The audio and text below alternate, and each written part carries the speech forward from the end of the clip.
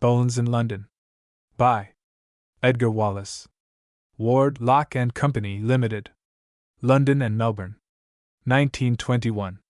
Chapter 1. Bones and Big Business 2. Hidden Treasure 3. Bones and the Wharfingers 4. The Plover Light Car V. A Cinema Picture 6. A Deal in Jute 7. Detective Bones 8. A Competent Judge of Poetry 9. The Lamp That Never Went Out X. The Branch Line 11. A Student of Men 12. Bones Hits Back. Bones in London. Chapter 1. Bones and Big Business. There was a slump in the shipping market, and men who were otherwise decent citizens wailed for 1 hour of glorious war, when Kenyon Line Deferred had stood at 88.5, and even so poor an organization as Siddons Steam Packets Line had been marketable at 3 3/8. Two bareheaded men came down the busy street, their hands thrust into their trousers pockets, their sleek, well-oiled heads bent in dejection. No word they spoke, keeping step with the stern precision of soldiers. Together they wheeled through the open doors of the Commercial Trust Building, together they turned into the elevator, and simultaneously raised their heads to examine its roof, as though in its paneled ceiling was concealed some Delphic oracle who would answer the riddle which circumstances had set them. They dropped their heads together and stood with sad eyes, regarding the attendant's leisurely unlatching of the gate. They slipped forth and walked in single file to a suite of offices inscribed Pohl Brothers Brokers, and, beneath, the United Merchant Shippers Corporation, and passed through a door which, in addition to this declaration, bore the footnote Private. Here the file divided, one going to one side of a vast pedestal desk and one to the other. Still with their hands pushed deep into their pockets, they sank, almost as at a word of command, each into his cushioned chair, and stared at one another across the table. They were stout young men of the middle 30s, clean-shaven and ruddy. They had served their country in the late war, and had made many sacrifices to the common cause. One had worn uniform and one had not. Joe had occupied some mysterious office which permitted and, indeed, enjoined upon him the wearing of the insignia of captain, but had forbidden him to leave his native land. The other had earned a little decoration with a very big title as a buyer of boots for Allied nations. Both had subscribed largely to war stock, and a reminder of their devotion to the cause of liberty was placed to their credit every half-year. But for these, war, with its horrific incidents, its late hours, its midnight railway journeys by trains on which sleeping berths could not be had for love or money, its food cards and statements of excess profits, was past. The present held its tragedy so poignant as to overshadow that breathless terrifying moment when peace had come and found the firm with the sale of the ferry line of cargo steamers uncompleted, contracts unsigned, and shipping stock which had lived light-headedly in the airy spaces, falling deflated on the floor of the house. The ferry line was not a large line. It was, in truth, a small line. It might have been purchased for £200,000, and nearly was. Today it might be acquired for £150,000, and yet it wasn't. "Joe," said the senior Mr. Pohl, in a voice that came from his varnished boots, "we've got to do something with ferries." "Curse this war," said Joe in cold-blooded, even tones. "Curse the Kaiser. A weak-kneed devil who might at least have stuck to it for another month. Curse him for making America build ships, curse him for—" "Joe," said the stout young man on the other side of the table, shaking his head sadly, "it is no use cursing, Joe. We knew that they were building ships, but the business looked good to me. If Turkey hadn't turned up her toes and released all that shipping—" "Curse Turkey," said the other, with great calmness. "Curse the Sultan and Enver and Talat, curse Bulgaria and Ferdinand." "Put in one for the Bolsheviks, Joe," said his brother urgently. "And I reckon that gets the lot in trouble. Don't start on Austria, or we'll find ourselves cursing the Yugoslavs."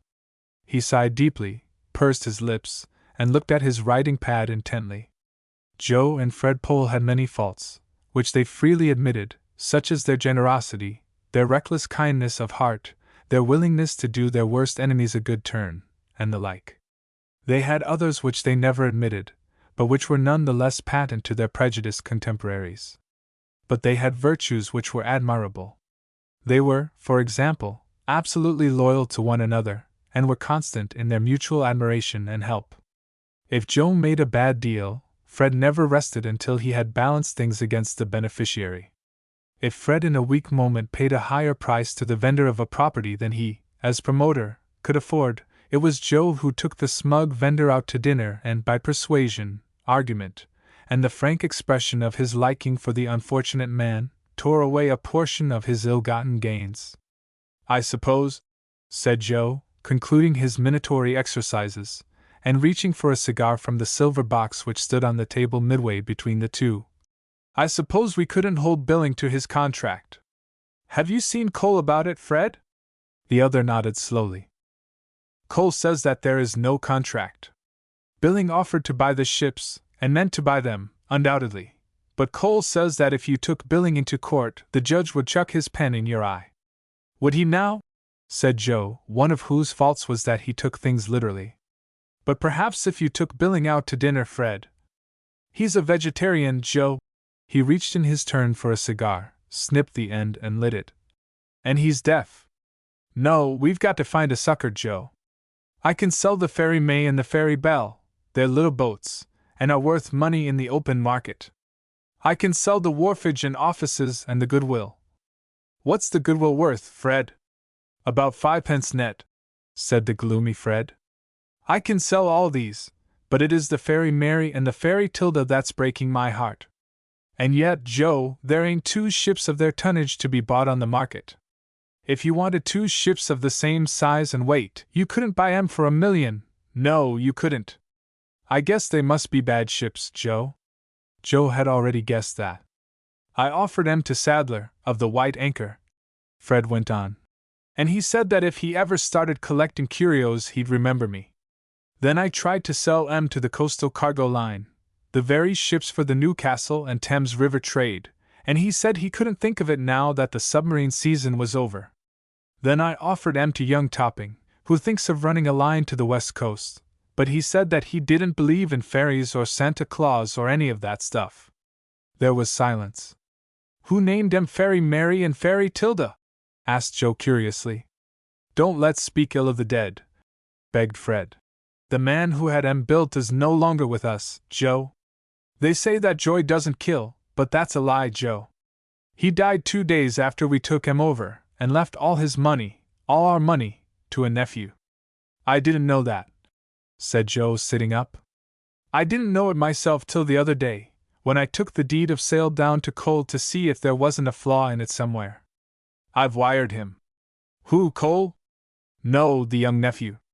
If we could only—" He did not complete his sentence, but there was a common emotion and understanding in the 2 pairs of eyes that met. "Who is he, anybody?" asked Joe vaguely.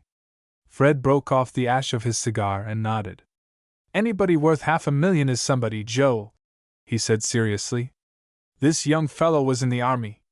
He's out of it now, running a business in the City Schemes, Limited, he calls it. Lots of people know him, shipping people on the coast. He's got a horrible nickname." "What's that, Fred?" "Bones," said Fred, in tones sufficiently sepulchral to be appropriate. "And Joe, he's one of those bones I want to pick." There was another office in that great and sorrowful city. It was perhaps less of an office than a boudoir, for it had been furnished on the hire plan by a celebrated firm of furnishers and decorators, whose advertisements in the more exclusive publications consisted of a set of royal arms, a photograph of a queen in chair, and the bold surname of the firm.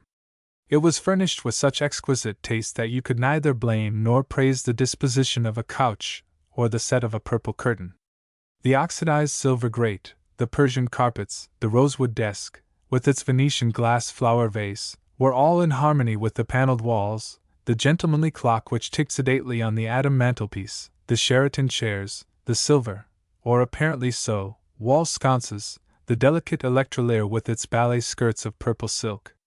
All these things were evidence of the careful upbringing and artistic yearnings of the young man who blended, for the eminent firm of Messrs. Warrose, by appointment to the King of Smyrna, His Majesty the Emperor. The blank stands for an exalted name which had been painted out by the patriotic management of Warrose, and divers other royalties. The young man who sat in the exquisite chair, with his boots elevated to and resting upon the olive-green leather of the rosewood writing table, had long since grown familiar with the magnificence in which he moved and had his being. He sat chewing an expensive paper knife of ivory, not because he was hungry, but because he was bored. He had entered into his kingdom brimful of confidence, and with unimagined thousands of pounds to his credit in the coffers of the Midland and Somerset Bank. He had brought with him a bright blue book, stoutly covered and brassily locked, on which was inscribed the word Schemes. That book was filled with writing of a most private kind and of a frenzied calculation which sprawled diagonally over pages, as for example: buy up old houses. Say £2,000. Pull them down. Say £500. Erect 50 grand flats. Say £10,000. Paper, pant, windows, etc. Say £1,000. Total £12,000.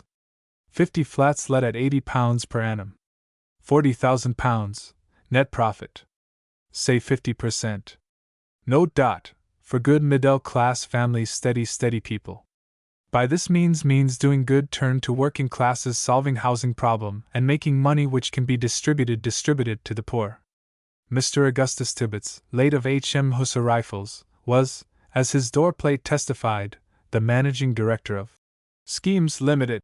He was a severe-looking young man, who wore a gold-rimmed monocle on his grey check waistcoat and occasionally in his left eye. His face was of that brick-red which spoke of a life spent under tropical suns, and when erect he conveyed a momentary impression of a departed militarism. He uncurled his feet from the table, and picking up a letter read it through aloud, that is to say, he read certain words, skipped others, and substituted private idioms for all he could not or would not trouble to pronounce. Dear sir, he mumbled, as old friends of your dear uncle, and so on and so forth, we are taking the first opportunity of making widdly wee. Our Mr. Fred Pole will call upon you and place himself widdly wee, tum tiddla tum dot, yours truly. Mr. Tibbets frowned at the letter and struck a bell with unnecessary violence. There appeared in the doorway a wonderful man in scarlet breeches and green zode jacket. On his head was a dull red tarbosh, on his feet scarlet slippers, and about his waist a sash of oriental audacity. His face, large and placid, was black, and for all his suggestiveness of the brilliant East, he was undoubtedly negroid. The costume was one of Mr. Tibbets's schemes. It was faithfully copied from one worn by a gentleman of color who serves the Turkish coffee at the Wisteria restaurant. It may be said that there was no special reason why an ordinary businessman should possess a bodyguard at all, and less reason why he should affect one who had the appearance of a burlesque Othello, but Mr. Augustus Tibbets, though a businessman, was not ordinary. Bones, for such a name he bore without protest in the limited circles of his friendship, looked up severely. Ollie, he demanded, have you posted the ledger? Sir, said Ollie, with a profound obeisance. The article was too copious for insertion in aperture of collection box, so it was transferred to the female lady behind postal department counter. Bones leapt up, staring. Goodness gracious, heavens alive, you silly old ass, you haven't posted it, in the post? Sir, said Ollie reproachfully, you instructed posting volume in exact formula. Therefore I engulfed it in wrappings and ligatures of string, and safely delivered it to posting authority. Bones sank back in his chair. It's no use, Ollie, he said sadly. My poor uncivilized savage, it's not your fault. I shall never bring you up to date, my poor silly old josser. When I say post a ledger, I mean write down all the money you've spent on cabs in the stamp book. Goodness gracious alive! You can't run a business without system, Ollie. Don't you know that, my dear old image? How the deuce do you think the auditors are to know how I spend my jolly old uncle's money if you don't write it down, hey? Posting means writing. Good heavens, a horrid thought dawned on him. Who did you post it to? Lord, said Ollie calmly. Destination of posted volume is your lordship's private residency. All's English education had been secured in the laboratory of an English scientist in Sierra Leone, and long association with that learned man had endowed him with a vocabulary at once impressive and recondite. Bones gave a resigned sigh. "I'm expecting," he began, when a silvery bell tinkled. It was silvery because the bell was of silver. Bones looked up, pulled down his waistcoat, smoothed back his hair, fixed his eyeglass, and took up a long quill pen with a vivid purple feather. "Show them in," he said gruffly. "Them" was one well-dressed young man in a shiny silk hat, who, when admitted to the inner sanctum, came soberly across the room, balancing his hat. "Ah, Mr. Pole, Mr. Fred Pole." Bones read the visitor's card with the scowl which he adopted for business hours. "Yes, yes. Be seated, Mr. Pole. I shall not keep you a minute." He had been waiting all the morning for Mr. Pole. He had been weaving dreams from the letter heading above Mr. Pole's letter. Ships, ships, house flags, brass-buttoned owners. He waved Mr. Fred to a chair and wrote furiously. This frantic pressure of work was a phenomenon which invariably coincided with the arrival of a visitor. It was, I think, partly due to nervousness and partly to his dislike of strangers. Presently he finished, blotted the paper, stuck it in an envelope, addressed it, and placed it in his drawer. Then he took up the card. "Mr. Pole?" he said. "Mr. Pole," repeated that gentleman. "Mr. Fred Pole?" asked Bones, with an air of surprise. "Mr. Fred Pole," admitted the other soberly. Bones looked from the card to the visitor, as though he could not believe his eyes. "We have a letter from you somewhere," he said, searching the desk. "Ah, here it is!" It was, in fact, the only document on the table. "Yes, yes, to be sure. I'm very glad to meet you." He rose, solemnly shook hands, sat down again and coughed. Then he took up the ivory paper knife to chew, coughed again as he detected the lapse, and put it down with a bang. "I thought I'd like to come along and see you, Mr. Tibbets," said Fred in his gentle voice. "We are, so to speak, associated in business." "Indeed?" said Bones. "Indeed? You see, Mr. Tibbets," Fred went on, with a sad smile, "your lamented uncle, before he went out of business, sold us his ships. He died a month later." He sighed and Bones sighed. "Your uncle was a great man, Mr. Tibbets," he said. "One of the greatest business men in this little city." "What a man!" "Ah," said Bones, shaking his head mournfully. He had never met his uncle and had seldom heard of him. Saul Tibbets was reputedly a miser, and his language was of such violence that the infant Augustus was invariably hurried to the nursery on such rare occasions as old Saul paid a family visit. His inheritance had come to Bones as in a dream, from the unreality of which he had not yet awakened. "I must confess, Mr. Tibbets," said Fred, "that I have often had qualms of conscience about your uncle, and I have been on the point of coming round to see you several times. This morning I said to my brother Joe, I said, I'm going round to see Tibbets. Forgive the familiarity, but we talk of firms like the Rothschilds and the Morgans without any formality." Naturally, murmured Bones gruffly. "I said I'll go and see Tibbets and get it off my chest. If he wants those ships back at the price we pay for them, or even less, he shall have them. Fred," he said, "you're too sensitive for business." "Joe," I said, "my conscience works even in business hours." A light dawned on Bones and he brightened visibly. "Ah, yes, my dear old Pole," he said almost cheerily. "I understand. You diddled my dear old uncle, bless his heart, out of money, and you want to pay it back."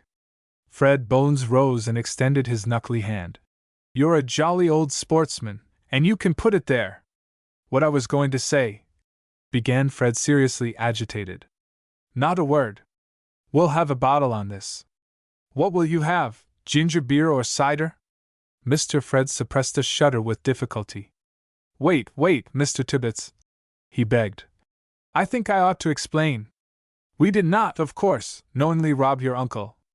No, naturally," said Bones, with a facial contortion which passed for a wink. "Certainly not. We business men never rob anybody. Ollie, bring the drinks. We did not consciously rob him," continued Mr. Fred desperately. "But what we did do, this is my confession. You borrowed a bit and didn't pay it back. Ah, naughty, said Bones. Out with the corkscrew, Ollie. What shall it be, a cream soda or non-alcoholic ale? Mr. Fred looked long and earnestly at the young man. Mr. Tibbets, he said, and suddenly grasped the hand of Bones. I hope we are going to be friends. I like you? That's my peculiarity. I like people or I dislike them. Now that I've told you that we bought 2 ships from your uncle for £140,000 when we knew, yes, positively knew, they were worth at least £20,000 more, now I've told you this, I feel happier. Worth £20,000 more? Said Bones thoughtfully. Providence was working overtime for him, he thought. Of anybody's money, said Fred stoutly. I don't care where you go, my dear chap, ask Cole. He's the biggest shipping lawyer in this city. Ask my brother, who, I suppose, is the greatest shipping authority in the world, or what's the use of asking M? Ask yourself.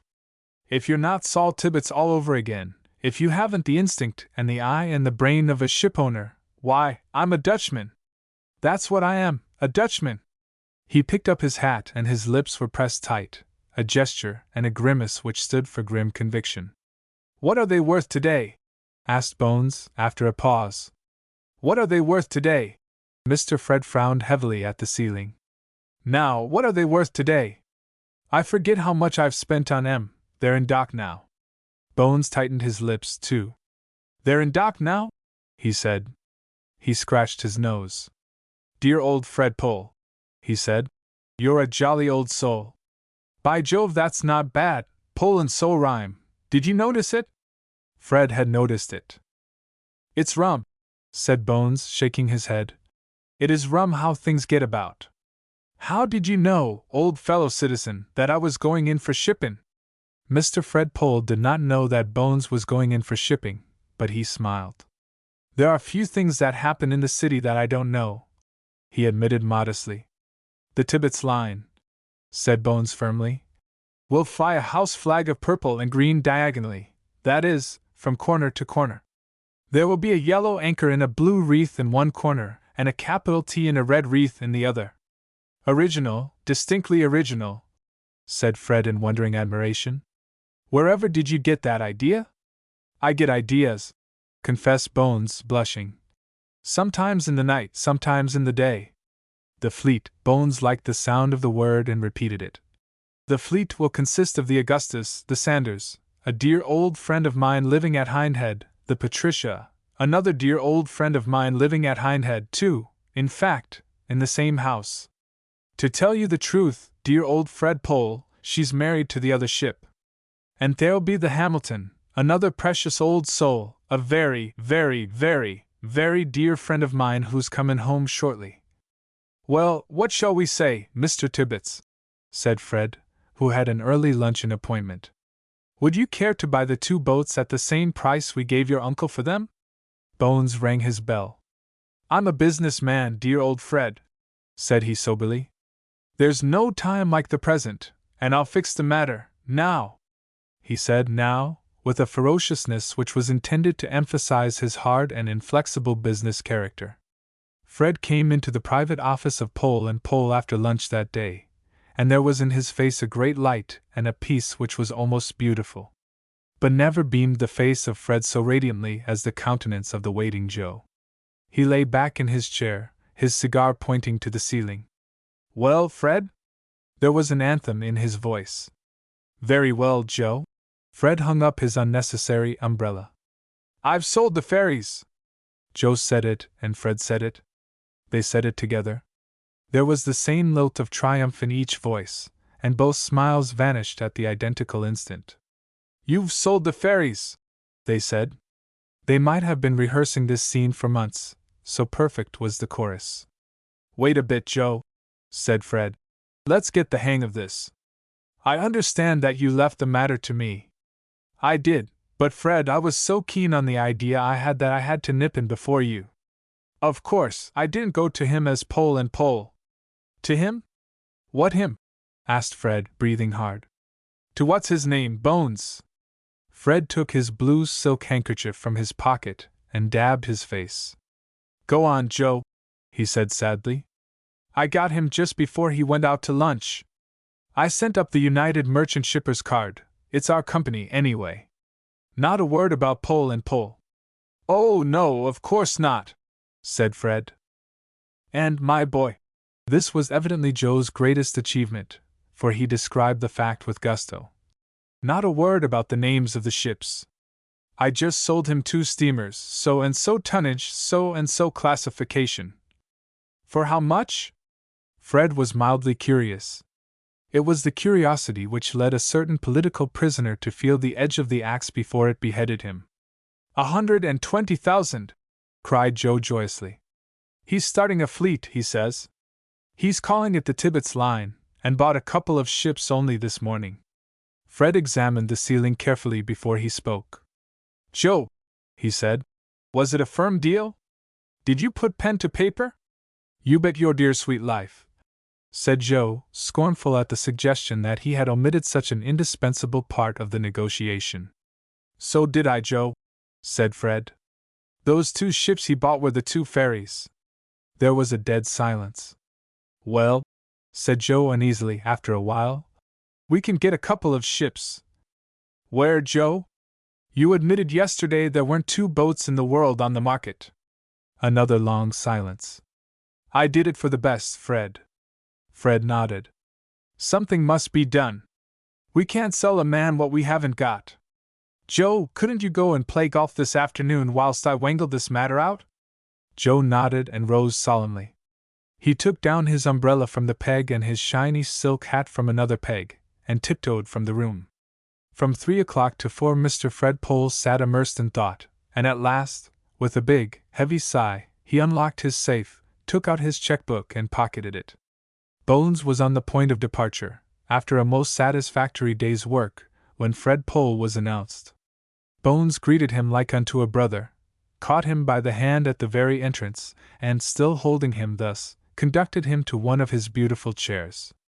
By Jove, dear old Fred, he babbled. It's good of you, old fellow, really good of you. Business, my jolly old shipowner, waits for no man. Ollie, my checkbook. A moment, just a moment, dear Mr. Bones, begged Fred. You don't mind my calling you by the name which is already famous in the city? Bones looked dubious. Personally, I prefer Tibbets, said Fred. Personally, dear old Fred, so do I, admitted Bones. I've come on a curious errand, said Fred in such hollow tones that Bones started. The fact is, old man, He hung his head, and Bones laid a sympathetic hand on his shoulder. Anybody is liable to get that way, my jolly old roisterer, he said. Speaking for myself, drink has no effect upon me, due to my jolly old nerves of iron and all that sort of thing. I'm ashamed of myself, said Fred. Nothing to be ashamed of, my poor old toper, said Bones honestly in error. Why, I remember once. As a businessman, Mr. Tibbets, said Fred bravely. Can you forgive sentiment? Sentiment? Why, you silly old josser, I'm all sentiment, dear old thing.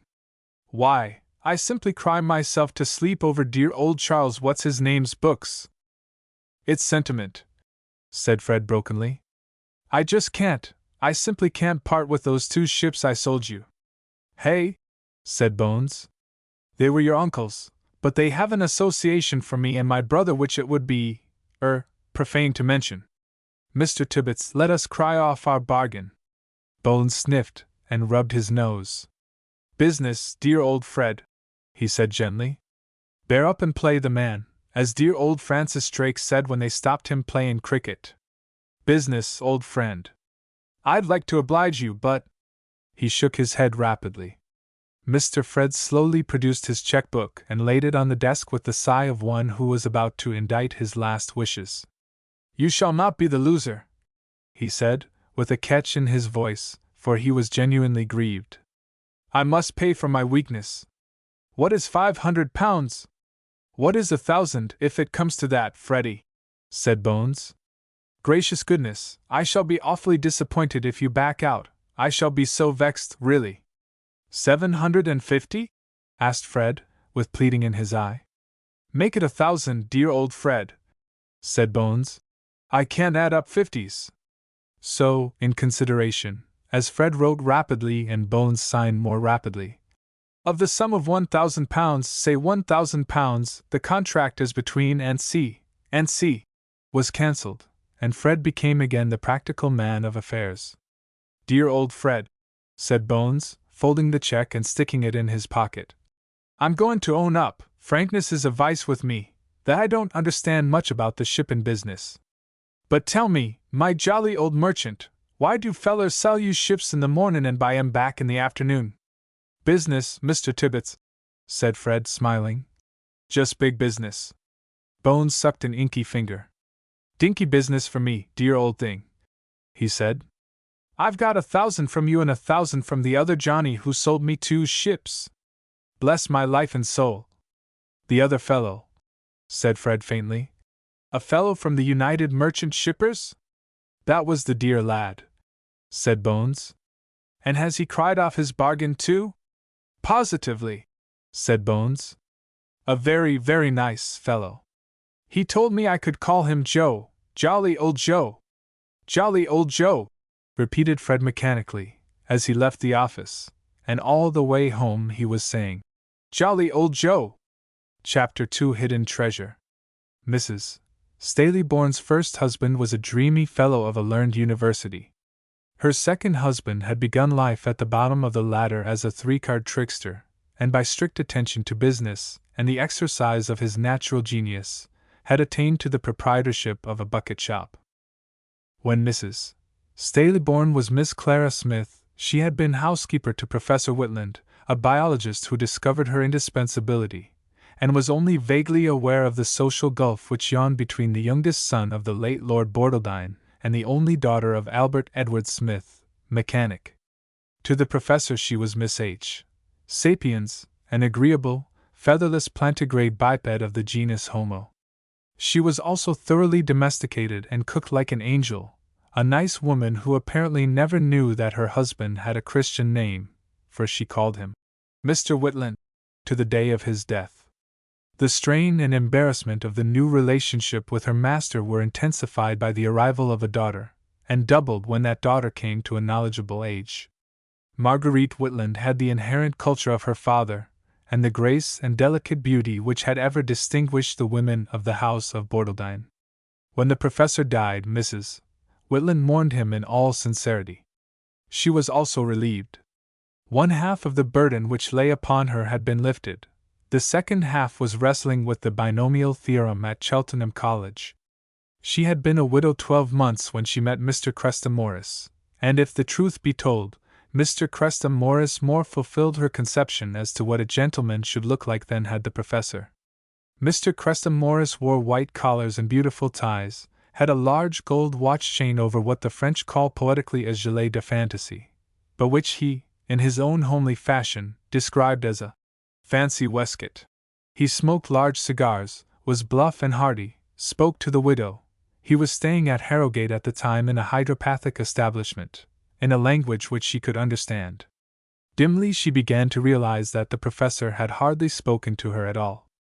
Mr. Crestham Morris was one of those individuals who employed a vocabulary of 1,000 words, with all of which Mrs. Whitland was well acquainted. He was also a man of means and possessions, he explained to her.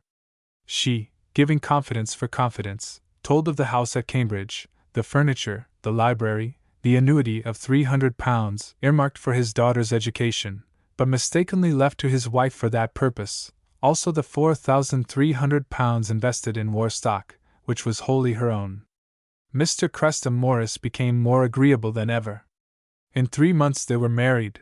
In 6 months the old house at Cambridge had been disposed of, the library dispersed, as much of the furniture as Mr. Morris regarded as old-fashioned sold, and the relict of Professor Whitland was installed in a house in Brockley. It was a nice house, in many ways nicer than the rambling old building in Cambridge, from Mrs. Morris's point of view. And she was happy in a tolerable, comfortable kind of fashion, and though she was wholly ignorant as to the method by which her husband made his livelihood, she managed to get along very well without enlightenment. Marguerite was brought back from Cheltenham to grace the new establishment and assist in its management. She shared none of her mother's illusions as to the character of Mr. Cresta Morris, as that gentleman explained to a very select audience one January night. Mr. Morris and his two guests sat before a roaring fire in the dining room, drinking hot brandies and waters. Mrs. Morris had gone to bed. Marguerite was washing up, for Mrs. Morris had the servant's mind, which means that she could never keep a servant.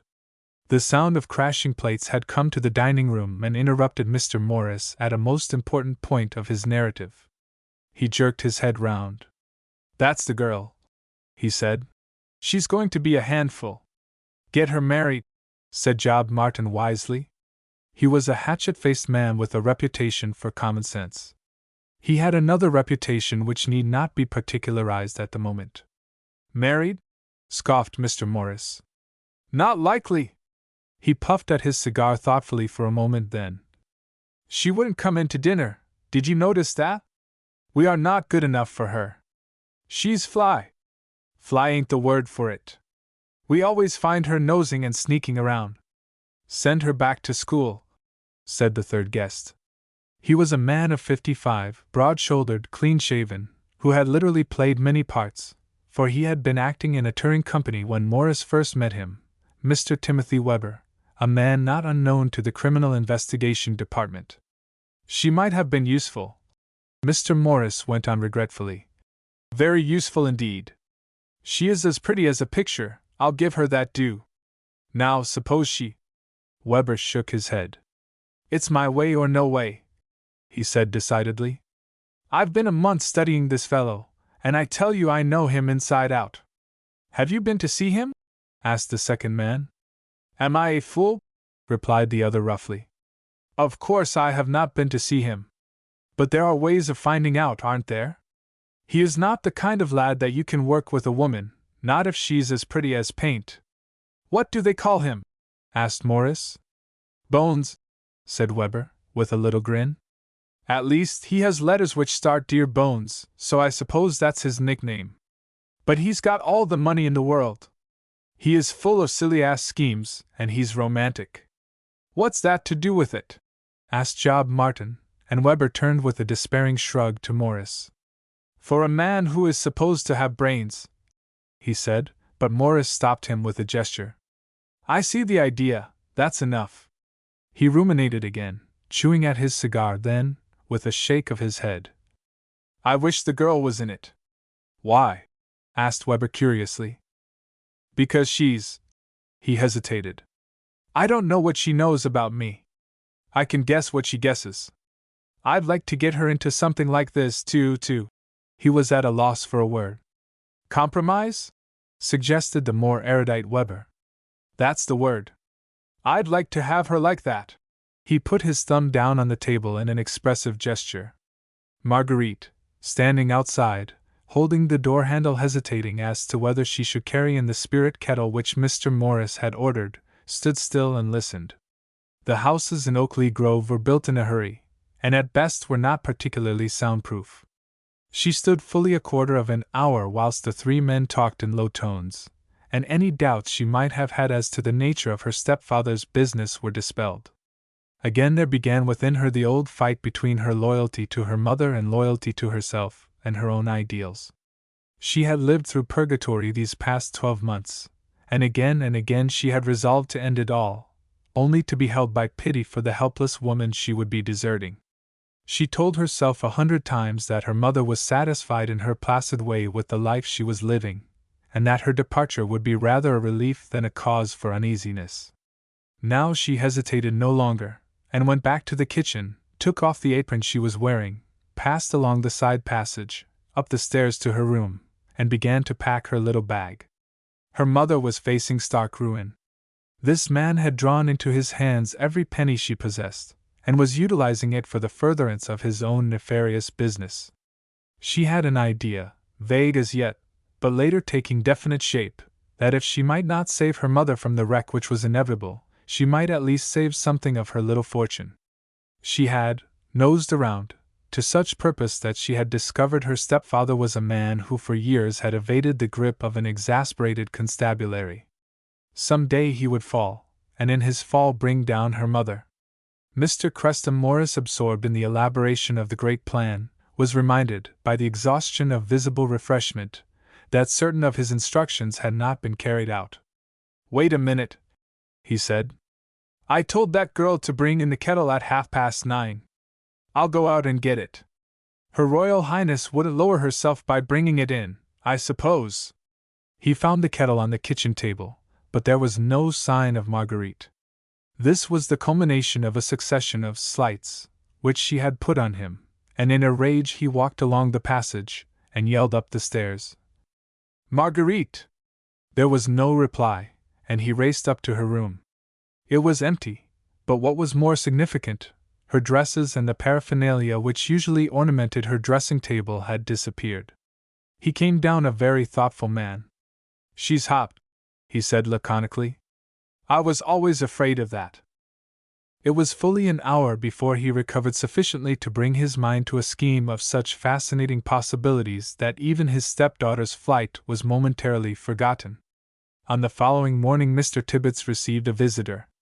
That gentleman, who was, according to the information supplied by Mr. Weber, addressed in intimate correspondence as Dear Bones, was sitting in his most gorgeous private office, wrestling with a letter to the eminent firm of Timmins and Timmins, yacht agents, on a matter of a luckless purchase of his.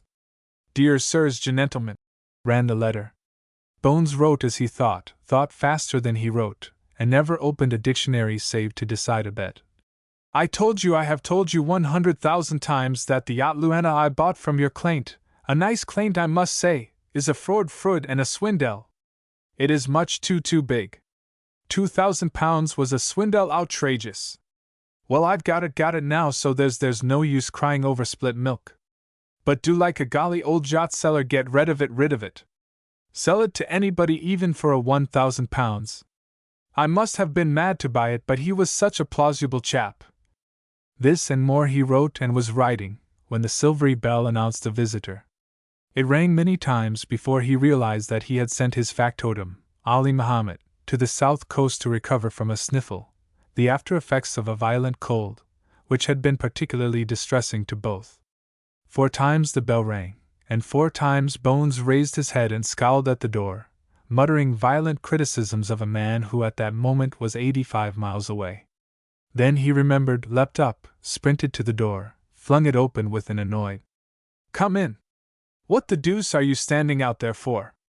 Then he stared at his visitor, choked, went very red, choked again, and fixed his monocle.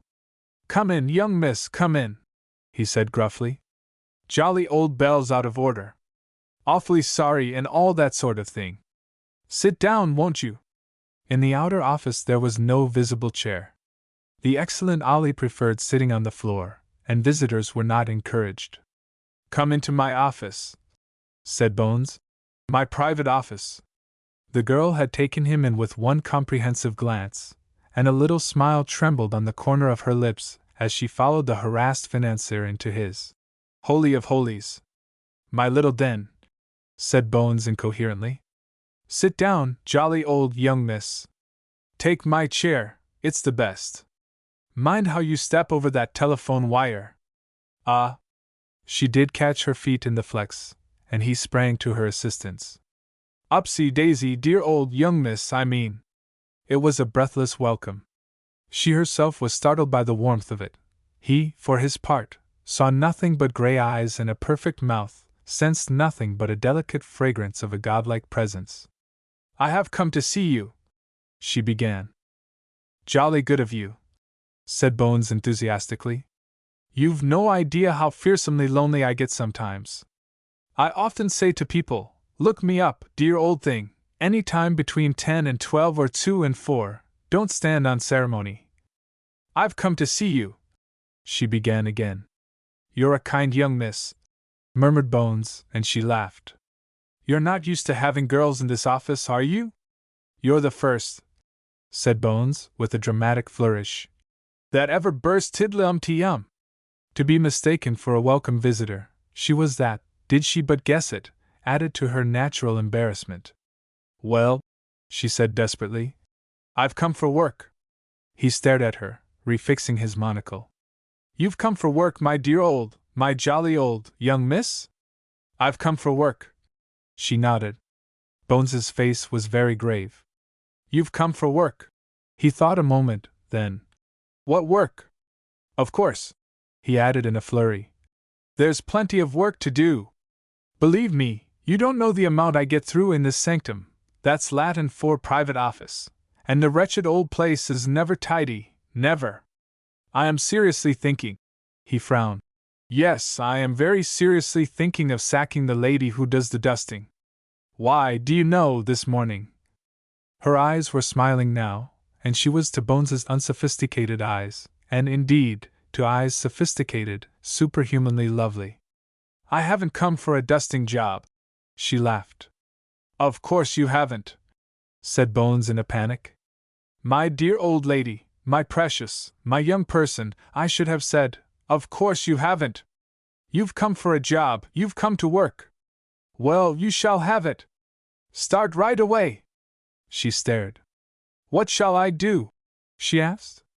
What would I like you to do? Said Bones slowly. What about scheming, getting out ideas, using brains, initiative, bright? He trailed off feebly as she shook her head. Do you want a secretary? She asked, and Bones's enthusiasm rose to the squeaking point. The very thing! I advertised in this morning's Times. You saw the advertisement? You are not telling the truth, she said, looking at him with eyes that danced. I read all the advertisement columns in the Times this morning, and I am quite sure that you did not advertise. I meant to advertise, said Bones gently. I had the idea last night. That's the very piece of paper I was writing the advertisement on. He pointed to a sheet upon the pad. A secretary? The very thing! Let me think. He supported his chin upon one hand, his elbow upon another. You will want paper, pens, and ink. We have all those, he said. There is a large supply in that cupboard. Also India rubber. I am not sure if we have any India rubber, but that can be procured. And a ruler, he said, for drawing straight lines and all that sort of thing. And a typewriter? She suggested. Bones smacked his forehead with unnecessary violence. A typewriter! I knew this office wanted something. I said to Ollie yesterday, you silly old ass. Oh, you have a girl? She said disappointedly. Ollie, said Bones, is the name of a native man person who is devoted to me, body and soul. He has been, so to speak, in the family for years, he explained. Oh, it's a man, she said. Bones nodded. Ollie. Spelled A-L-Y, it's Arabic. A native? Bones nodded. Of course he will not be in your way. Ha hastened to explain. He is in Bournemouth just now. He had sniffles, he explained rapidly. And then he used to go to sleep and snore. I hate people who snore, don't you? She laughed again. This was the most amazing of all possible employers. Of course, Bones went on. I snore a bit myself. All thinkers do, I mean all brainy people. Not being a jolly old snorer yourself. Thank you, said the girl. Other tenants, or the satellites of other tenants who occupied the palatial buildings wherein the office of Bones was situated, saw, some few minutes later, a bare-headed young man dashing down the stairs 3 at a time, met him, half an hour later, staggering up those same stairs handicapped by a 50-pound typewriter in one hand, and a chair in the style of the late Louis Quinze in the other, and wondered at the urgency of his movements. I want to tell you, said the girl, that I know very little about shorthand. Shorthand is quite unnecessary, my dear, my jolly old stenographer, said Bones firmly. I object to shorthand on principle, and I shall always object to it. If people, he went on, were intended to write shorthand, they would have been born without the alphabet. Another thing. One moment, Mr. Tibbets, she said. I don't know a great deal about typewriting either. Bones beamed. There I can help you, he said.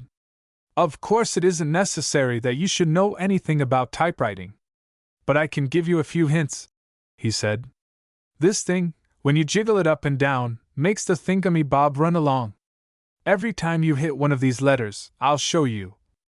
Now, suppose I am writing Dear Sir, I start with a D. Now, where's that jolly old D?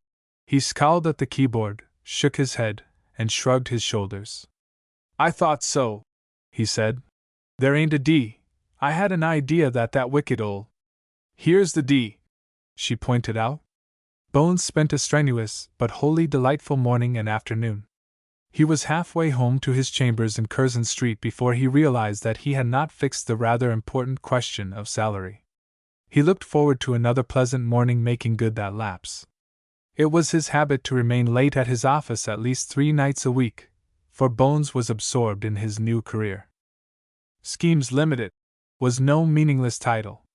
Bones had schemes which embraced every field of industrial, philanthropic, and social activity. He had schemes for building houses, and schemes for planting rose trees along all the railway tracks. He had schemes for building motor cars, for founding labor colonies, for harnessing the rise and fall of the tides. He had a scheme for building a theater where the audience sat on a huge turntable, and, at the close of one act, could be twisted round, with no inconvenience to themselves, to face a stage which has been set behind them. Piqued by a certain strike which had caused him a great deal of inconvenience, he was engaged one night working out a scheme for the provision of municipal taxicabs, and he was so absorbed in his wholly erroneous calculations that for some time he did not hear the angry voices raised outside the door of his private office. Perhaps it was that portion of his mind which had been left free to receive impressions was wholly occupied with a scheme, which appeared in no books or records, for raising the wages of his new secretary. But presently the noise penetrated even to him, and he looked up with a touch of annoyance. At this hour of the night! Goodness gracious, respectable building! His disjointed comments were interrupted by the sound of a scuffle, an oath, a crash against his door, and a groan, and Bones sprang to the door and threw it open. As he did so, a man who was leaning against it fell in. Shut the door, quick! He gasped, and Bones obeyed. The visitor who had so rudely erupted himself was a man of middle age, wearing a coarse pea jacket and blue jersey of a seaman, his peaked hat covered with dust, as Bones perceived later, when the sound of scurrying footsteps had died away. The man was gripping his left arm as if in pain, and a thin trickle of red was running down the back of his big hand. Sit down, my jolly old mariner, said Bones anxiously. What's the matter with you? What's the trouble, dear old sea dog? The man looked up at him with a grimace. They nearly got it, the swine, he growled. He rolled up his sleeve and, deftly tying a handkerchief around a red patch, chuckled. It is only a scratch, he said. They've been after me for 2 days, Harry Weatherall and Jim Curtis. But right's right all the world over. I've suffered enough to get what I've got, starved on the high seas, and starved on Lomo Island. Is it likely that I'm going to let them share? Bones shook his head. You sit down, my dear old fellow, he said sympathetically. The man thrust his hands laboriously into his inside pocket and pulled out a flat oilskin case. From this he extracted a folded and faded chart. I was coming up to see a gentleman in these buildings, he said. A gentleman named Tibbets. Bones opened his mouth to speak, but stopped himself. Me and Jim Curtis and young Harry, we were together in the Serpent Queen. My name's Dibbs. That's where we got hold of the yarn about Lomo Island, though we didn't believe there was anything in it. But when this Dago died. Which Dago? Asked Bones. The Dago that knew all about it, said Mr. Dibbs impatiently. And we come to split up his kit in his mess bag. I found this. He shook the oilskin case in Bones's face. Well, the first thing I did, when I got to Sydney, was to desert, and I got a chap from Wellington to put up the money to hire a boat to take me to Lomo. We were wrecked on Lomo. So you got there? Said Bones sympathetically. 6 weeks I was on Lomo. Ate nothing but crabs, drank nothing but rainwater. But the stuff was there all right, only. He was very emphatic, was this simple old sea dog. It wasn't under the 3rd tree, but the 4th tree. I got down to the first of the boxes, and it was as much as I could do to lift it out. I couldn't trust any of the Kanaka boys who were with me. Naturally, said Bones. And I'll bet they didn't trust you, the naughty old Kanakas. Look here, said Mr. Dibbs, and he pulled out of his pocket a handful of gold coins which bore busts of a foreign-looking lady and gentleman. Spanish gold, that is, he said. There was 4,000 in the little box. I filled both my pockets, and took 'em back to Sydney when we were picked up. I didn't dare try in Australia. That gold will keep, I says to myself. I'll get back to England and find a man who will put up the money for an expedition, a gentleman, you understand? I quite understand, said Bones, all a-quiver with excitement. And then I met Harry and Jim. They said they'd got somebody who would put the money up, an American fellow, Rockefeller. Have you ever heard of him? I've heard of him, said Bones. He's got a paraffin mine. It may be he has, it may be he hasn't, said Mr. Dibbs and rose. Well, sir, I'm very much obliged to you for your kindness. If you'll direct me to Mr. Tibbets's office. It was a dramatic moment. I am Mr. Tibbets, said Bones simply. Blank incredulity was on the face of Mr. Dibbs. You, he said.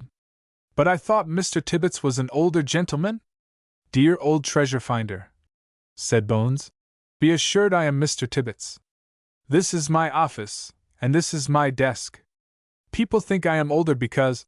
He smiled a little sadly then. Sit down, he thundered. Let us go into this. He went into the matter, and the city clocks were booming one when he led his mariner friend into the street. He was late at the office the next morning, because he was young and healthy and required 9 hours of the deepest slumber that Morphus kept in stock. The gray-eyed girl was typing at a very respectable speed the notes Bones had given her the evening before. There was a telegram awaiting him, which he read with satisfaction. Then, leave your work, my young typewriter, said Bones imperiously. I have a matter of the greatest importance to discuss with you. See that all the doors are closed, he whispered.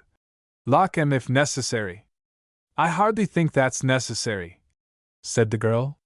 You see, if anybody came and found all the doors locked. Idiot, said Bones, very red. I beg your pardon, said the startled girl. I was speaking to me, said Bones rapidly. This is a matter of the greatest confidence, my jolly old Marguerite. He paused, shaking at his temerity, for it was only on the previous day that he had discovered her name. A matter which requires tact and discretion, young Marguerite. You needn't say it twice, she said. Well, once, said Bones, brightening up. That's a bargain. I'll call you Marguerite once a day. Now, dear old Marguerite, listen to this. She listened with the greatest interest, jotting down the preliminary expenses. Purchase of steamer, £5,000, provisioning of same, £3,000, etc., etc. She even undertook to make a copy of the plan which Mr. Dibbs had given into his charge, and which Bones told her had not left him day nor night. I put it in my pajama pocket when I went to bed, he explained unnecessarily. And he began to pat himself all over, consternation in his face. And you left it in your pajama pocket, said the girl quietly. I'll telephone to your house for it. Phew, said Bones. It seems incredible. I must have been robbed. I don't think so, said the girl. It is probably under your pillow. Do you keep your pajamas under your pillow? That, said Bones, is a matter which I never discuss in public.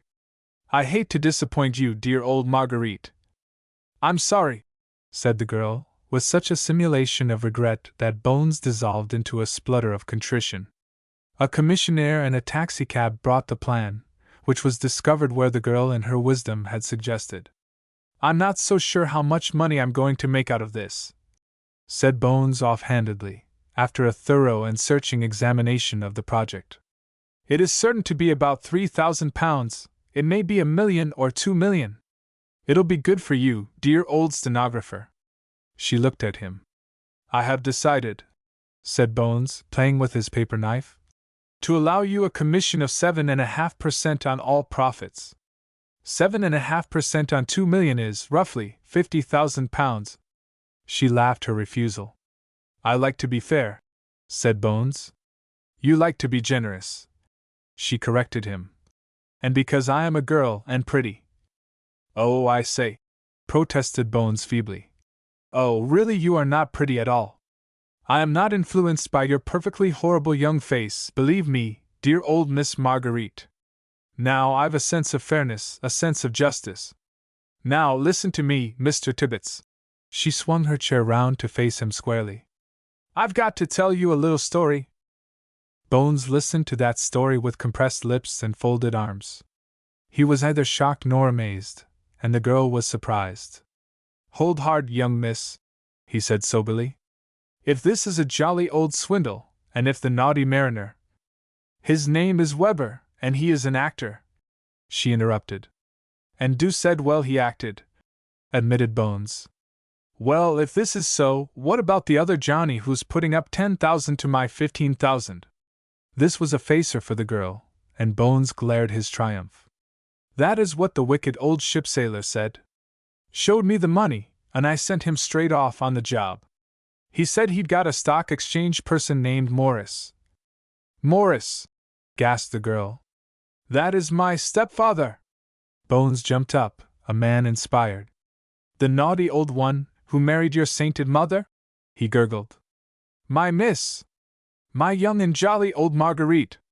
He sat down at his desk, yanked open the drawer, and slapped down his checkbook. 3,000 pounds, he babbled, writing rapidly. You'd better keep it for her, dear old friend of Faust's.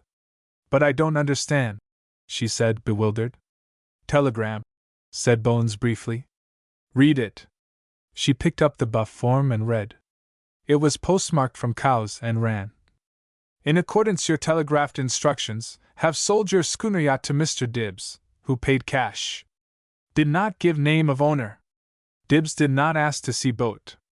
All he wanted was receipt for money.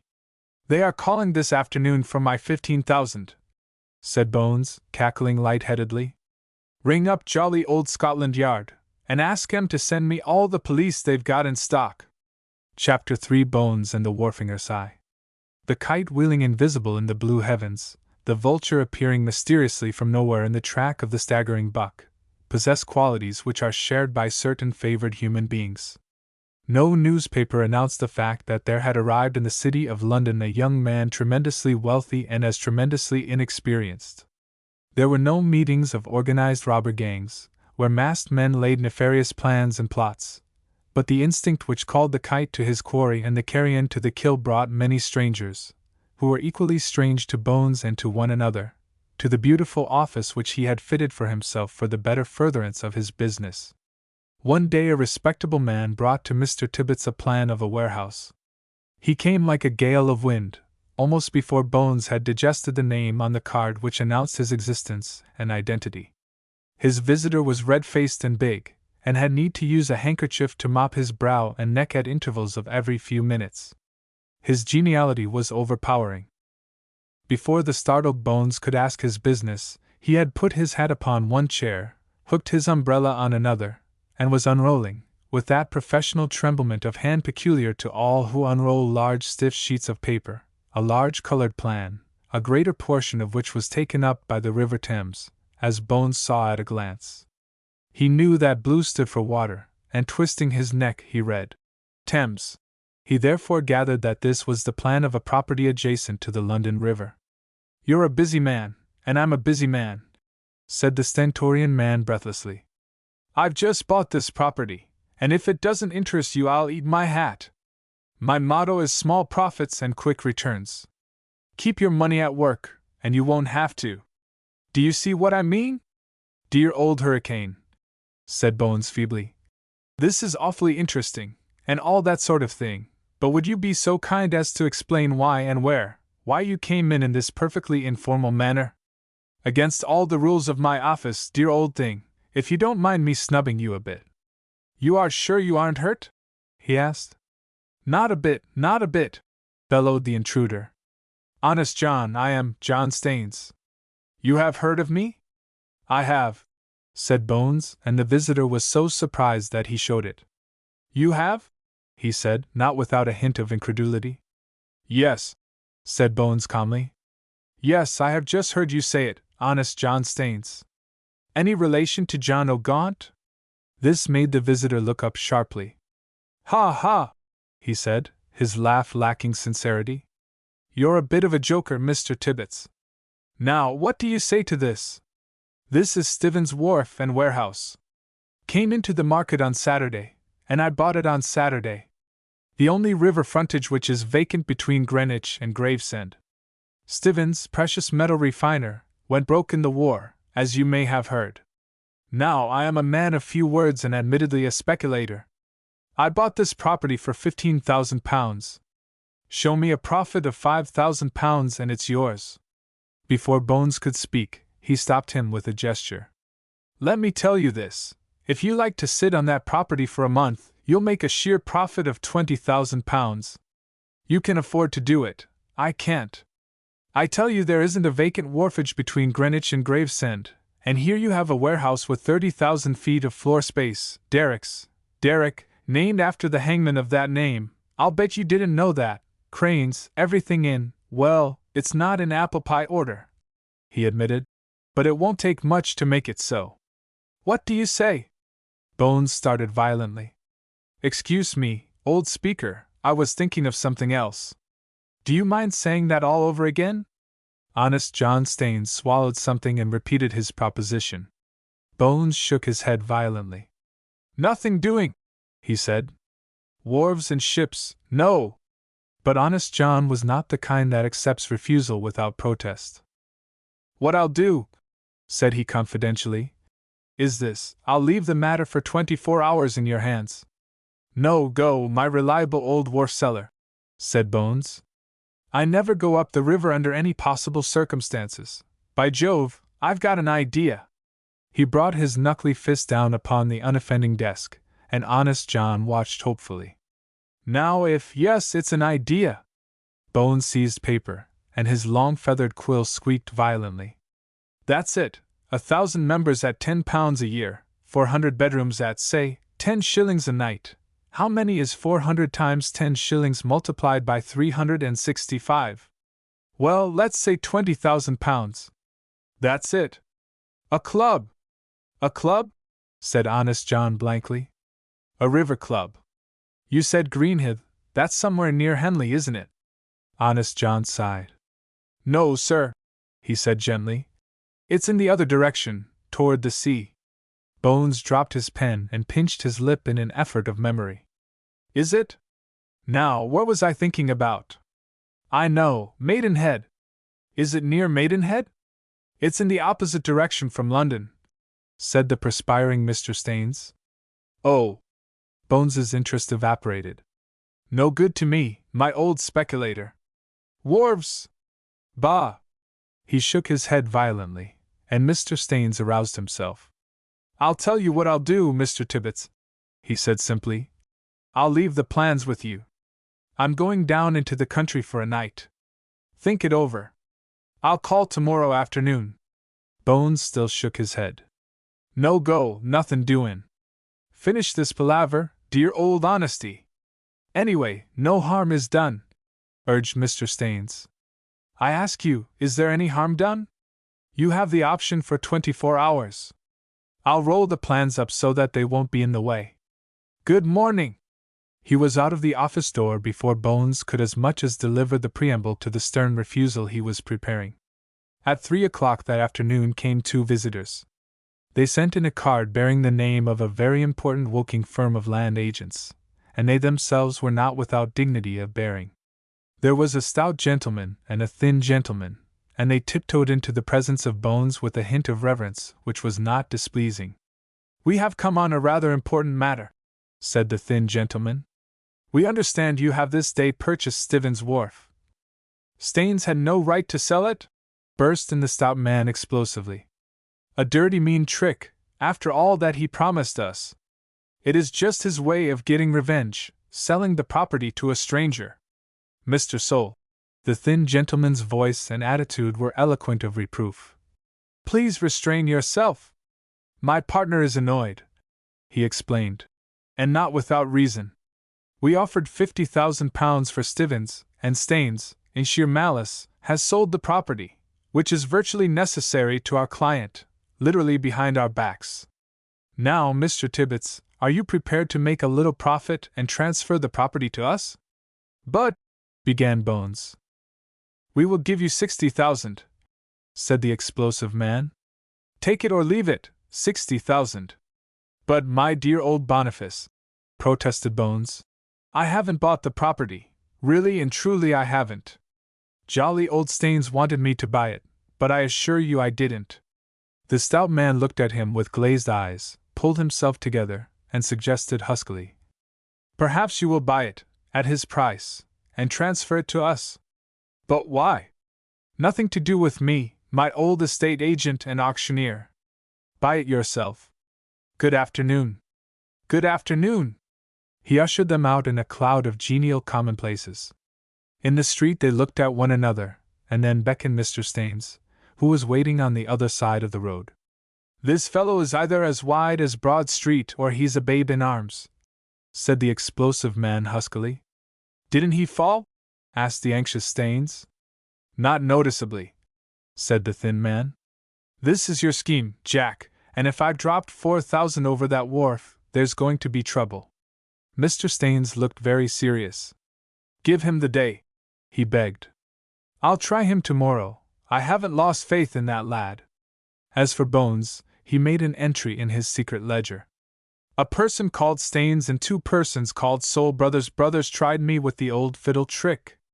You take a fiddle in a pawnbroker's, leave it with him, along comes another fellow and pretends it's a Stradivarius, a valuable fiddle. Second fellow offers to pay fabulous sum, pawnbroker says I'll see. When first fellow comes for his fiddle, pawnbroker buys it at fabulous sum to sell it to the second fellow. But second fellow doesn't turn up. Note. First fellow called himself Honest John. I doubt if I doubt it.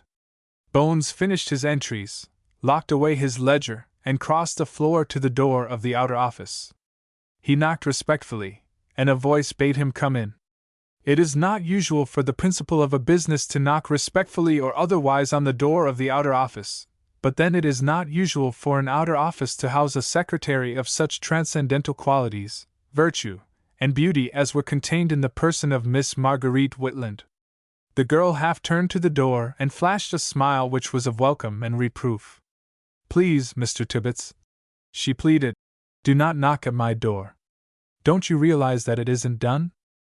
Dear old Marguerite, said Bones solemnly, a new era has dawned in the city. As jolly old Confucius says, the moving finger writes, and that's all about it. Will you deign to honor me with your presence in my sanctorum, and may I again beg of you? He leant his bony knuckles on the ornate desk which he had provided for her, and looked down upon her soberly. May I again ask you, dear old miss, to let me change offices? It's a little thing, dear old miss. I'm never going to ask you to dinner again, but this is another matter.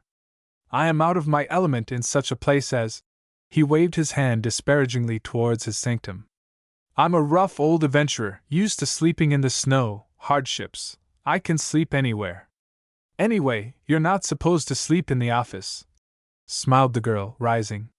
Bones pushed open the door for her, bowed as she passed, and followed her. He drew a chair up to the desk, and she sat down without further protest, because she had come to know that his attentions, his extravagant politeness and violent courtesies, signified no more than was apparent, namely, that he was a great cavalier at heart. I think you ought to know, he said gravely, that an attempt was made this morning to rob me of £18. To rob you? Said the startled girl. To rob me, said Bones, with relish. A dastardly plot, happily frustrated by the ingenuity of the intended victim. I don't want to boast, dear old miss. Nothing is farther from my thoughts or wishes, but what's more natural when a fellow is offered a— He stopped and frowned. Yes? A precious metal refiner's, that's rum, said Bones. Rum? Repeated the girl hazily. What is rum? Of all the rummy old coincidences, said Bones, with restrained and hollow enthusiasm. Why, only this morning I was reading in Twiddly Bits, a ripping little paper, dear old miss. There's a column called Things You Ought to Know, which is honestly worth the tuppence. I know it, said the girl curiously. But what did you read? It was an article called Fortunes Made in Old Iron, said Bones. Now, suppose this naughty old refiner, by Jove, it's an idea! He paced the room energetically, changing the aspect of his face with great rapidity, as wandering thoughts crowded in upon him and vast possibilities shook their alluring banners upon the pleasant scene he conjured. Suddenly he pulled himself together, shot out his cuffs, opened and closed all the drawers of his desk as though seeking something. He found it where he had left it, hanging on a peg behind the door, and put it on, and said with great determination and briskness, "Stevens Wharf, Greenhithe. You will accompany me. Bring your notebook. It is not necessary to bring a typewriter. I will arrange for a taxicab. We can do the journey in 2 hours." "But where are you going?" asked the startled girl. "To Stevens. I am going to look at this place. There is a possibility that certain things have been overlooked. Never lose an opportunity, dear old miss. We magnates make our fortune by never ignoring the little things." But still she demurred, being a very sane, intelligent girl, with an imagination which produced no more alluring mental picture than a cold and draughty drive, a colder and draughtier and even more depressing inspection of a ruined factory, and such small matters as a lost lunch. But Bones was out of the room, in the street, had flung himself upon a hesitant taxi driver, had bullied and cajoled him to take a monstrous and undreamt of journey for a man who, by his own admission, had only sufficient petrol to get his taxi home, and when the girl came down she found Bones, with his arm entwined through the open window of the door, giving explicit instructions as to the point on the river where Stevens Wharf was to be found. 2. Bones returned to his office alone. The hour was 6:30, and he was a very quiet and thoughtful young man. He almost tiptoed into his office, closed and locked the door behind him, and sat at his desk with his head in his hands for the greater part of half an hour. Then he unrolled the plan of the wharf, hoping that his memory had not played him false. Happily it had not. On the bottom right-hand corner Mr. Staines had written his address: Stamford Hotel, Blackfriars. Bones pulled a telegraph form from his stationery rack and indited an urgent wire. Mr. Staines, at the moment of receiving that telegram, was sitting at a small round table in the bar of the Stamford, listening in silence to certain opinions which were being expressed by his two companions in arms and partners in misfortune, the same opinions relating in a most disparaging manner to the genius, the foresight, and the constructive ability of one who in his exuberant moments described himself as Honest John. The explosive gentleman had just concluded a fanciful picture of what would happen to Honest John if he came into competition with the average Bermondsey child of tender years. Honest John took the telegram and opened it.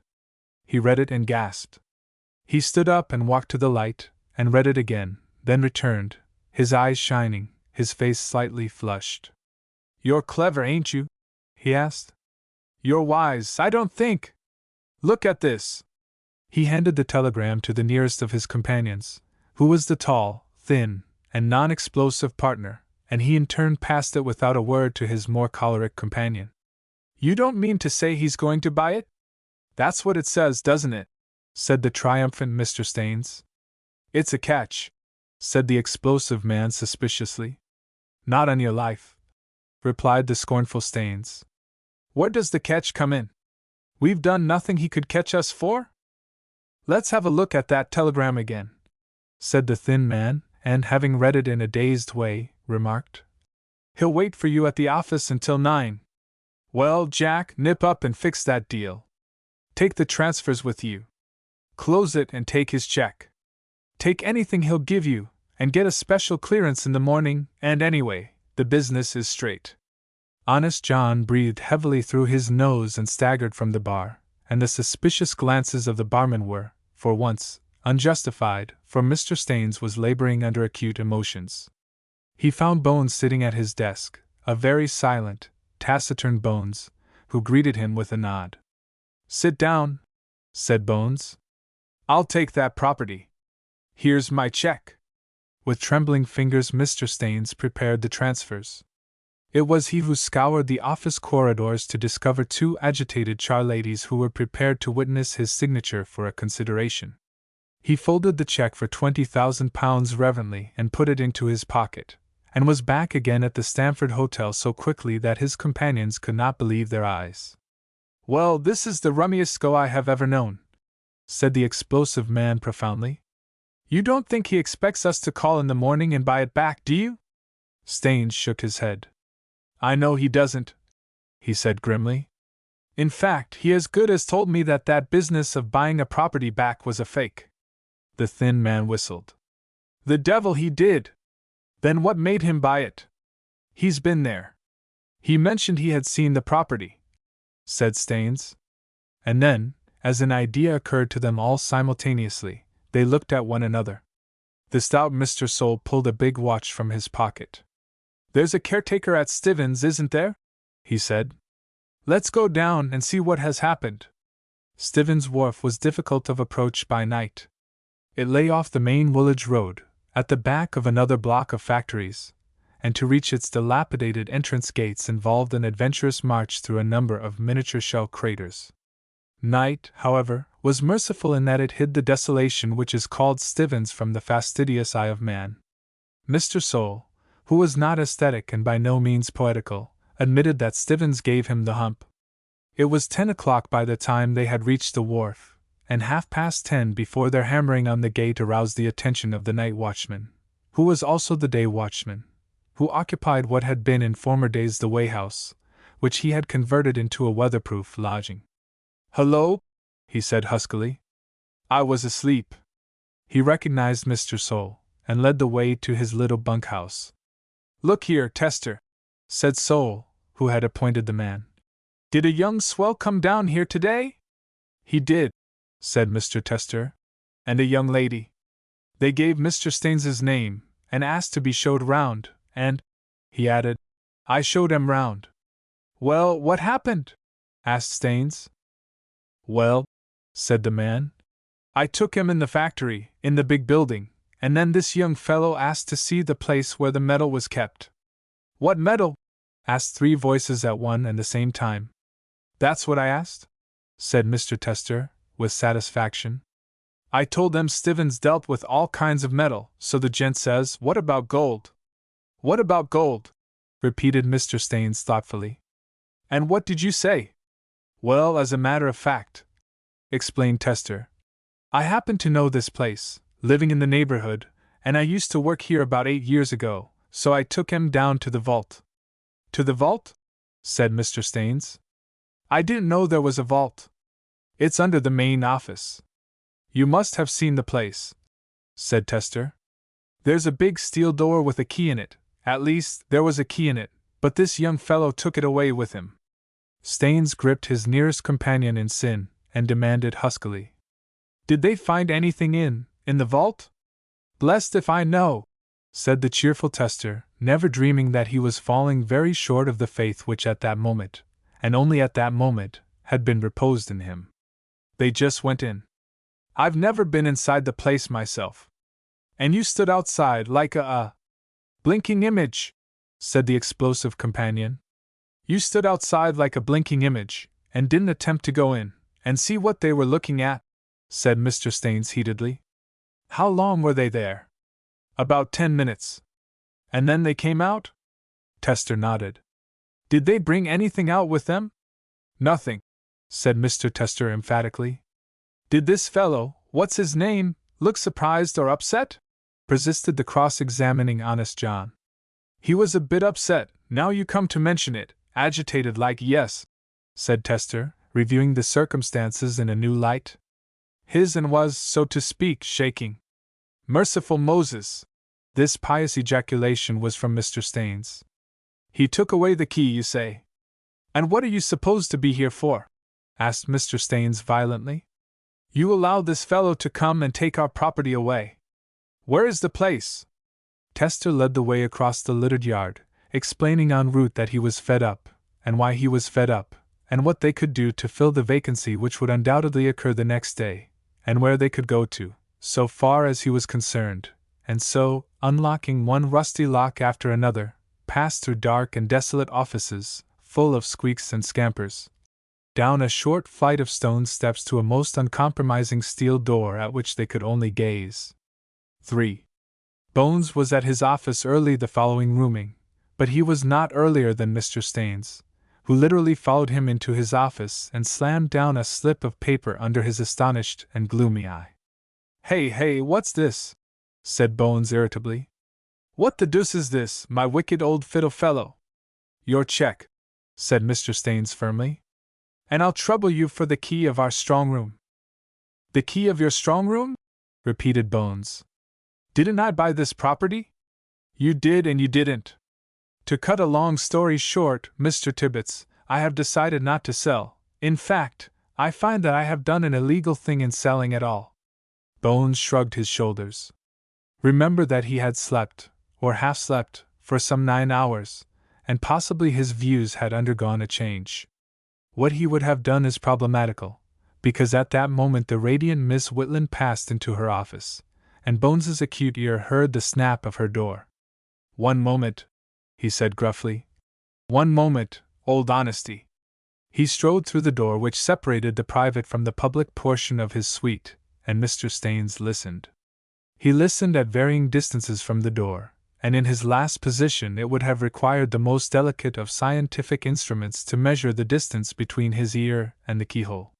He heard nothing save the wail of a Bones distraught, and the firm nose of a self-possessed female. Then, after a heartbreaking silence, Bones strode out, and Mr. Staines did a rapid sprint, so that he might be found standing in an attitude of indifference and thought near the desk. The lips of Bones were tight and compressed. He opened the drawer, pulled out the transfers, tossed them across to Mr. Staines. "Key," said Bones, chucking it down after the document.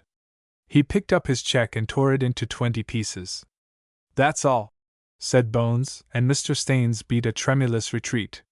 When the man had gone, Bones returned to the girl who was sitting at her table before her typewriter. It was observable that her lips were compressed too. "Young Miss Whitland," said Bones, and his voice was hoarser than ever. "Never in my life will I ever forgive myself." "Oh, please, Mr. Tibbets," said the girl a little wearily. "Haven't I told you that I have forgiven you? And I am sure you had no horrid thought in your mind, and that you just acted impulsively." Bones bowed his head, at once a sign of agreement and a crushed spirit. "The fact remains, dear old miss," he said brokenly, "that I did kiss you in that beastly old private vault. I don't know what made me do it." He gulped. "But I did it. Believe me, young miss, that spot was sacred. I wanted to buy the building to preserve it for all time, so that no naughty old foot should tread upon that hallowed ground. You think that's nonsense, Mr. Tibbets? Nonsense, I say, romantic and all that sort of rot." Bones threw out his arms. "I must agree with you. But believe me, Stivins Wharf is hallowed ground, and I deeply regret that you would not let me buy it and turn it over to the jolly old public trustee or one of those Johnnies. You do forgive me?" She laughed up in his face, and then Bones laughed, and they laughed together. Chapter 4: The Plover Light Car. The door of the private office opened and after a moment closed. It was, in fact, the private door of the private office, reserved exclusively for the use of the managing director of Schemes Limited. Nevertheless, a certain person had been granted the privilege of ingress and egress through that sacred portal, and Mr. Tibbets, yclept Bones, crouching over his desk, the ferocity of his countenance intensified by the monocle which was screwed into his eye, and the terrific importance of his correspondence revealed by his disordered hair and the red tongue that followed the movements of his pen, did not look up. Put it down, young miss," he murmured. "On the table, on the floor, anywhere." There was no answer, and suddenly Bones paused and scowled at the half-written sheet before him. "That doesn't look right." He shook his head. "I don't know what's coming over me. Do you spell cynical with 1 K or 2? Bones looked up. He saw a brown-faced man, with laughing gray eyes, a tall man in a long overcoat, carrying a gray silk hat in his hand.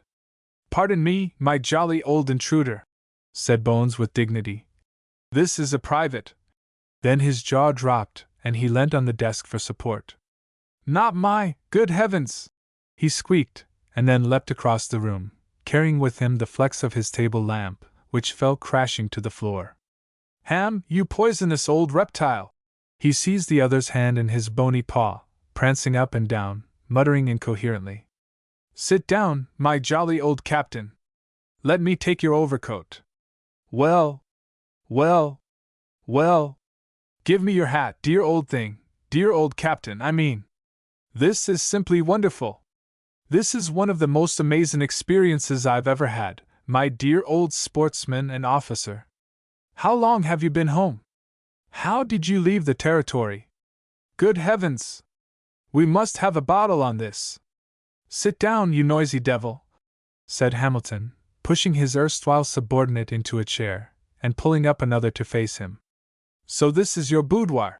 He glanced round admiringly. It looks rather like the waiting room of a couturier. My dear old thing, said the shocked Bones. I beg you, if you please, remember. He lowered his voice, and the last word was in a hoarse whisper, accompanied by many winks, nods, and pointings at and to a door which led from the inner office apparently to the outer. There's a person, dear old man of the world, a young person, well brought up. What the? Began Hamilton. Don't be peeved. Bones's knowledge of French was of the haziest. Remember, dear old thing, he said solemnly, wagging his inky forefinger. As an employer of labor, I must protect the young and innocent, my jolly old skipper. Hamilton looked round for a missile, and could find nothing better than a crystal paperweight, which looked too valuable to risk. Couturier, he said acidly, is French for dressmaker. French, said Bones, is a language which I have always carefully avoided. I will say no more, you mean well, Ham. Thereafter followed a volley of inquiries, punctuated at intervals by genial ceremony, for Bones would rise from his chair, walk solemnly round the desk, and as solemnly shake hands with his former superior. Now, Bones, said Hamilton at last, will you tell me what you are doing? Bones shrugged his shoulders. Business, he said briefly. A deal now and again, dear old officer. Make 1,000 or so one week, lose 100 or so the next. But what are you doing? Persisted Hamilton. Again Bones shrugged, but with more emphasis. I suppose, he confessed, with a show of self-deprecation which his smugness belied, I suppose I am one of those jolly old spiders who sit in the center of my web, or one of those perfectly dinky little tigers who sit in my jolly old lair, waiting for victims. Of course, it's cruel sport. He shrugged again, toying with his ivory paper knife. But one must live. In the city one preys upon other ones. Do the other ones do any preying at all? Asked Hamilton. Up went Bones's eyebrows. They try, he said tersely, and with compressed lips. Last week a fellow tried to sell me his gramophone, but I had a look at it. As I suspected, it had no needle. A gramophone without a needle, said Bones, as you probably know, my dear old musical one, is wholly useless.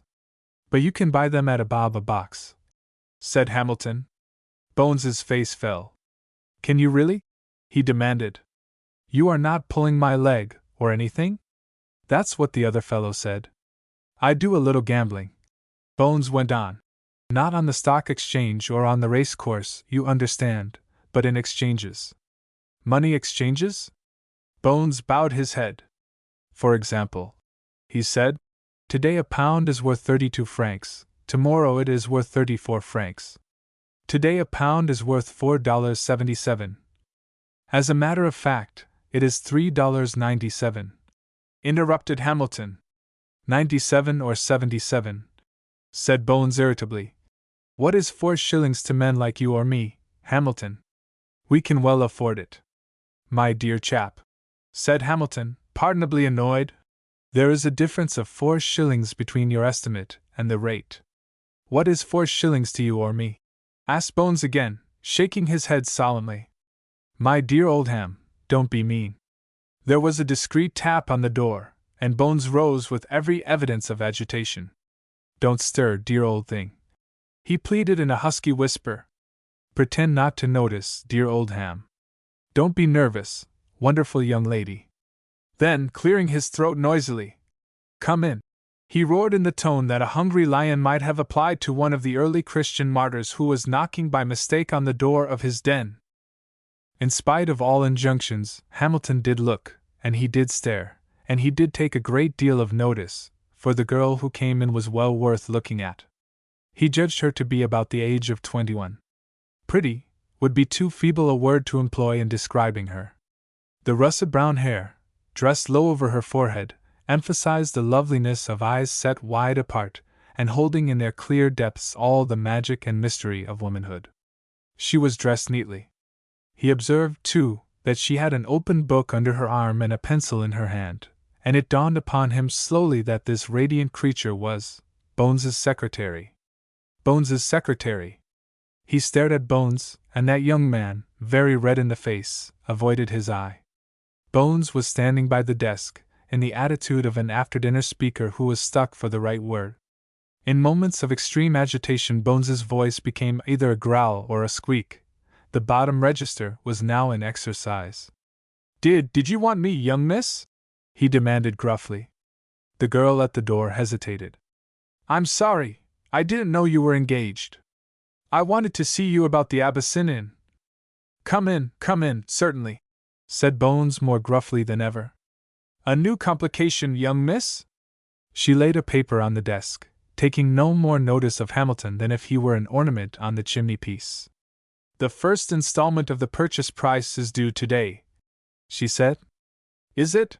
said Bones, with his extravagant surprise. "Are you certain, young miss? This day of all days, and it's a Thursday, too," he added unnecessarily.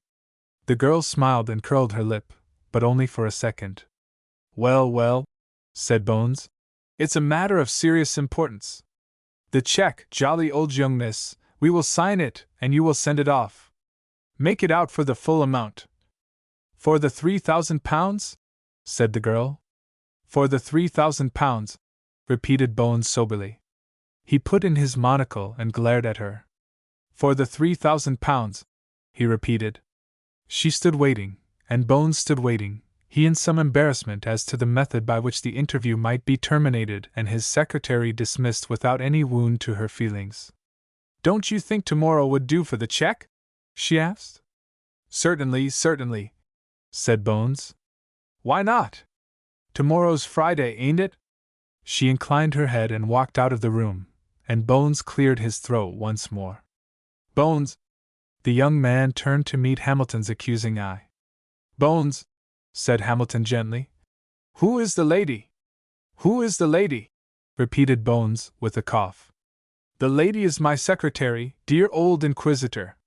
"So I gather," said Hamilton. "She is my secretary," repeated Bones. "An extremely sensible young woman, extremely sensible." "Don't be silly," said Hamilton. "Plenty of people are sensible." "When you talk about sensible young women, you mean plain young women." "That's true," said Bones. "I never thought of that. What a naughty old mind you have, Ham." He seemed inclined to change the subject. "And now, dear old son," said Bones, with a brisk return to his "what can I do for you" air. "To business. You've come, dear old thing, to consult me." "You're surprisingly right," said Hamilton. "Well," said Bones, trying 3 drawers of his desk before he could find one that opened. "Have a cigar, and let us talk." Hamilton took the proffered weed and eyed it suspiciously. "Is this one that was given to you, or one that you bought?" he demanded. "That, my jolly old officer," said Bones, "is part of a job lot that I bought pretty cheap. I've got a rare nose for a bargain." "Have you a rare nose for a cigar, that's the point?" asked Hamilton, as he cut off the end and lit it gingerly. "Would I give you a bad cigar?" asked the indignant Bones. "A gallant old returned warrior, comrade of my youth, and all that sort of thing. My dear old Ham." "I'll tell you in a minute," said Hamilton, and took 2 draws. Bones, who was no cigar smoker, watched the proceedings anxiously. Hamilton put the cigar down very gently on the corner of the desk. "Do you mind if I finish this when nobody's looking?" he asked. "Isn't it all right?" asked Bones. "Gracious heavens! I paid 50 shillings a hundred for those." Don't say I've been done. I don't see how you could be done at that price, said Hamilton, and brushed the cigar gently into the fireplace. Yes, I have come to consult you, Bones, he went on. Do you remember some 8 months ago I wrote to you telling you that I had been offered shares in a motor car company? Bones had a dim recollection that something of the sort had occurred, and nodded gravely. It seemed a pretty good offer to me, said Hamilton reflectively. You remember I told you there was a managership attached to the holding of the shares? Bones shifted uneasily in his chair, sensing a reproach. My dear old fellow, he began feebly. Wait a bit, said Hamilton. I wrote to you and asked you your advice. You wrote back, telling me to have nothing whatever to do with the Plover Light Car Company. Did I? Said Bones. Well, my impression was that I advised you to get into it as quickly as you possibly could. Have you my letter, dear old thing? I haven't, said Hamilton. Ah, said Bones triumphantly. There you are. You jolly old rascal, you are accusing me of putting you off. Will you wake, you talkative devil? Said Hamilton. I pointed out to you that the prospects were very alluring. The company was floated with a small capital. Again Bones interrupted, and this time by rising and walking solemnly round the table to shake hands with him.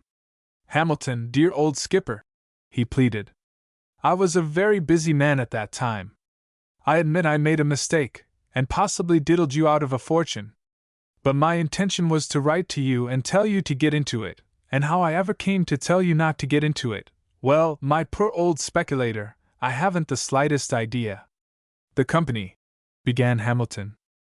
I know, said Bones, shaking his head sadly and fixing his monocle, a proceeding rendered all the more difficult by the fact that his hand never quite overtook his face. It was an error on my part, dear old thing.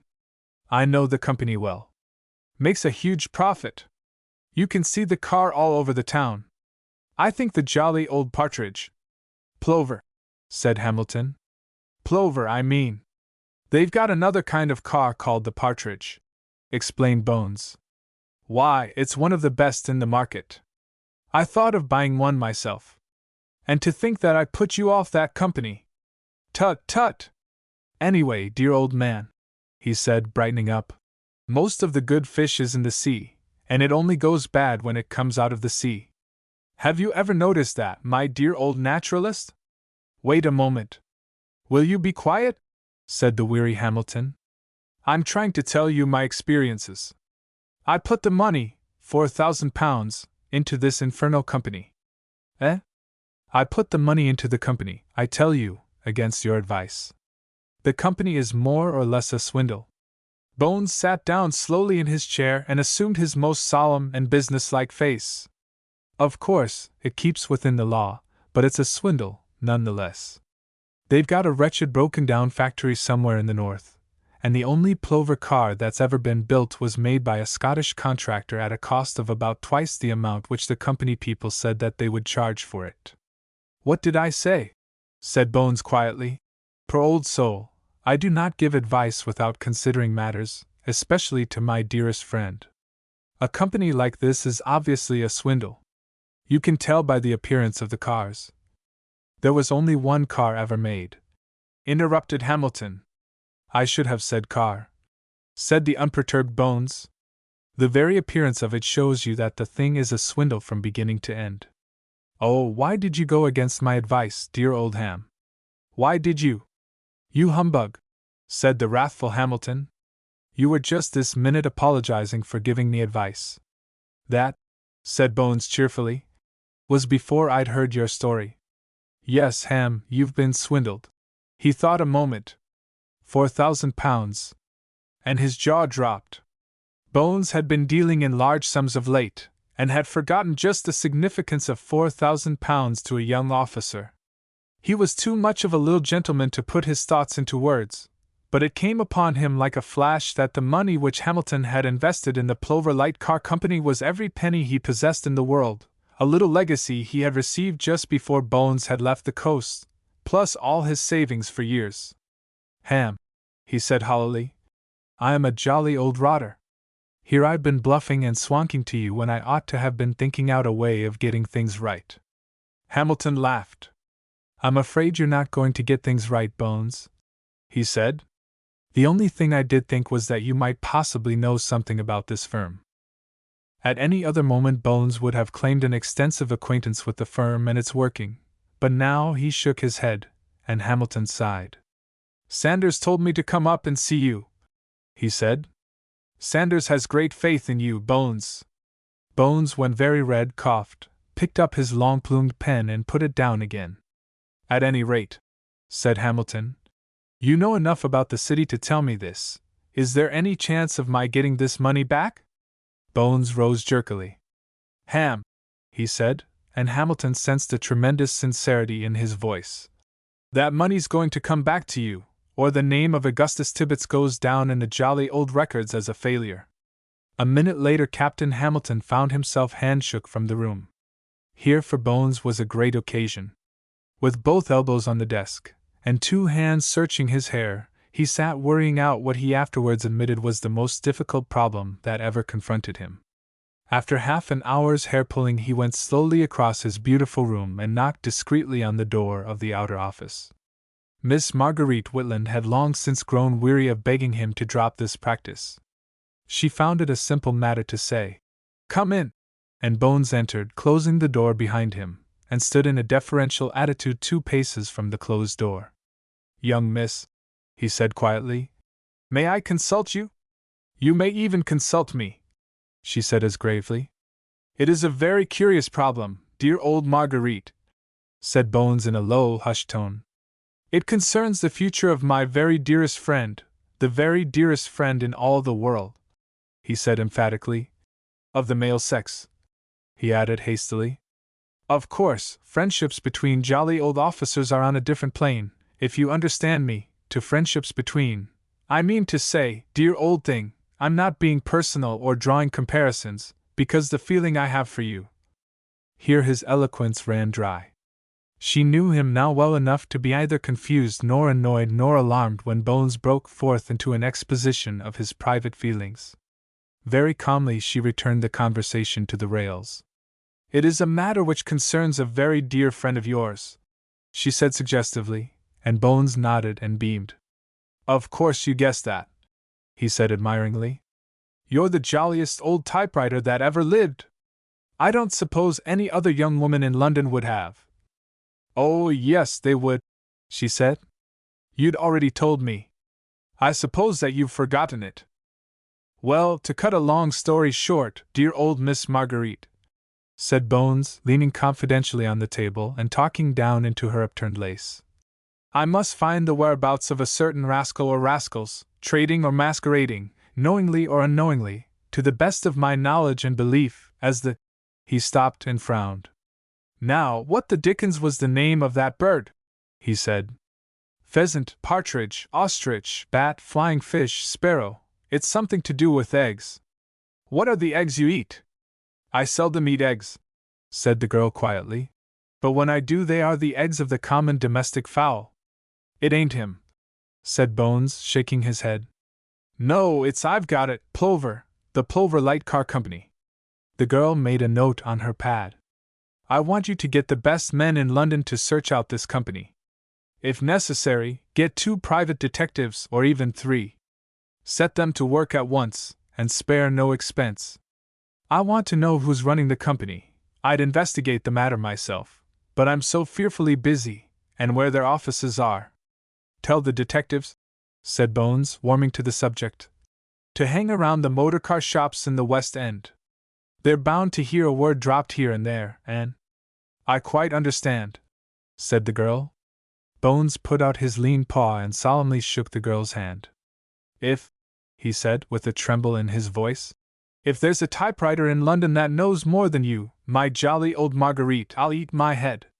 On which lines he made his exit.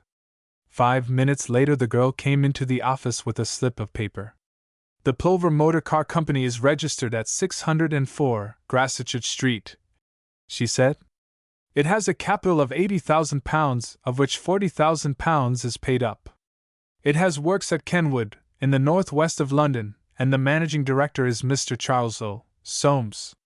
Bones could only look at her open-mouthed. Where on earth did you discover all this surprising information, dear miss? He asked, and the girl laughed quietly. I can even tell you their telephone number, she said, because it happens to be in the telephone book. The rest I found in the stock exchange yearbook. Bones shook his head in silent admiration. If there's a typewriter in London, he began, but she had fled. An hour later Bones had evolved his magnificent idea. It was an idea worthy of his big, generous heart and his amazing optimism. Mr. Charles O.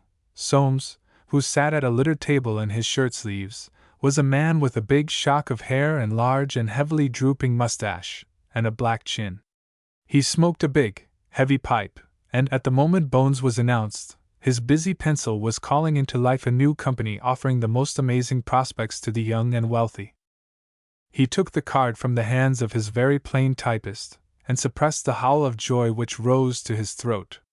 For the name of Bones was known in the city of London, and it was the dream of such men as Charles O. Soames that one day they would walk from the office of Mr. Augustus Tibbets with large parcels of his paper currency under each arm. He jumped up from his chair and slipped on a coat, pushed the prospectus he was writing under a heap of documents, one at least of which bore a striking family likeness to a county court writ, and welcomed his visitor decorously and even profoundly. "In re Plover Car," said Bones briskly. He prided himself upon coming to the point with the least possible delay. The face of Mr. Soames fell. "Oh, you want to buy a car?" he said. He might have truly said, "the car," but under the circumstances he thought that this would be tactless. "No, dear old company promoter," said Bones. "I do not want to buy your car. In fact, you have no cars to sell. We've had a lot of labor trouble," said Mr. Soames hurriedly. "You've no idea of the difficulties in production, what with the government holding up supplies, but in a few months." "I know all about that," said Bones. "Now, I'm a man of affairs and a man of business." He said this so definitely that it sounded like a threat. "I'm putting it to you, as one City of London business person to another City of London business person, is it possible to make cars at your factory?" Mr. Soames rose to the occasion. "I assure you, Mr. Tibbets," he said earnestly, "it is possible. It wants a little more capital than we've been able to raise." This was the trouble with all Mr. Soames's companies, a long list of which appeared on a brass plate by the side of his door. None of them were sufficiently capitalized to do anything except to supply him with his fees as managing director. Bones produced a dinky little pocket book from his waistcoat and read his notes, or rather, attempted to read his notes. Presently he gave it up, and trusted to his memory. "You've got £40,000 subscribed to your company," he said. "Now I'll tell you what I'm willing to do. I will take over your shares at a price." Mr. Soames swallowed hard. Here was one of the dreams of his life coming true. "There are 4,000,000 shares issued," Bones went on, consulting his notebook. "Eh?" said Mr. Soames in a shocked voice. Bones looked at his book closer. "Is it 400,000? 40,000, said Mr. Soames gently. "It is a matter of indifference," said Bones. "The point is, will you sell?" The managing director of the Plover Light Car Company pursed his lips. "Of course," he said. "The shares are at a premium, not," he added quickly, "that they are being dealt with on change. We have not troubled to apply for quotations. But I assure you, my dear sir, the shares are at a premium." Bones said nothing. "At a small premium," said Mr. Soames hopefully. Bones made no reply. "At a half-a-crown premium," said Mr. Soames pleadingly. "At par," said Bones, in his firmest and most businesslike tones. The matter was not settled there and then, because matters are not settled with such haste in the City of London. Bones went home to his office with a new set of notes, and wired to Hamilton, asking him to come on the following day. It was a great scheme that Bones worked out that night, with the aid of the skeptical Miss Whitland. His desk was piled high with technical publications dealing with the motor car industry. The fact that he was buying the company in order to rescue a friend's investment passed entirely from his mind in the splendid dream he conjured from his dubious calculations. The plover car should cover the face of the earth. He read an article on mass production, showing how a celebrated American produced 1,000 or 100,000 cars a day, he wasn't certain which, and how the car, in various parts, passed along an endless table, between lines of expectant workmen, each of whom fixed a nut or unfixed a nut, so that, when the machine finally reached its journey's end, it left the table under its own power. Bones designed a circular table, so that, if any of the workmen forgot to fix a bar or a nut or a wheel, the error could be rectified when the car came round again. The plover car should be a household word.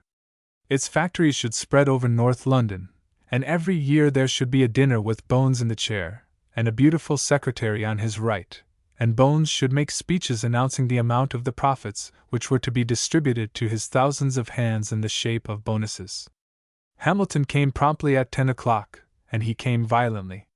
He flew into the office and banged a paper down on Bones's desk with the enthusiasm of one who had become the sudden possessor of money which he had not earned. Dear old thing, said Bones testily. Remember dear old Dickie Orham, preserve the decencies, dear old Ham. You're not in the Wild West now, my cheery boy. Bones, shouted Hamilton, you're my mascot. Do you know what has happened? Lower your voice, dear old friend, protested Bones. My typewriter mustn't think I am quarreling. He came last night, said Hamilton, just as I was going to bed, and knocked me up. He was almost incoherent in his joy. He offered me £3,500 for my shares, and I took it like a shot. Bones gaped at him. Offered you 3,500? He gasped. Good heavens! You don't mean to say. Consider the tragedy of that moment. Here was Bones, full of great schemes for establishing a car upon the world's markets, who had in his head planned extensive works, who saw in his mind's eye vistas of long, white-covered festive boards, and heard the roar of cheering which greeted him when he rose to propose continued prosperity to the firm. Consider also that his check was on the table before him, already made out and signed. He was at that moment awaiting the arrival of Mr. Soames. And then to this picture, tangible or fanciful, add Mr. Charles O. Soames himself, ushered through the door of the outer office and standing as though stricken to stone at the sight of Bones and Hamilton in consultation. Good morning, said Bones. Mr. Soames uttered a strangled cry and strode to the center of the room, his face working. So it was a ramp, was it? He said. A swindle, eh? You put this up to get your pal out of the cart? My dear old, began Bones in a shocked voice. I see how it was done. Well, you've had me for 3,500, and your pal's lucky. That's all I've got to say. It is the first time I've ever been caught, and to be caught by a mug like you. Dear old thing, moderate your language, murmured Bones. Mr. Soames breathed heavily through his nose, thrust his hat on the back of his head, and without another word strode from the office, and they heard the door slam behind him. Bones and Hamilton exchanged glances. Then Bones picked up the check from the desk and slowly tore it up. He seemed to spend his life tearing up expensive checks. What is it, Bones? What the dickens did you do? Asked the puzzled Hamilton. Dear old Ham, said Bones solemnly. It was a little scheme, just a little scheme. Sit down, dear old officer, he said, after a solemn pause. And let this be a warning to you. Don't put your money in industries, dear old Captain Hamilton. What with the state of the labor market, and the deuced ingratitude of the working classes, it's positively heartbreaking. It is, indeed, dear old Ham. And then and there he changed the whole plan and went out of industrials for good. Chapter 5 A Cinema Picture. Mr. Augustus Tibbets called. Bones made money by sheer luck, he made more by sheer artistic judgment. That is a fact which an old friend sensed a very short time after he had renewed his acquaintance with his sometime subordinate. Yet Bones had the curious habit of making money in quite a different way from that which he planned, as, for example, in the matter of the great oil amalgamation. In these days of aeroplane travel, when it is next to impossible to watch the comings and goings of important individuals, or even to get wind of directors' meetings, the city is apt to be a little jumpy, and to respond to wild rumors in a fashion extremely trying to the nerves of conservative brokers. There were rumors of a fusion of interests between the Franco-Persian Oil Company and the Petroleum Consolidated, rumors which set the shares of both concerns jumping up and down like two badly trained jazzers. The directorate of both companies expressed their surprise that a credulous public could accept such stories, and both M. Joris, the emperor of the Franco-Persian bloc, and George Y. Walters, the Prince Regent of the Petco, denied indignantly that any amalgamation was even dreamt of. Before these denials came along, Bones had plunged into the oil market, making one of the few flutters which stand as interrogation marks against his wisdom and foresight. He did not lose, rather, he was the winner by his adventure. The extent of his immediate gains he inscribed in his private ledger. His ultimate and bigger balance he entered under a head which had nothing to do with the oil gamble, which was just like Bones, as Hamilton subsequently remarked. Hamilton was staying with Sanders, late commissioner of a certain group of territories, and Bones was the subject of conversation one morning at breakfast. The third at the table was an exceedingly pretty girl, whom the maid called Madam, and who opened several letters addressed to Mrs. Sanders, but who in days not long past had been known as Patricia Hamilton. "Bones is wonderful," said Sanders. "Truly wonderful. A man I know in the city tells me that most of the things he touches turn up trumps. And it isn't luck or chance. Bones is developing a queer business sense." Hamilton nodded. "It is his romantic soul which gets him there," he said. "Bones will not look at a proposition which hasn't something fantastical behind it. He doesn't know much about business, but he's a regular whale on adventure. I've been studying him for the past month, and I'm beginning to sense his method. If he sees a logical and happy end to the romantic side of any new business, he takes it on. He simply carries the business through on the back of a dream." The girl looked up from the coffee pot she was handling. "Have you made up your mind, dear? About going in with Bones?" Hamilton smiled. "No, not yet. Bones is frantically insistent, has had a beautiful new Sheraton desk placed in his office, and says that I'm the influence he wants, but—" He shook his head. "I think I understand," said Sanders. "You feel that he is doing it all out of sheer generosity and kindness. That would be like Bones. But isn't there a chance that what he says is true, that he does want a corrective influence?" "Maybe that is so," said Captain Hamilton doubtfully. "And then there's the money. I don't mind investing my little lot, but it would worry me to see Bones pretending that all the losses of the firm came out of his share, and a big slice of the profits going into mine." "I shouldn't let that worry you," said his sister quietly. "Bones is too nice-minded to do anything so crude. Of course, your money is nothing compared with Bones's fortune, but why don't you join him on the understanding that the capital of the company should be— how much would you put in?" 4,000. "Well, make the capital 8,000. Bones could always lend the company money. Debentures, isn't that the word?" Sanders smiled in her face. "You're a remarkable lady," he said. "From where on earth did you get your ideas on finance?" She went red. "I lunched with Bones yesterday," she said. "And here is the post." "Silence, babbler," said Hamilton. "Before we go any farther, what about this matter of partnership you were discussing with Patricia?" The maid distributed the letters. One was addressed Captain Hamilton, DSO. "From Bones," said Hamilton unnecessarily, and Bones's letter claimed first attention.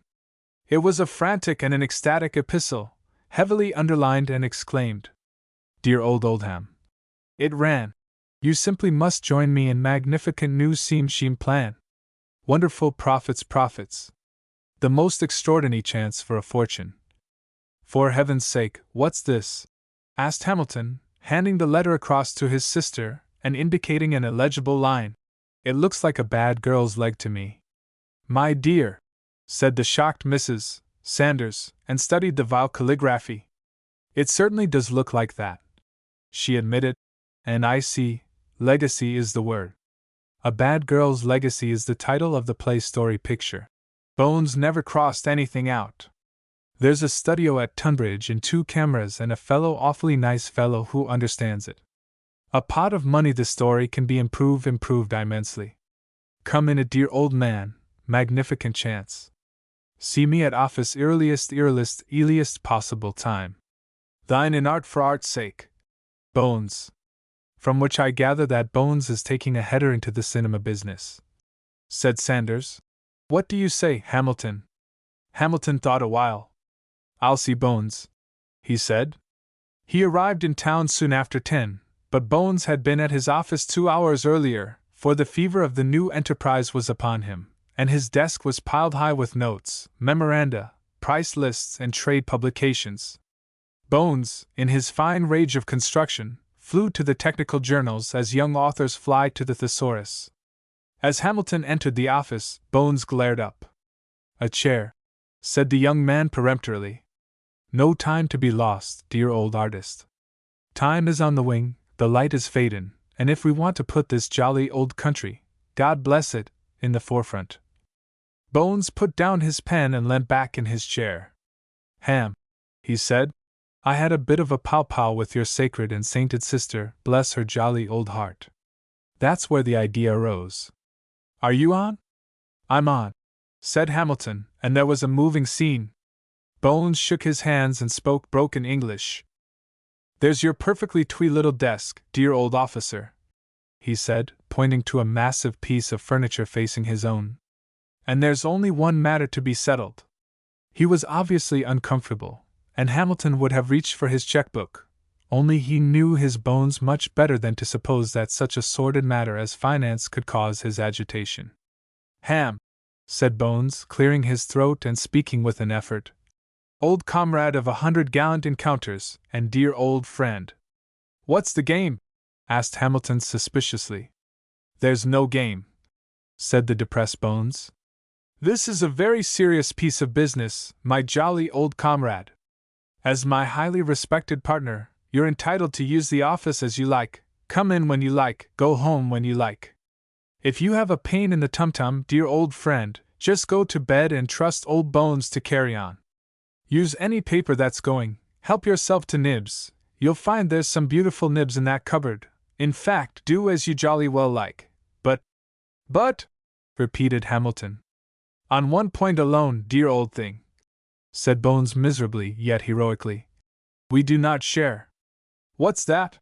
asked Hamilton, not without curiosity. "My typewriter is my typewriter," said Bones firmly, and Hamilton laughed. "You silly ass," he said. "I'm not going to play with your typewriter." "That's just what I mean," said Bones. "You couldn't have put it better, dear old friend." "Thank you." He strode across the room, gripped Hamilton's hand and wrung it. "Dear old thing, she's too young," he said brokenly. "Hard life, terrible experience, play with her young affections, dear old thing?" "No. Who the dickens are you talking about?" "You said typewriter." "I said typewriter," agreed Bones gravely. "I am speaking about my—" A light dawned upon Hamilton. "You mean your secretary?" "I mean my secretary," said Bones. "Good heavens, Bones!" scoffed Hamilton. "Of course I shan't bother her. She's your private secretary, and naturally I wouldn't think of giving her work." "Or orders," said Bones gently. "That's a point, dear old thing. I simply couldn't sit here and listen to you giving her orders. I should scream. I'm perfectly certain I can trust you, Ham. I know what you are with the girls, but there are times—" "You know what I am with the girls," said the wrathful Hamilton. "What the dickens do you know about me, you libelous young devil?" Bones raised his hand. "We will not refer to the past," he said meaningly, and was so impressive that Hamilton began to search his mind for some forgotten peccadillo. "All that being arranged to our mutual satisfaction, dear old partner," said Bones brightly, "permit me to introduce you." He walked to the glass-paneled door leading to the outer office, and knocked discreetly, Hamilton watching him in wonder. He saw him disappear, closing the door after him. Presently he came out again, following the girl. "Dear young miss," said Bones in his squeakiest voice, a sure sign of his perturbation. "Permit me to introduce partner, ancient commander, gallant and painstaking, jolly old Captain Hamilton, DSO, which stands young typewriter for due satisfactory officer. The girl, smiling, shook hands, and Hamilton for the first time looked her in the face. He had been amazed before by her classic beauty, but now he saw a greater intelligence than he had expected to find in so pretty a face, and, most pleasing of all, a sense of humor. "Bones and I are very old friends," he explained. "Ham," said Bones severely. "Bones?" said the girl, puzzled. "Naturally," murmured Bones. "Dear old Ham, be decent. You can't expect an innocent young typewriter to think of her employer as Bones." "I'm awfully sorry," Hamilton hastened to apologize. "But you see, Bones and I—" "Dicky Orham," murmured Bones. "Remember yourself, Ham, old indiscreet one, Mr. Tibbets. And here's the naughty old picture-taker," he said in another tone, and rushed to offer an effusive welcome to a smart young man with long, black, wavy hair and a face reminiscent, to all students who have studied his many pictures, of Louis XV. Strangely enough, his name was Louis. He was even called Lou. "Sit down, my dear Mr. Bechstein," said Bones. "Let me introduce you to my partner, Captain Hamilton, DSO, a jolly old comrade in arms and all that sort of thing. My lady typewriter, you know, and anyway, there's no necessity for your knowing her, I mean," he said hastily. "She doesn't want to know you, dear old thing. Now, don't be peevish. Ham, you sit there. Bechstein will sit there. You, young miss, will sit near me, ready to take down my notes as they fall from my ingenious old brain." In the bustle and confusion, the embarrassing moment of Hamilton's introduction was forgotten. Bones had a manuscript locked away in the bottom drawer of his desk, and when he had found the key for this, and had placed the document upon the table, and when he had found certain other papers, and when the girl was seated in a much more comfortable chair, Bones fussed about like an old hen, the proceedings began. Bones explained. He had seen the derelict cinema company advertised in a technical journal, had been impressed with the amount of the impedimenta which accompanied the proprietorship of the syndicate, had been seized with a brilliant idea, bought the property, lock, stock, and barrel, for £2,000, for which sum, as an act of grace, the late proprietors allowed him to take over the contract of Mr. Lou Bechstein, that amiable and gifted producer. It may be remarked, in passing, that this arrangement was immensely satisfactory to the syndicate, which was so tied and bound to Mr. Bechstein for the next 12 months that to have cancelled his contract would have cost them the greater part of the purchase price which Bones paid. "This is the story," said Bones impressively. "And, partner Ham, believe me, I've read many, many stories in my life, but never has one touched me as this has. It's a jolly old tear-bringer, Ham. Even a hardened, wicked old bird like you would positively dissolve. You would really, dear old Ham, so don't deny it. You know you've got one of the tenderest hearts in the world, you rascal." He got up and shook hands with Hamilton, though there was no necessity for him to move. "Now, clever old Bechstein thinks that this is going to be a scorcher." A winner, murmured Mr. Bechstein, closing his eyes and shaking his head. He spoke on this occasion very softly, but he could raise his voice to thrilling heights. "A sure winner, my dear sir. I have been in the profession for 27 years, and never in my life have I read a drama which contains so much heart appeal." "You hear?" said Bones in a hoarse whisper. "So much genuine comedy." Bones nodded. "So much that I might say goes straight to the passionate heart of the great public, as this remarkable, brilliantly planned, admirably planted, exquisitely balanced little cameo of real life." "It's to be a two-roller," said Bones. "Reeler," murmured Mr. Bechstein. "Reeler or roller, dear old thing, don't let's quarrel over how a thing's spelt," said Bones. "Who wrote it?" asked Hamilton. Mr. Bechstein coughed modestly. "Jolly old Bechstein wrote it," said Bones. "That man, Ham, is one of the most brilliant geniuses in this or any other world. Aren't you? Speak up, old playwright. Don't be shy, old thing." Mr. Bechstein coughed again. "I do not know anything about other worlds," he admitted. "Now, this is my idea. said Bones, interrupting what promised to be a free and frank admission of Mr. Bechstein's genius. I've worked the thing out, and I see just how we can save money. In producing two-roller cinematographs, that's the technical term, explained Bones. The heavy expense is with the artistes. The salaries that these people are paid. My dear Oldham, you'd never believe. I don't see how you can avoid paying salaries, said Hamilton patiently.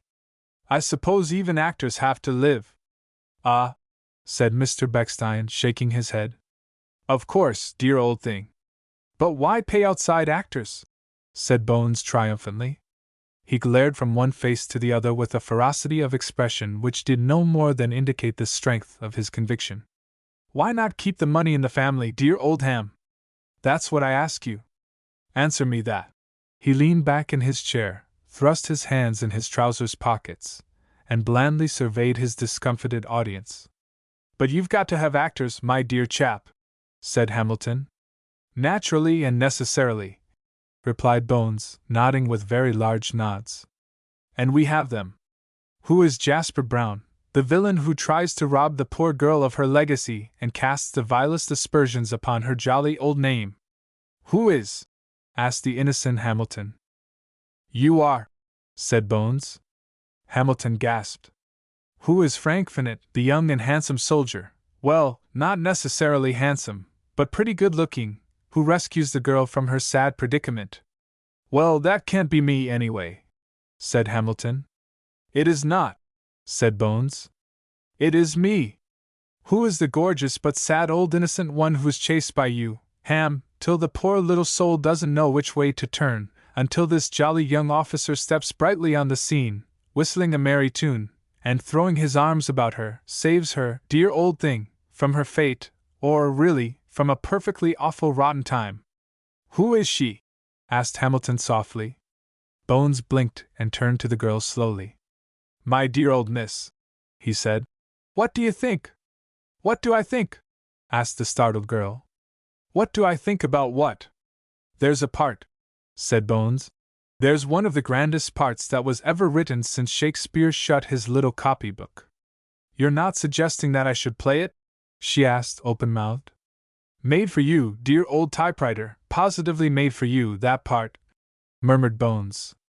Of course I shall do nothing so silly, said the girl, with a laugh. Oh, Mr. Tibbets, you really didn't think that I'd do such a...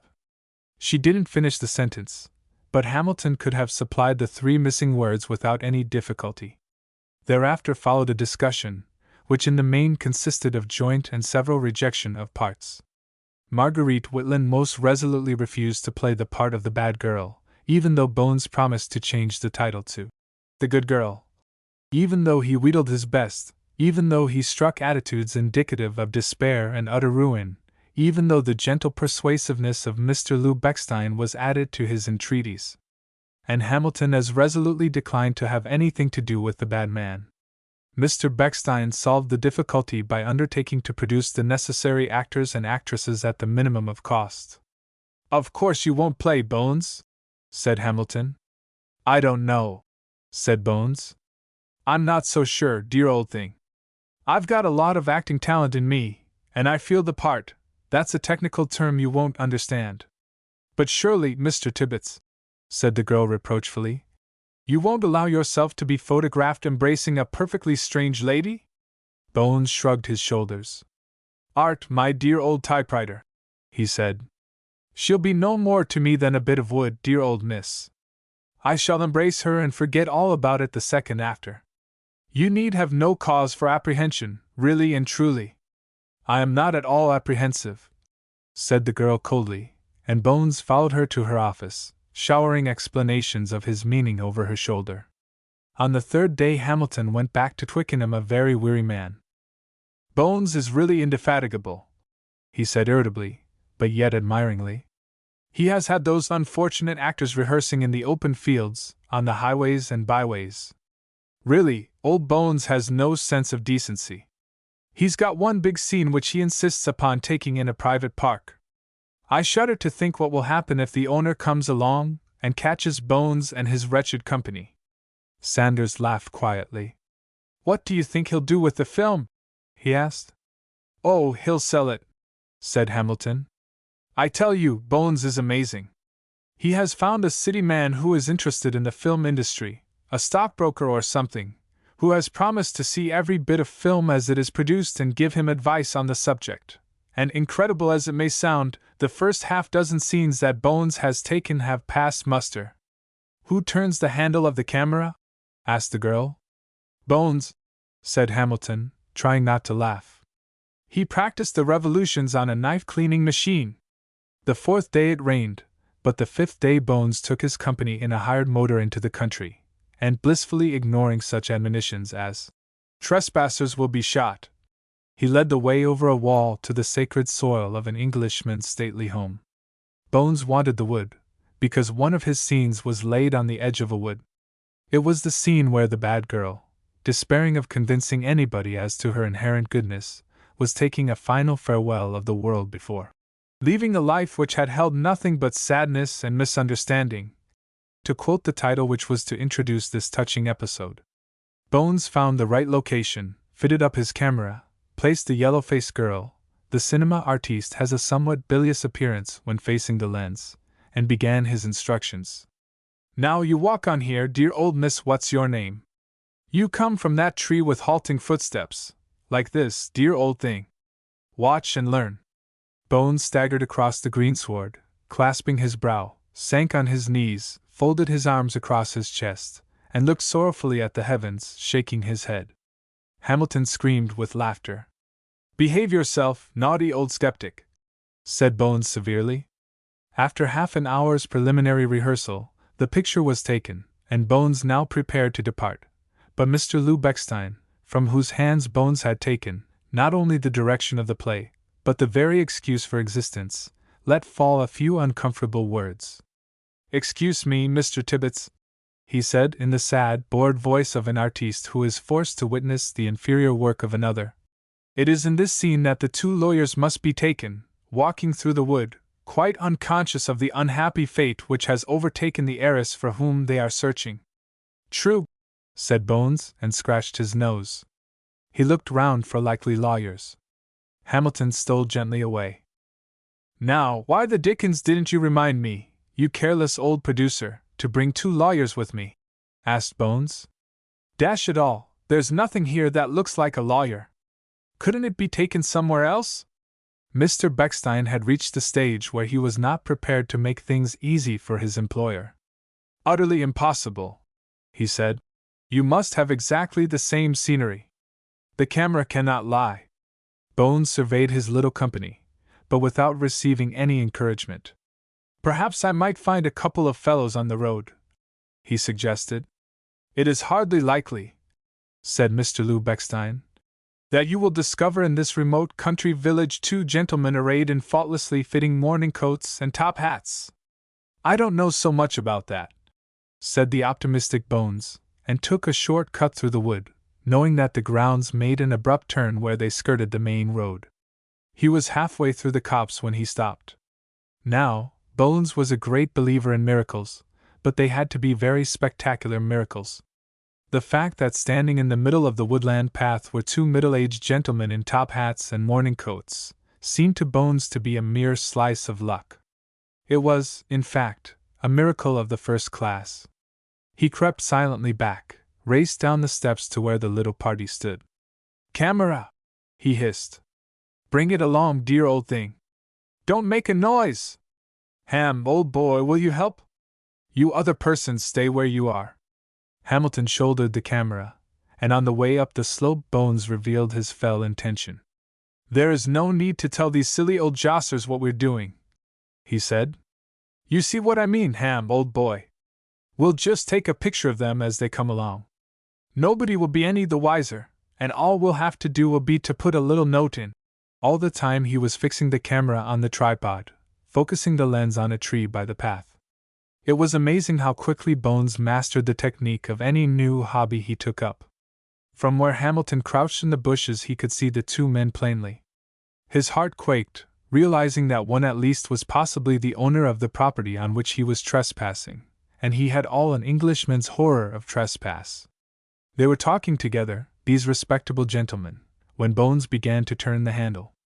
They had to pass through a patch of sunlight, and it was upon this that Bones concentrated. Once one of them looked around as the sound of clicking came to him, but at that moment Bones decided he had taken enough and stopped. "This," said he, as they gained the byroad where they had made their unauthorized entry into the park, "is a good day's work." Their car was on the main road, and to Hamilton's surprise he found the two staid gentlemen regarding it when the party came up. They were regarding it from a high bank behind the wall, a bank which commanded a view of the road. One of them observed the camera and said something in a low tone to the other. Then the speaker walked down the bank, opened a little wicker door in the wall, and came out. He was a most polite man, and tactful. "Have you been taking pictures?" he asked. "Dear old fellow," said Bones. "I will not deceive you, we have." There was a silence. "In the park, by any chance?" asked the gentleman carelessly. Bones flinched.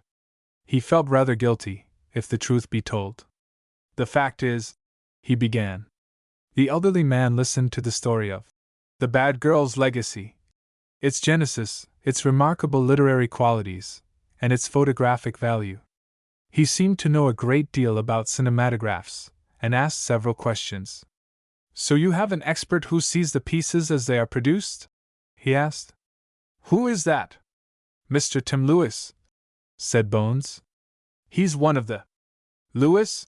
said the other quickly. "Is that Lewis the stockbroker? And does he see every piece you take?" Bones was getting weary of answering questions. "Respected sir and park proprietor," he said, "if we have trespassed, I apologize. If we did any harm innocently, and without knowing that we transgressed the jolly old conventions, if we, as I say, took a picture of you and your fellow park proprietor without a thank you very much, I am sorry." "You took me and my friend?" asked the elderly man quickly. "I am telling you, respected sir and cross-examiner, that I took you being in a deuce of a hole for a lawyer." "I see," said the elderly man. "Will you do me a favor? Will you let me see your copy of that picture before you show it to Mr. Lewis? As the respected park proprietor," he smiled, "you owe me that." "Certainly, my dear old friend and fellow sufferer," said Bones. "Bless my life and heart and soul, certainly." He gave the address of the Little Wardour Street studio where the film would be developed and printed, and fixed the morrow for an exhibition. "I should very much like to see it tonight, if it is no trouble to you." "We will certainly do our best, sir." Hamilton felt it was necessary to interfere at this point. "Of course, any extra expense you are put to as the result of facilitating the printing, or whatever you do to these films," said the elderly man, "I shall be glad to pay."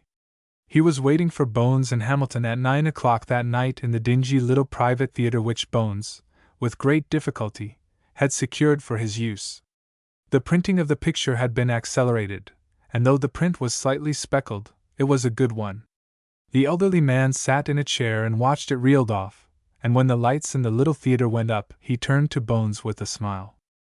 "I'm interested in cinema companies," he said, "and I rather fancy that I should like to include your property in an amalgamation I am making.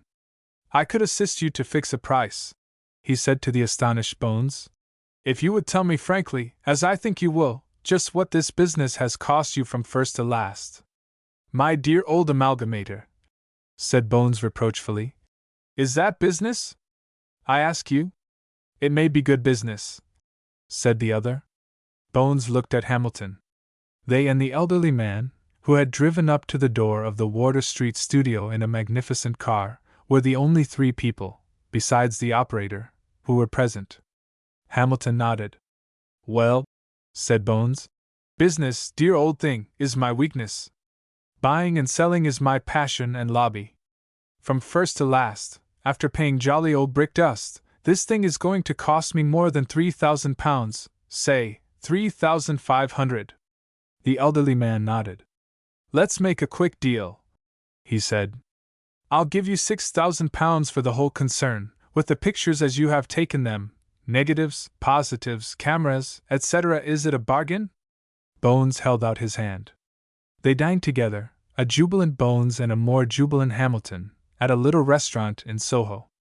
My dear Oldham, said Bones, it only shows you how things happen. This would have been a grand week for me if those beastly oil shares of mine had gone up. I'm holding M for a rise. He opened a newspaper he had bought in the restaurant. I see that Joris and Walters, they're the two oil men, deny that they've ever met or that they're going to amalgamate. But can you believe these people? He asked.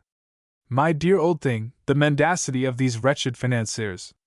Have you ever seen them? Asked Hamilton, to whom the names of Joris and Walters were as well known as to any other man who read his daily newspaper. Seen them? Said Bones. My dear old fellow, I've met them time and time again.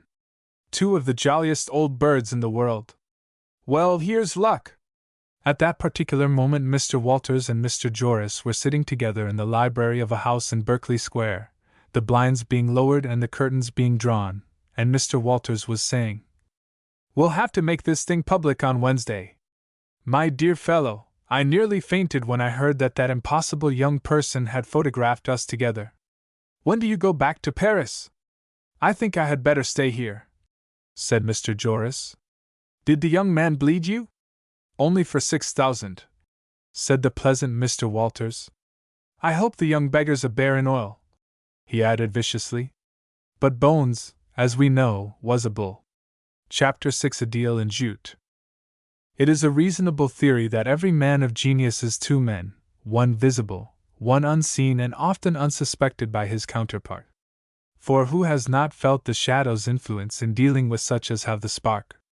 Napoleon spoke of stars, being Corsican and a mystic.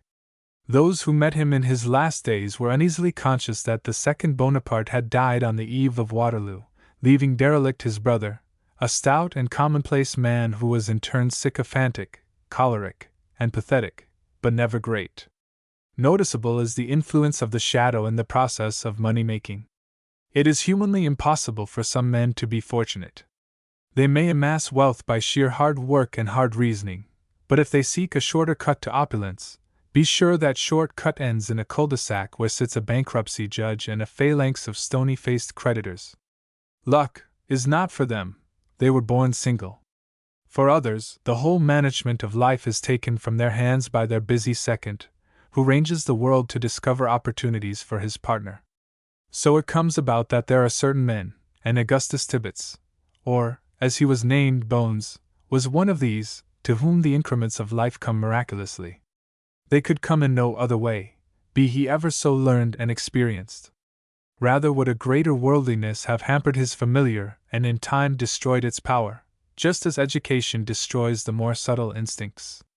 Whilst the learned seismographer eats his dinner, cheerfully unconscious of the coming earthquake, his dog shivers beneath the table. By this preamble I am not suggesting that Bones was a fool. Far from it. Bones was wise, uncannily wise in some respects. His success was due, as to 9/10, to his native sense. His X supplied the other fraction. No better illustration of the working of this concealed quantity can be given than the story of the great jute sale and Miss Bertha Stegg. The truth about the government speculation in jute is simply told. It is the story of an official who, in the middle of the war, was seized with the bright idea of procuring enormous quantities of jute for the manufacture of sandbags. The fact that by this transaction he might have driven the jute lords of Dundee into frenzy did not enter into his calculations. Nor did it occur to him that the advantageous position in which he hoped to place his department depended for its attainment upon a total lack of foresight on the part of the Dundee merchants. As a matter of fact, Dundee had bought well and wisely. It had sufficient stocks to meet all the demands which the government made upon it, and when, after the war, the department offered its purchase at a price which would show a handsome profit to the government, Dundee laughed long and loudly. And so there was left on the official hands, at the close of the war, a quantity of jute which nobody wanted, at a price which nobody would pay. And then somebody asked a question in the House of Commons, and the responsible secretary went hot all over, and framed the reply which an under-secretary subsequently made in such terms as would lead the country to believe that the jute purchased at a figure beyond the market value was a valuable asset, and would one day be sold at a profit. Mr. Augustus Tibbets knew nothing about jute. But he did read, almost every morning in the daily newspapers, how one person or another had made enormous purchases of linen, or of cloth, or of motor chassis, paying fabulous sums on the nail and walking off almost immediately with colossal profits. And every time Bones read such an account he wriggled in his chair and made unhappy noises. Then one afternoon there came to his office a suave gentleman in frock coat, carrying with him a card which was inscribed, Ministry of Supplies. And the end of that conversation was that Bones, all a twitter of excitement, drove to a gloomy office in Whitehall, where he interviewed a most sacred public official, to whom members of the public were not admitted, perhaps, more than 4 times a year. Hamilton had watched the proceedings with interest and suspicion. When Bones was mysterious, he was very mysterious, and he returned that night in such a condition of mystery that none but a thought-reading detective could have unraveled him. "You seem infernally pleased with yourself, Bones," said Hamilton. "What lamentable error have you fallen into?" "Dear old Ham," said Bones, with the helpless little laugh which characterized the very condition of mind which Hamilton had described. "Dear old Prior, wait till tomorrow. Dear old thing, I wouldn't spoil it. Read your jolly old newspaper, dear old Inquirer." "Have you been to the police court?" asked Hamilton. "Police court? Police court?" said Bones testily. "Good heavens, lad! Why this jolly old vulgarity? No, dear boy, live and learn, dear old thing." Hamilton undoubtedly lived until the next morning, and learnt. He saw the headlines the second he opened his newspaper. Great deal in jute. Prominent city man buys government supply of jute for $1 million. Hamilton was on his way to the office, and fell back in the corner of the railway carriage with a suppressed moan. He almost ran to the office, to find Bones stalking up and down the room, dictating an interview to a reporter. 1 minute, dear old Ham," said Bones warningly. And then, turning to the industrious journalist, he went on where Hamilton had evidently interrupted him. "You can say that I've spent a great deal of my life in fearfully dangerous conditions," he said. "You needn't say where, dear old reporter, just say fearfully dangerous conditions." "What about jute?" asked the young man. "Jute," said Bones with relish, "or, as we call it, Corchorus capsularis, is the famous jute tree. I have always been interested in jute and all that sort of thing, but you know what to say better than I can tell you. You can also say that I'm young. No, don't say that. Put it like this, Mr. Tibbets, though apparently young-looking, bears on his hard and old face the marks of years spent in the service of his country. There is a sort of sadness about his funny old eyes. You know what to say, old thing." "I know," said the journalist, rising. "You'll see this in the next edition, Mr. Tibbets." When the young man had gone, Hamilton staggered across to him. "Bones," he said in a hollow voice, "you've never bought this stuff for $1 million? $1 million's a bit of an exaggeration, dear old sportsman," said Bones. "As a matter of fact, it's about half that sum, and it needn't be paid for a month. Here is the contract." He smacked his lips and smacked the contract, which was on the table, at the same time. "Don't get alarmed, don't get peevish, don't get panicky, don't be a wicked old flutter, Ham, my boy," he said. "I've reckoned it all out, and I shall make a cool 50,000 by this time next week." "What will you pay for it?" asked Hamilton, in a shaky voice. "I mean, how much a ton?" Bones mentioned a figure, and Hamilton jotted down a note. He had a friend, as it happened, in the jute trade, the owner of a big mill in Dundee, and to him he dispatched an urgent telegram. After that he examined the contract at leisure.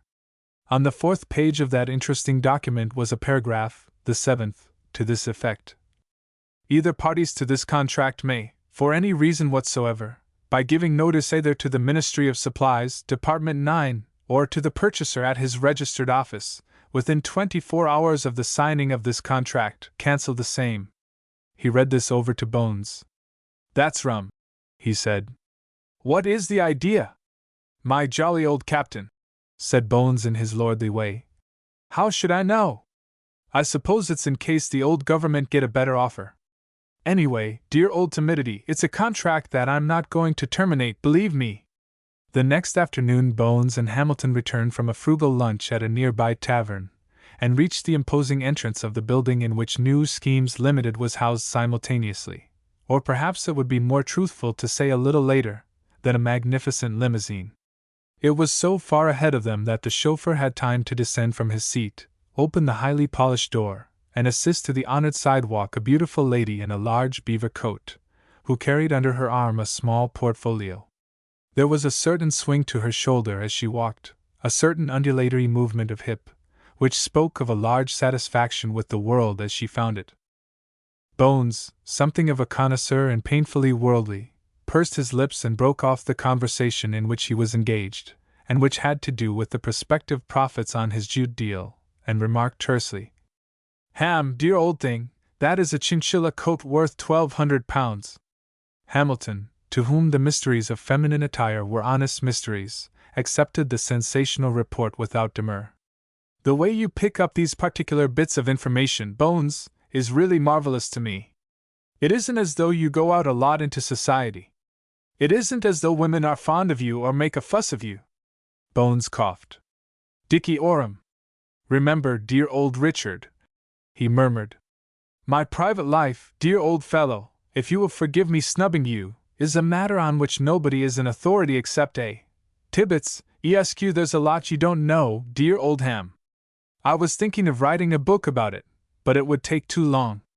By this time they reached the elevator, which descended in time to receive the beautiful lady in the brown coat.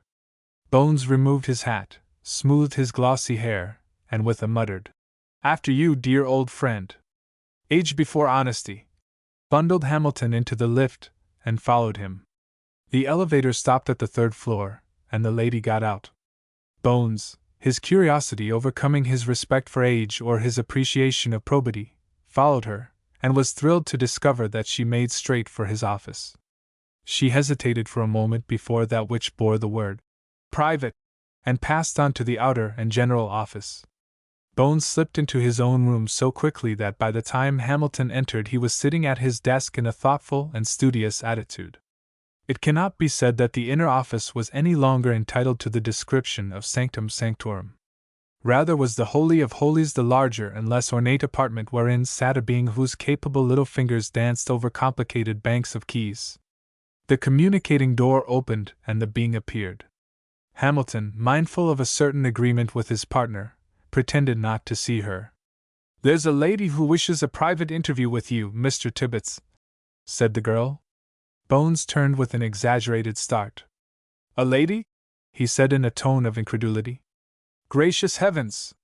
This is news to me, dear old miss. Show her in, please, show her in. A private interview, eh?" He looked meaningly at Hamilton. Hamilton did not raise his eyes, in accordance with his contract. "A private interview, eh?"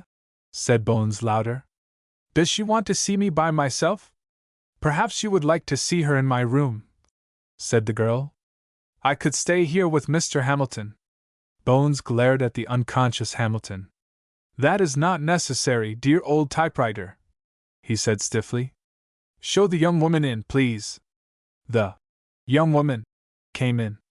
Rather, she tripped and undulated and swayed from the outer office to the chair facing Bones, and Bones rose solemnly to greet her. Miss Marguerite Whitland, the beautiful being, who had surveyed the tripping and swaying and undulating with the same frank curiosity that Cleopatra might have devoted to a performing seal, went into her office and closed the door gently behind her. sit down, said Bones. "And what can I do for you, young miss?" The girl smiled. It was one of those flashing smiles which make susceptible men blink. Bones was susceptible. Never had he been gazed upon with such kindness by a pair of such large, soft, brown eyes. Never had cheeks dimpled so prettily and so pleasurably, and seldom had Bones experienced such a sensation of warm embarrassment, not unpleasant, as he did now. "I am sure I am being an awful nuisance to you, Mr. Tibbets," said the lady. "You don't know my name, do you? Here is my card." She had it ready in her hand, and put it in front of him. Bones waited a minute or two while he adjusted his monocle, and read, "Miss Bertha Stegg." As a matter of fact, he read it long before he had adjusted his monocle, but the official acknowledgment was subsequent to that performance. Yes, said Bones, who on such occasions as these, or on such occasions as remotely resembled these, was accustomed to take on the air and style of the strong, silent man. "What can we do for you, my jolly old Miss Stegg?" "It's a charity," blurted the girl, and sat back to watch the effect of her words. "Oh, I know what you business men are. You simply hate people bothering you for subscriptions. And really, Mr. Tibbets, if I had to come to ask you for money, I would never have come at all. I think it's so unfair for girls to pester busy men in their offices, at the busiest time of the day, with requests for subscriptions." Bones coughed. In truth, he had never been pestered, and was enjoying the experience. "No, this is something much more pleasant, from my point of view," said the girl. "We are having a bazaar in West Kensington on behalf of the Little Tots Recreation Fund." "A most excellent plan," said Bones firmly. Hamilton, an interested audience, had occasion to marvel anew at the amazing self-possession of his partner. "It is one of the best institutions that I know," Bones went on thoughtfully. "Of course, it's many years since I was a little tot, but I can still sympathize with the jolly old totters, dear young miss." She had taken her portfolio from under her arm and laid it on his desk. It was a pretty portfolio, bound in powder blue and silver, and was fastened by a powder blue tape with silver tassels. Bones eyed it with pardonable curiosity. "I'm not asking you for money, Mr. Tibbets," Miss Stegg went on in her soft, sweet voice. "I think we can raise all the money we want at the bazaar. But we must have things to sell." "I see, dear old miss," said Bones eagerly. "You want a few old clothes? I've got a couple of suits at home, rather baggy at the knees, dear old thing, but you know what we boys are, we wear 'em until they fall off." The horrified Hamilton returned to the scrutiny of his notes. "I don't suppose undergarments, if you will permit the indelicacy, my dear old philanthropist," Bones was going on, when the girl stopped him with a gentle shake of her head. "No, Mr. Tibbets, it is awfully kind of you, but we do not want anything like that. The way we expect to raise a lot of money is by selling the photographs of celebrities," she said. "The photographs of celebrities?" repeated Bones. "But my dear young miss, I haven't had my photograph taken for years." Hamilton gasped. He might have gasped again at what followed, but for the fact that he had got a little beyond the gasping stage. The girl was untying her portfolio, and now she produced something and laid it on the desk before Bones. "How clever of you to guess!" she murmured. "Yes, it is a portrait of you we want to sell." Bones stared dumbfounded at a picture of himself, evidently a snapshot taken with a press camera, leaving the building. And, moreover, it was a flattering picture, for there was a stern frown of resolution on Bones's pictured face, which, for some esoteric reason, pleased him. The picture was mounted rather than on cardboard, for it was in a sunken mount, and beneath the portrait was a little oblong slip of pale blue paper. Bones gazed and glowed. Neatly printed above the picture were the words, "Our Captains of Industry. 3. Augustus Tibbets, ESQ Schemes Limited." Bones read this with immense satisfaction. He wondered who were the two men who could be placed before him, but in his generous mood was prepared to admit that he might come third in the list of London's merchant princes. "Deuce flattering, dear old thing," he murmured. "Hamilton, old boy, come and look at this." Hamilton crossed to the desk, saw, and wondered. "Not so bad," said Bones, dropping his head to one side and regarding the picture critically. "Not at all bad, dear old thing. You've seen me in that mood, I think, old Ham." "What is the mood?" said Hamilton innocently. "Indigestion?" The girl laughed. "Let's have a little light on the subject," said Bones. "Switch on the expensive old electricity, Ham." "Oh, no," said the girl quickly. "I don't think so. If you saw the picture under the light, you'd probably think it wasn't good enough, and then I should have made my journey in vain." "Spare me that, Mr. Tibbets!" Mr. Tibbets giggled. At that moment the being reappeared. Marguerite Whitland, chief and only stenographer to the firm of Schemes Limited, and Bones beckoned her. "Just cast your eye over this, young miss," he said. "What do you think of it?" The girl came round the group, looked at the picture, and nodded. Very nice, she said, and then she looked at the girl. Selling it for a charity, said Bones carelessly. Some silly old josser will put it up in his drawing room, I suppose. You know, Ham, dear old thing, I never can understand this hero worship business. And now, my young and philanthropic collector, what do you want me to do? Give you permission? It is given. I want you to give me your autograph. Sign down there. She pointed to a little space beneath the picture. And just let me sell it for what I can get. With all the pleasure in life, said Bones. He picked up his long plumed pen and splashed his characteristic signature in the space indicated.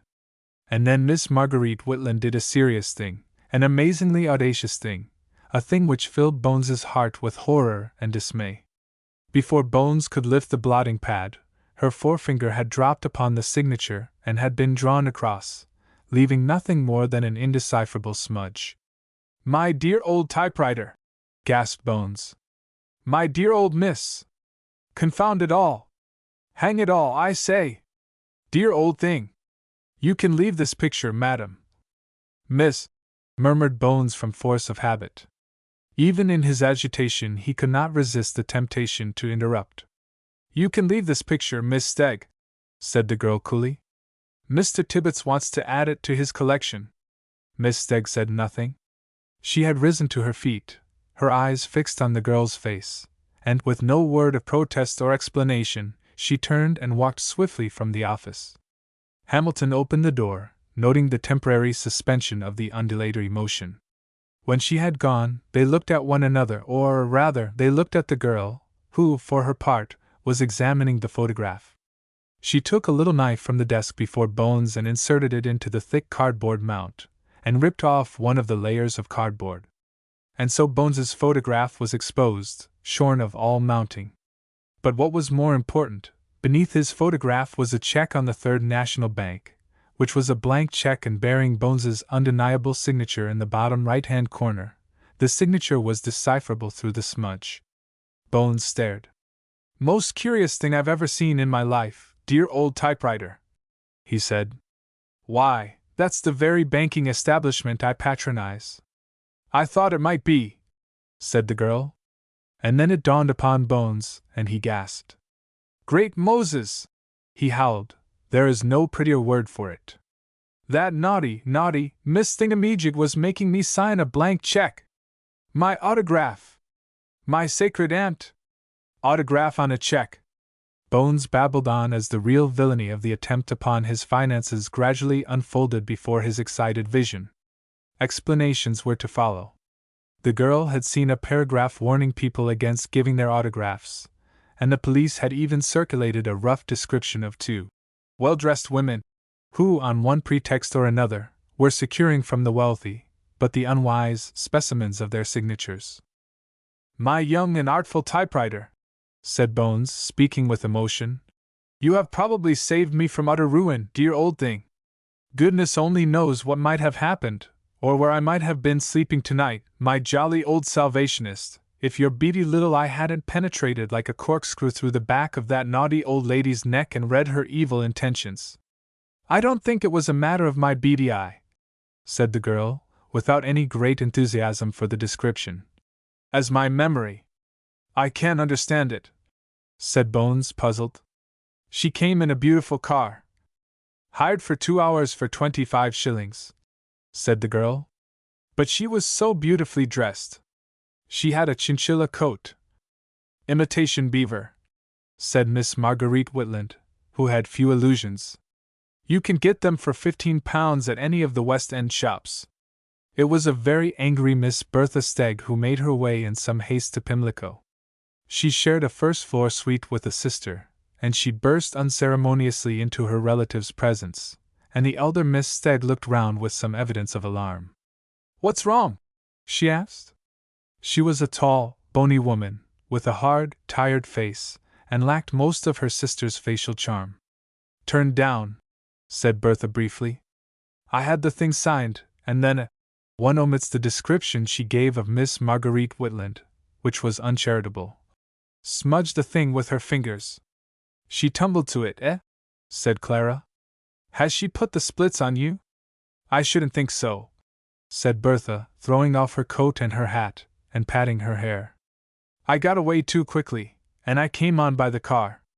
Will he report it to the police? He's not that kind. Doesn't it make you mad, Clara, to think that that fool has $1 million to spend? Do you know what he's done?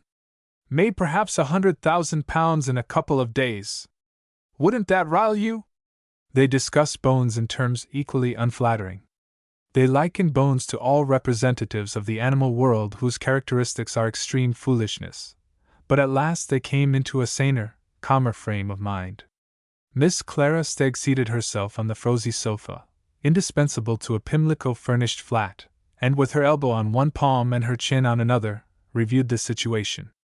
She was the brains of a little combination which had done so much to distress and annoy susceptible financiers in the city of London. The record of the Stegg sisters may be read by the curious, or, at any rate, by as many of the curious as have the entrée to the record department of Scotland Yard. The Steggs specialized in finance, and operated exclusively in high financial circles. There was not a fluctuation of the market which Miss Clara Stegg did not note, and when rubber soared sky-high, or steel preferred sagged listlessly, she knew just who was going to be affected, and just how approachable they were. During the war the Stegg sisters had opened a new department, so to speak, dealing with government contracts, and the things which they knew about the incomes of government contractors the average surveyor of taxes would have given money to learn. It was my mistake, Bertha, she said at last. Though in a sense it wasn't. I tried him simply, because he's simple. If you work something complicated on a fellow like that, you're pretty certain to get him guessing. She went out of the room, and presently returned with 4 ordinary exercise books, one of which she opened at a place where a page was covered with fine writing, and that facing was concealed by a sheet of letter paper which had been pasted onto it. The letter paper bore the embossed heading of Schemes Limited. The epistle had reference to a request for an autograph which Bones had most graciously granted. The elder woman looked at the signature, biting her nether lip. It is almost too late now. What is the time? She asked. 3:30, replied her sister. Miss Stegg shook her head. The banks are closed, and anyway. She carried the book to a table, took a sheet of paper and a pen, and, after a close study of Bones's signature, she wrote it, at first awkwardly, then, after about a dozen attempts, she produced a copy which it was difficult to tell apart from the original. Really, Clara, you're a wonder, said her sister admiringly. Clara made no reply. She sat biting the end of the pen. I hate the idea of getting out of London and leaving him with all that money, Bertha, she said. I wonder. She turned to her sister. Go out and get all the evening newspapers, she said. There's bound to be something about him, and I might get an idea. There was much about Bones in the papers the younger girl brought, and in one of these journals there was quite an important interview, which gave a sketch of Bones's life, his character, and his general appearance. Clara read this interview very carefully. It says he's spent $1 million, but I know that's a lie, she said. I've been watching that Jude deal for a long time, and it's nearer half the sum. She frowned. I wonder, she said. Wonder what? Asked the younger girl impatiently. What's the good of wondering? The only thing we can do is to clear out. Again Clara went from the room and came back with an armful of documents. These she laid on the table, and the girl, looking down, saw that they were for the main part blank contracts. Clara turned them over and over until at last she came to one headed Ministry of Supplies. This be the form, she said. It is the same that Stephen Howe had. She was mentioning the name of a middle-aged man, who, quite unwittingly and most unwillingly, had contributed to her very handsome bank balance. She scanned the clauses through, and then flung down the contract in disgust. There's nothing mentioned about a deposit, she said. And anyway, I doubt very much whether I could get it back, even on his signature. A quarter of an hour later Miss Clara Stegg took up the contract again, and read the closely printed clauses very carefully. When she had finished she said, I just hate the idea of that fellow making money. You've said that before, said her sister tartly. At 6 o'clock that evening Bones went home. At 9 o'clock he was sitting in his sitting room in Clarges Street, a wonderful place, though small, of Eastern hangings and subdued lights, when Hamilton burst in upon him, and Bones hastily concealed the poem he was writing and thrust it under his blotting pad. It was a good poem and going well. It began, "How very sweet is Marguerite," and Bones was, not unreasonably, annoyed at this interruption to his muse. As to Hamilton, he was looking ill. "Bones," said Hamilton quietly, "I've had a telegram from my pal in Dundee. Shall I read it?" "Dear old thing," said Bones, with an irritated, "Tut, really, dear old creature, at this time of night, your friends in Dundee, really, my dear old boy." "Shall I read it?" said Hamilton, with sinister calm. By all means," said Bones, waving an airy hand and sitting back with resignation written on every line of his countenance. "Here it is," said Hamilton. "It begins urgent." "That means he's in a devil of a hurry, old thing," said Bones, nodding. "And it goes on to say," said Hamilton, ignoring the interruption, "your purchase at the present price of jute is disastrous. Jute will never again touch the figure at which your friend tendered. Ministry have been trying to find a mug for years to buy their jute, half of which is spoilt by bad warehousing, as I could have told you, and I reckon you have made a loss of exactly half the amount you have paid." Bones had opened his eyes and was sitting up. "Dear old Job's comforter," he said huskily. "Wait a bit," said Hamilton. "I haven't finished yet," and went on. "Strongly advise you cancel your sale in terms of Clause 7 Ministry contract. That's all," said Hamilton. "Oh, yes," said Bones feebly, as he ran his finger inside his collar. "That's all. What do you think, Bones?" said Hamilton gently. "Well, dear old cloud on the horizon," said Bones, clasping his bony knee. "It looks remarkably like serious trouble for B.'s Esquire. It does indeed." "Of course," he said, "you're not in this, old Ham. This was a private speculation." "Rot!" said Hamilton contemptuously. "You're never going to try a dirty trick like that on me?" "Of course I'm in it. If you're in it, I'm in it." Bones opened his mouth to protest, but subsided feebly. He looked at the clock, sighed, and lowered his eyes again. "I suppose it's too late to cancel the contract now?" Bones nodded. 24 hours, poor old victim," he said miserably. "Expired at 5 p.m. "So that's that," said Hamilton. Walking across, he tapped his partner on the shoulder. "Well, Bones, it can't be helped, and probably our pal in Dundee has taken an extravagant view." "Not he," said Bones. "Not he, dear old Shearer. Well, we shall have to cut down expenses, move into a little office, and start again, dear old Hamilton. It won't be so bad as that." "Not quite so bad as that," admitted Bones. "But one thing," he said with sudden energy, "one thing, dear old thing, I'll never part with. Whatever happens, dear old boy, rain or shine, sun or moon, stars or any old thing like that." He was growing incoherent. "I will never leave my typewriter, dear old thing. I will never desert her, never, never, never, never, never." He turned up in the morning, looking and speaking chirpily. Hamilton, who had spent a restless night, thought he detected signs of similar restlessness in Bones. Miss Marguerite Whitland brought him his letters, and he went over them listlessly until he came to one large envelope which bore on its flap the all too familiar seal of the Ministry. Bones looked at it and made a little face. "It's from the Ministry," said the girl. Bones nodded. "Yes, my old note-taker," he said. "My poor young derelict cast out." His voice shook. "Through the rapacious and naughty old speculations of one who should have protected your jolly old interests, it is from the Ministry." "Aren't you going to open it?" she asked. "No, dear young typewriter, I am not," Bones said firmly. "It's all about the beastly jute, telling me to take it away. Now, where the dickens am I going to put it, eh? Never talk to me about jute," he said violently. "If I saw a jute tree at this moment, I'd simply hate the sight of it." She looked at him in astonishment. "Why, whatever's wrong?" she asked anxiously. "Nothing," said Bones. Nothing, he added brokenly. Oh, nothing, dear young typewriting person. She paused irresolutely, then picked up the envelope and cut open the flap. Remember that she knew nothing, except that Bones had made a big purchase, and that she was perfectly confident, such was her sublime faith in Augustus Tibbets, that he would make a lot of money as a result of that purchase.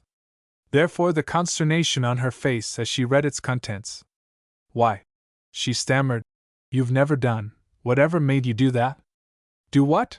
Said Bones hollowly. What made me do it? Greed, dear old sister, just wicked, naughty greed.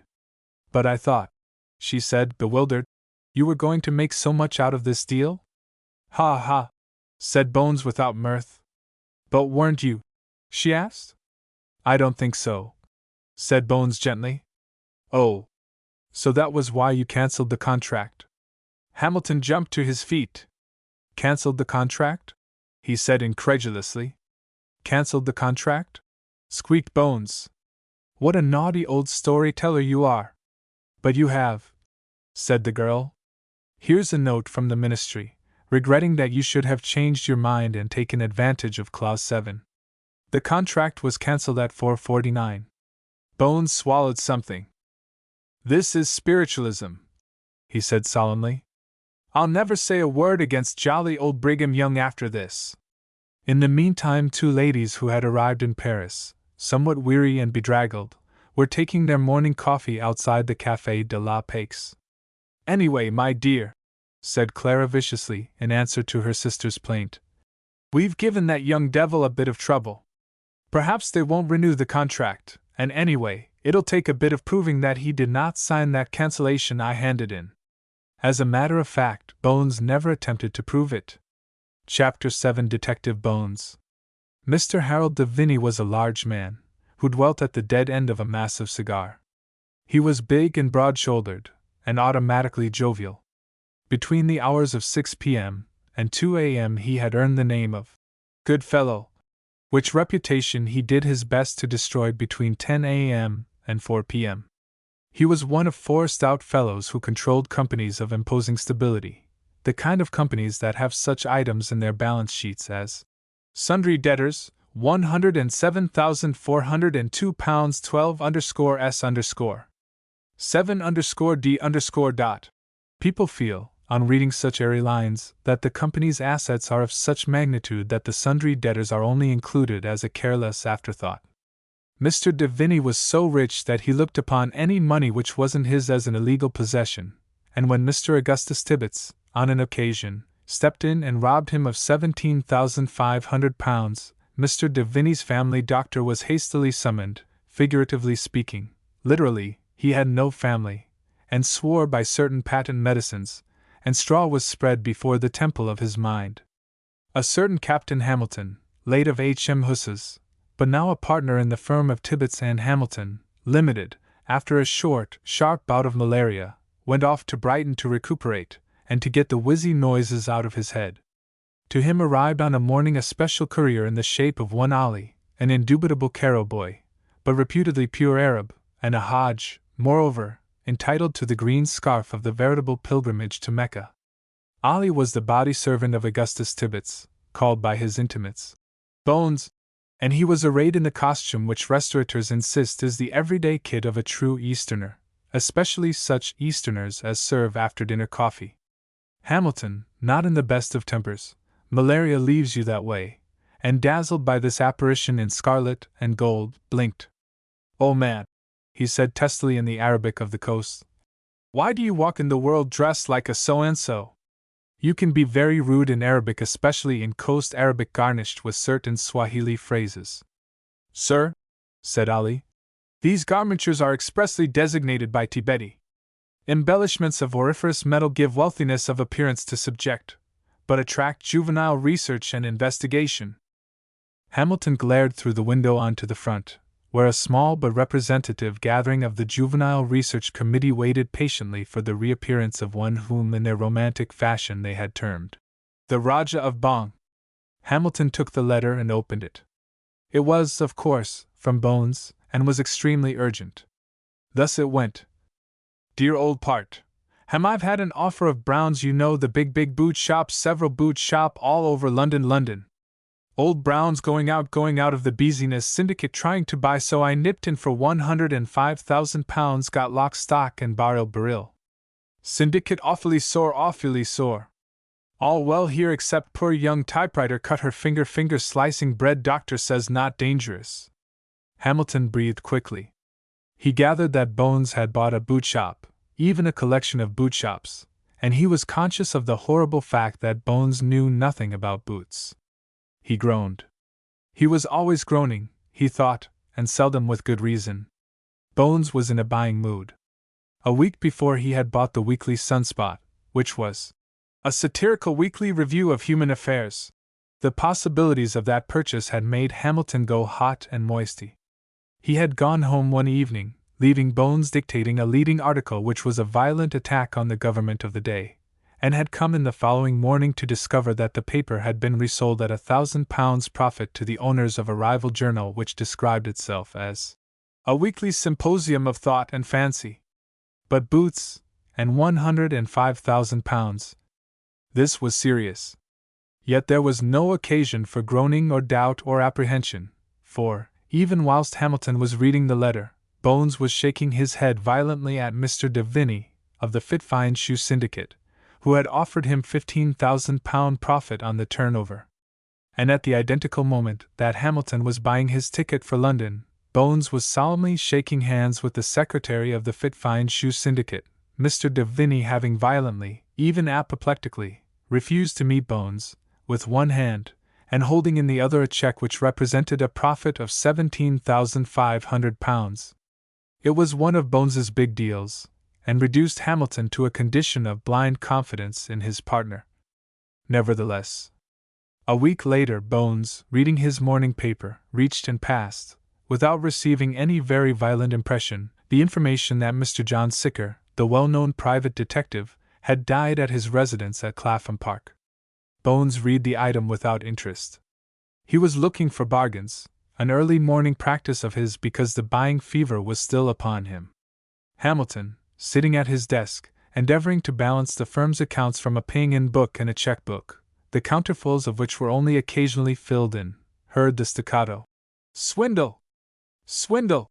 and knew that Bones had reached the pages whereon were displayed the prospectuses of new companies. He had the firm conviction that all new companies were founded on frauds and floated by criminals. The offer of 7% debenture stock moved him to sardonic laughter. The certificates of eminent chartered accountants brought a meaning little smile to his lips, followed by the perfectly libelous statement that these people would do anything for money, dear old thing. Presently Bones threw down the paper. "Nothing, absolutely nothing," he said, and walked to the door of the outer office, knocked upon it, and disappeared into the sanctum of the lady whom Bones never referred to except in terms of the deepest respect as his young typewriter. "Young miss," he said, pausing deferentially at the door. "May I come in?" She smiled up at him, a proceeding which was generally sufficient to throw Bones into a pitiful condition of incoherence. But this morning it had only the effect of making him close his eyes as though to shut out a vision too radiant to be borne. "Aren't you well, Mr. Tibbets?" she asked quickly and anxiously. "It's nothing, dear old miss," said Bones, passing a weary and hypocritical hand across his brow. "Just a fit of the jolly old staggers. The fact is, I've been keeping late hours. In fact, dear young miss," he said huskily, "I have been engaged in a wicked old pursuit. Yes, positively naughty." "Oh, Mr. Tibbets!" She was truly shocked. "I'm awfully sorry. You really shouldn't drink, you're so young." "Drink?" said the hurt and astounded Bones. "Dear old slanderer! Poetry!" He had written sufficient poetry to make a volume, poems which abounded in such rhymes as "Marguerite, dainty feet, sweet, hard to beat," and the like. But this she did not know. By this time the girl was not only accustomed to these periodical embarrassments of Bones, but had acquired the knack of switching the conversation to the main line of business. "There's a letter from Mr. de Vinny," she said. Bones rubbed his nose and said, "Oh." Mr. de Vinny was on his mind rather than on his conscience, for Mr. de Vinny was very angry with Bones, who, as he had said, had nipped in and had cost Mr. de Vinny £17,500. "It is not a nice letter," suggested the girl. "Let me see, dear young head turner," said Bones firmly. The letter called him "Sir," and went on to speak of the writer's years of experience as a merchant of the City of London, in all of which, said the writer, he had never heard of conduct approaching in infamy that of Augustus Tibbets, Esquire. "It has been brought to my recollection," wrote the infuriated Mr. de Vinny, "that on the day you made your purchase of Brown's, I dined at the Kingsway restaurant, and that you occupied a table immediately behind me. I can only suppose that you overheard a perfectly confidential, heavily underscored, conversation between myself and a fellow director, and utilized the information thus disgracefully acquired." "Never talk at meals, dear old typewriter," murmured Bones. "Awfully bad for your jolly young tum, for your indigestion, dear young key-tapper." The letter went on to express the writer's intention of taking vengeance for that dishonest squeeze, of which he had been the victim. Bones looked at his secretary anxiously. The censure of Mr. de Vinny affected him not at all. The possible disapproval of this lady filled him with dire apprehension. "It's not a nice letter," said the girl. "Do you want me to answer it?" "Do I want you to answer it?" repeated Bones, taking courage. "Of course I want you to answer it, my dear old paper stainer and decorator. Take these words." He paced the room with a terrible frown. "Dear old thing," he began. "Do you want me to say dear old thing?" asked the girl. "No, perhaps not, said Bones. "Start it like this, my dear peevish one." The girl hesitated and then wrote down, "Dear Sir, you are just showing your naughty temper," dictated Bones, and added unnecessarily, TMPR. It was a practice of his to spell simple words. "You are just showing your naughty temper," he went on, "and I simply refuse to have anything more to do with you. You're being simply disgusting. Need I say more?" added Bones. The girl wrote, "Dear Sir, no useful purpose would be served either in replying to your letter of today's date, or reopening the discussion on the circumstances of which you complain." Bones went back to his office feeling better. Hamilton left early that afternoon, so that when, just after the girl had said, "Good night," and Bones himself was yawning over an evening paper, and there came a rap at the door of the outer office, he was quite alone. "Come in," he yelled, and a young man, dressed in deep mourning, eventually appeared through the door sacred to the use of Miss Marguerite Whitland. "I'm afraid I've come rather late in the day." "I'm afraid you have, dear old thing," said Bones. "Come and sit down, black one. Deepest sympathy and all that sort of thing." The young man licked his lips. His age was about 24, and he had the appearance of being a semi-invalid, as, indeed, he was. "It's rather late to see you on this matter," he said, "but your name was only suggested to me about an hour ago." Bones nodded. Remember that he was always prepared for a miracle, even at closing time. "My name is Sicker," said the visitor. "And a jolly good name, too," said Bones, dimly conscious of the fact that he had heard this name mentioned before. "You probably saw the account of my father's death. It was in this morning's newspaper, though he died last week," said Mr. Sicker. Bones screwed up his forehead. "I remember that name," he said. "Now let me think. Why, of course, Sicker's Detective Agency." It was the young man's turn to nod. "That's right, sir," he said. "John Sicker was my father.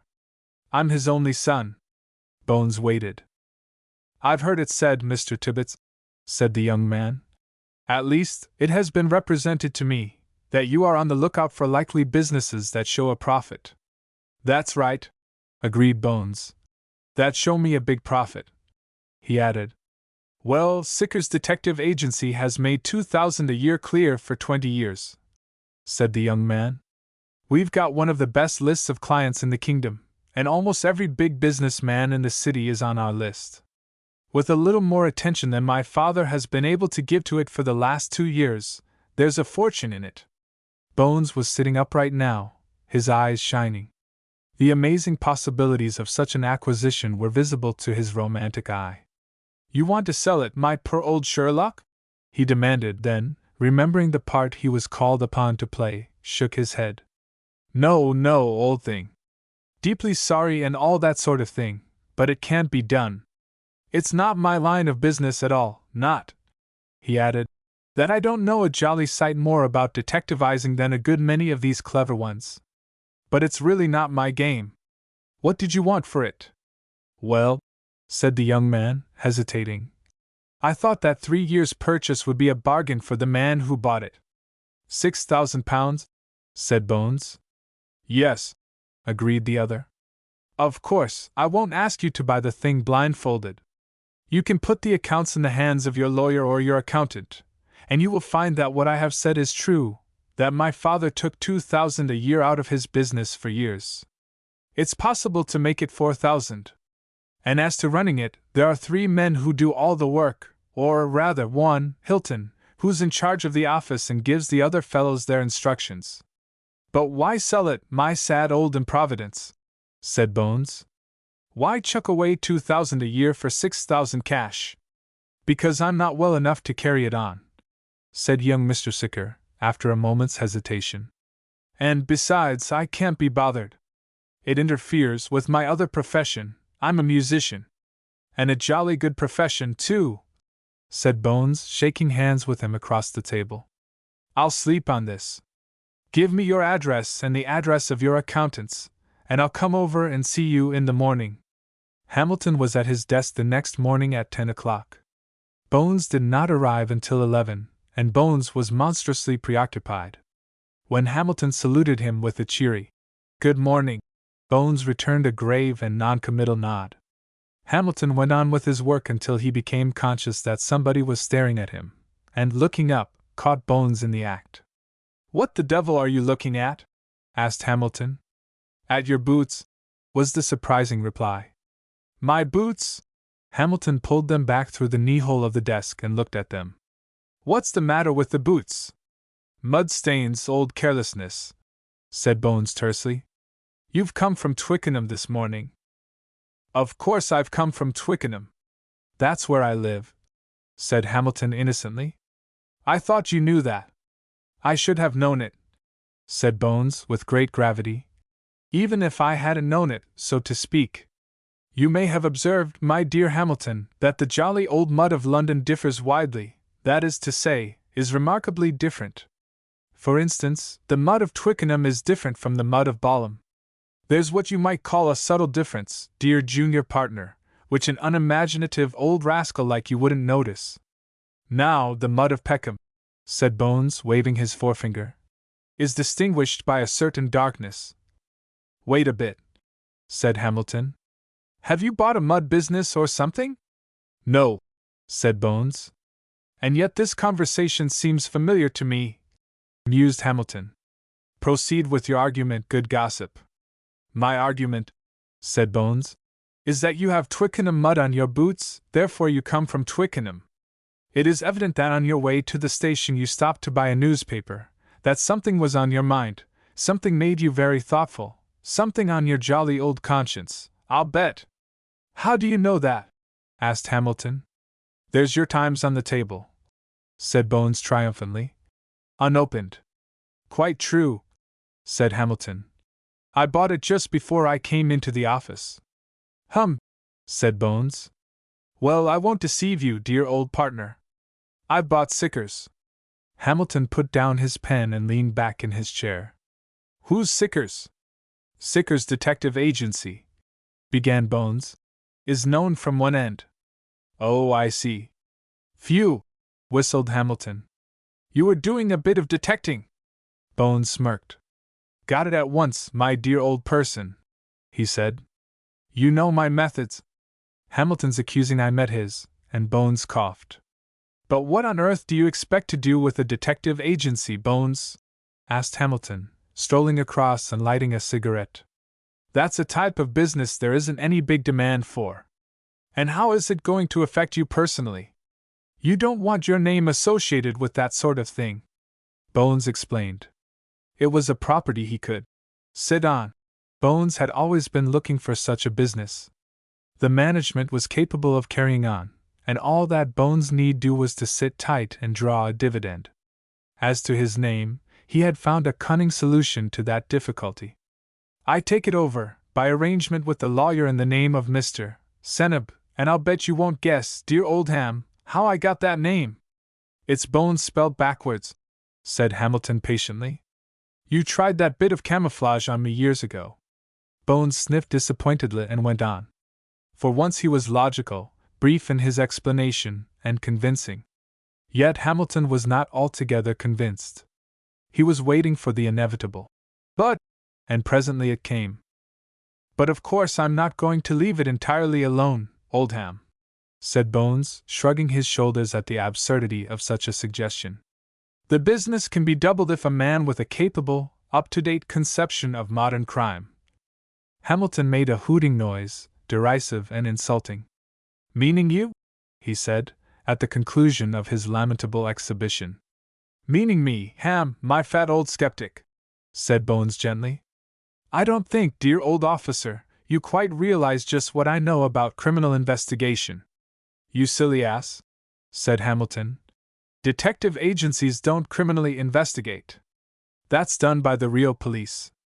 Detective agencies are merely employed by suspicious wives to follow their husbands. Exactly, said Bones, nodding. And that is just where I come in. You see, I did a little bit of work last night, rather a pretty little bit of work. He took a slip of paper from his pocket. You dined at the Criterion at 8:30 with a tall, fair lady, a jolly old dear she was too, old boy, and I congratulate you most heartily, named Vera. Hamilton's face went red. You left the restaurant at 9:10, and entered cab number 667432. Am I right, sir? Do you mean to tell me, exploded Hamilton, that you were watching me? Bones nodded. I picked you up, old thing, outside the Piccadilly tube. I shadowed you to the theater. I followed you home. You got a taxi, number 297431, and you were an awful long time before you got out when you reached the lady's destination, an awful long time, said Bones emphatically. What you could find to talk about after the cab had drawn up at the dear old ancestral home of Vera. Bones, said Hamilton awfully, I think you've gone far enough. I thought you'd gone a bit too far, dear old thing, I did really, said Bones, shaking his head reprovingly. I watched you very carefully. He danced, with a little squeak of joy, into the office of his beautiful secretary, leaving a very red and a pardonably annoyed Hamilton breathing heavily. Bones went to the office of Sicker's detective agency early the next morning. He went, it may be remarked in passing, though these details can only be interesting to the psychologist, wearing the darkest of his dark suits and a large black Wadiwake hat. There was a certain furtiveness in his movements between the taxicab and the entrance of the office, which might suggest to anybody who had taken the trouble to observe him that he was an escaping bank robber. Sicker's had spacious offices and a small staff. Only Hilton, the manager, and a clerk were in when Bones presented his card. He was immediately conducted by Mr. Hilton to a very plain inner office, surrounded with narrow shelves, which in turn were occupied by innumerable little deed boxes. Mr. Hilton was a sober-faced man of 55, sallow and unhappy. His tone was funereal and deliberate, his eyes steady and remorseless. Sit down, Mr. Seneb, he said hollowly. I have a message from the lawyers, and I presume I am welcoming to this establishment the new proprietor who has taken the place of my revered chief, whom I have faithfully served for 29 years. Bones closed his eyes and listened as to an address of welcome. Personally, said Mr. Hilton, I think that the sale of this business is a great mistake on the part of the Sicker family. The Sickers have been detectives for 4 generations, he said with a relish of an antiquarian. George Sicker first started work as an investigator in 1814 in this identical building. For 35 years he conducted Sicker's confidential bureau, and was succeeded by his son James, the grandfather of the late John George, for 23 years. Quite so, said Bones. Poor old George. Well, we can't live forever, dear old chief of staff. Now, the thing is, how to improve this jolly old business. He looked around the dingy apartment without enthusiasm. Bones had visitors that morning, many visitors. They were not, as he had anticipated, veiled ladies or cloaked dukes, nor did they pour into his discreet ears the stories of misspent lives. There was Mr. Carlo Borker, of Borker's Confidential Inquiry Bureau, a gross man in a top hat, who complained bitterly that old man Sicker had practically and to all intents and purposes offered him an option of the business years ago. It was a one-sided conversation. I says to him, Sicker, if you ever want to sell out, he says to me, Borker, my boy, you've only to offer me a reasonable figure. I says to him, now, Sicker, don't ever let anybody else get this business. Then there was ex-Inspector Stellingworth, of Stellingworth's Detective Corps, a gloomy man, who painted in the blackest colors the difficulties and tragedies of private investigation, yet seemed willing enough to assume the burden of Sicker's agency, and give Bones £1,000 profit on his transaction. Mr. Augustus Tibbets spent 3 deliciously happy days in reorganizing the business. He purchased from the local gunsmith a number of handcuffs, which were festooned upon the wall behind his desk and secured secretly, since he did not think that the melancholy Mr. Hilton would approve, a large cardboard box filled to the brim with adjustable beards of every conceivable hue, from bright scarlet to mouse color. He found time to relate to a skeptical Hamilton something of his achievements. Wonderful case today, dear old boy, he said enthusiastically on the third evening. A naughty old lady has been flirting with a very, very naughty old officer. Husband tremendously annoyed. How that man loves that woman! Which man? Said Hamilton cynically. I refer to my client, said Bones not without dignity. Look here, Bones, said Hamilton with great seriousness.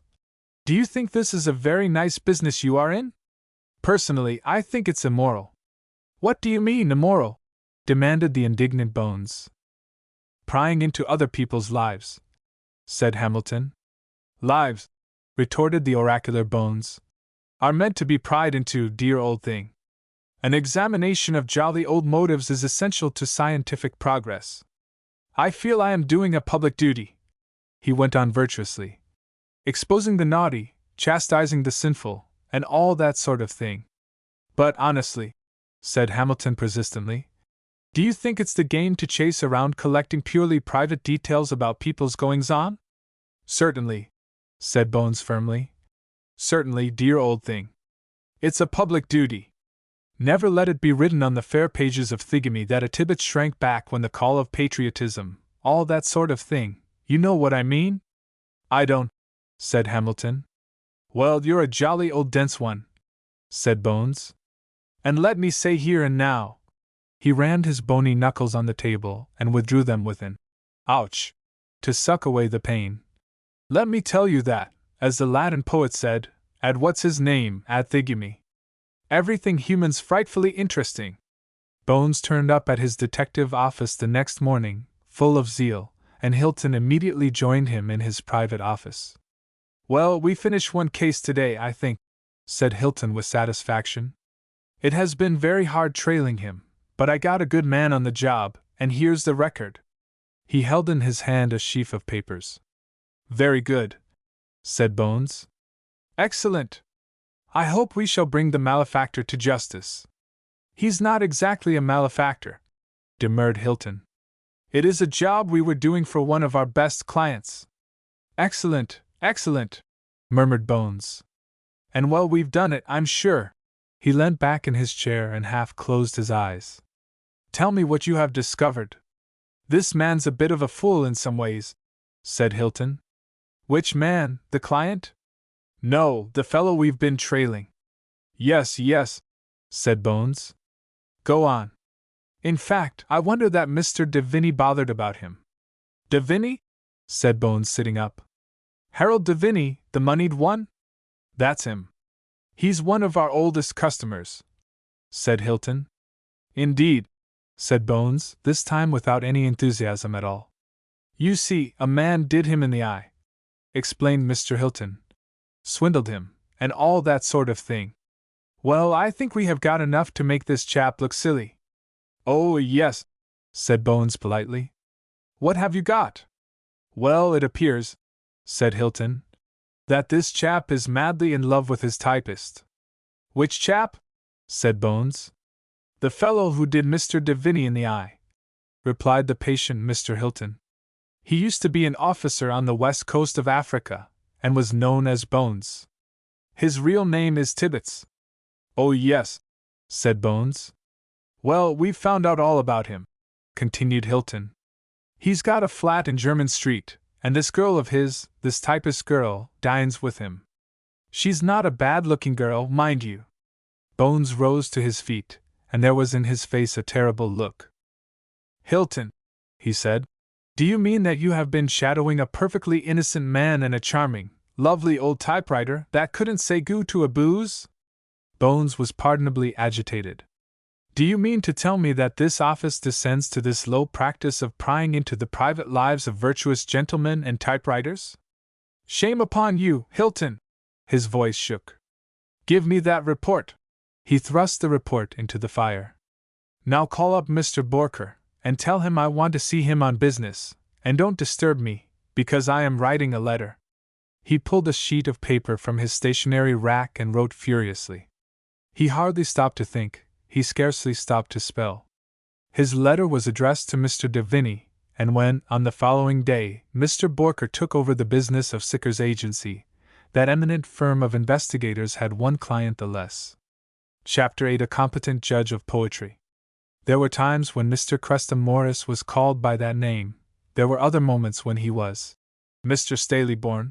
His wife, a placid and trusting woman, responded to either name, having implicit faith in the many explanations which her husband offered to her, the favorite amongst them being that business men were seldom known by the names they were born with. Thus the eminent firm of Drapers Messrs. Lavender and Rosemary were, or was, in private life one Isidore Rule, and everybody knew that the maker of Morgan's superfatted soap, the soap with foam, was a certain member of the House of Lords whose name was not Morgan. Mrs. Staleyborn, or Morris, had a daughter who ran away from home and became the secretary to Augustus Tibbets, managing director of Schemes Limited, and there were odd moments of the day when Mrs. Staleyborn felt vaguely uneasy about her child's future. She had often, indeed, shed tears between 5 o'clock in the afternoon and 7 o'clock in the evening, which, as everybody knows, is the most depressing time of the day. She was, however, one of those persons who are immensely comforted by the repetition of ancient saws which become almost original every time they are applied, and one of these sayings was, "Everything is for the best." She believed in miracles, and had reason, for she received her weekly allowance from her erratic husband with monotonous regularity every Saturday morning. This is a mere digression to point the fact that Mr. Morris was known by many names. He was called Cress, and Ike, and Tubby, and Staley, according to the company in which he found himself. One evening in June he found himself in the society of friends who called him by names which, if they were not strictly original, were certainly picturesque. One of these companions was a Mr. Weber, who had worked more swindles with Morris than had any other partner, and the third, and most talkative, was a gentleman named Seepage, of Seepage and Sons, printers to the trade. Mr. Seepage was a man of 45, with a well-used face. It was one of those faces which look different from any other angle than that from which it is originally seen. It may be said, too, that his coloring was various. As he addressed Mr. Morris, it varied between purple and blue. Mrs. Morris was in the habit of addressing her husband by endearing titles. Mr. Seepage was not addressing Mr. Morris in a way which, by any stretch of imagination, could be described as endearing. "Wait a bit, Lou," pleaded Mr. Morris. "Don't let's quarrel. Accidents will occur in the best of regulated families." "Which you're not," said the explosive Mr. Seepage, violently. "I gave you 200 to back Morning Glory in the 3 o'clock race. You go down to Newbury with my money, and you come back and tell me, after the horse has won, that you couldn't get a bookmaker to take the bet. And I give you the money back," replied Mr. Morris. "You did," reported Mr. Seepage meaningly. "And I was surprised to find there wasn't a dud note in the parcel. No, Ike, you double-crossed me." You backed the horse and took the winnings, and come back to me with a cock-and-bull story about not being able to find a bookmaker. Mr. Morris turned a pained face to his companion. Jim, he said, addressing Mr. Weber, did you ever in all your born days hear a pal put it across another pal like that? After the work we've done all these years together, me and Lou, why, you're like a serpent in the bush, you are really. It was a long time, and there was much passing of glasses across a lead-covered bar. Before Mr. Seepage could be pacified, the meeting took place in the private bar of the Bread and Cheese, Camden Town. But presently he turned from the reproachful into the melancholy stage, explained the bad condition of business, what with the paper bills and wages bills he had to pay, and hinted ominously at bankruptcy.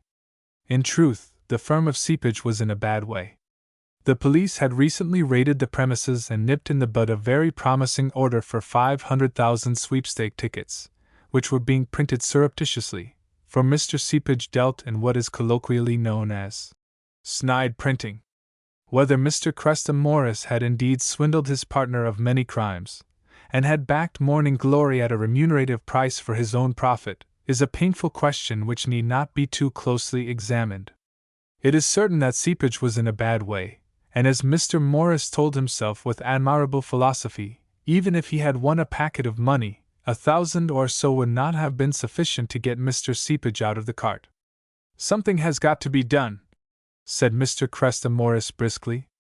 Somebody, corrected the taciturn Weber. The question is, who?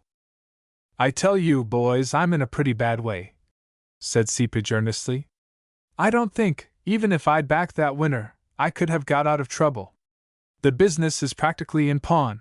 I'm getting a police inspection once a week.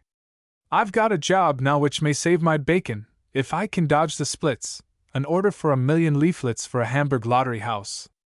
And I want the money, bad. I owe about £3,000. I know where there's money for asking, said Weber, and they looked at him. His interesting disclosure was not to follow immediately, for they had reached closing time, and were respectfully ushered into the street. Come over to my club, said Mr. Seepage. His club was off the Tottenham Court Road, and its membership was artistic. It had changed its name after every raid that had been made upon it, and the fact that the people arrested had described themselves as artists and actresses consolidated the new Napoli Club as one of the artistic institutions of London. Now, where's this money? Asked Seepage, when they were seated round a little table. There's a fellow called Bones, began Mr. Weber.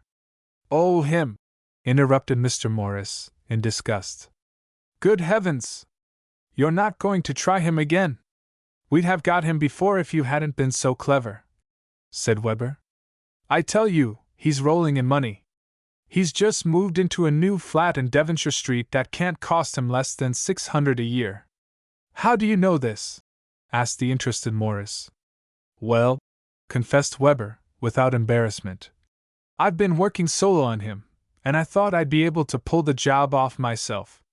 That's a bit selfish, reproached Morris, shaking his head. I didn't expect this from you, Webby. Never mind what you expected, said Weber, unperturbed. I tell you I tried it. I've been nosing round his place, getting information from his servants, and I've learned a lot about him.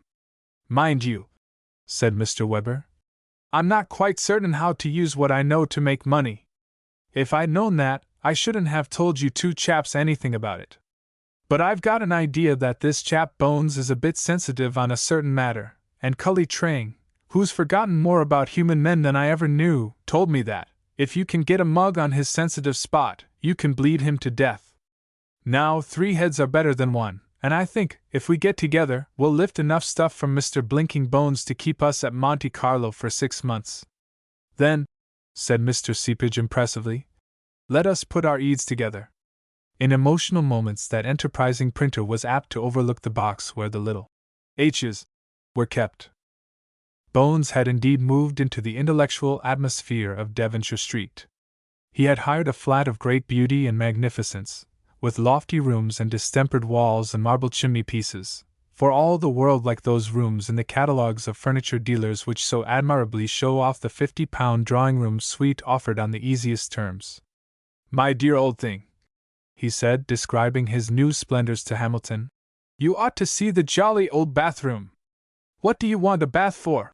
asked Hamilton innocently. "You've only got the place for 3 years." "Now, dear old thing, don't be humorous," said Bones severely. "Don't be cheap, dear old comic one.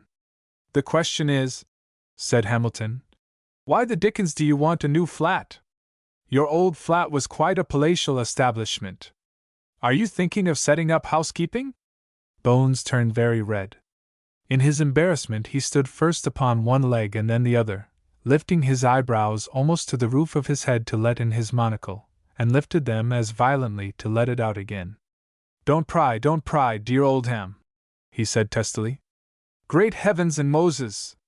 Can't a fellow take a desirable flat, with all modern conveniences, in the most fashionable part of the West End, and all that sort of thing, without exciting the voice of scandal, dear old thing?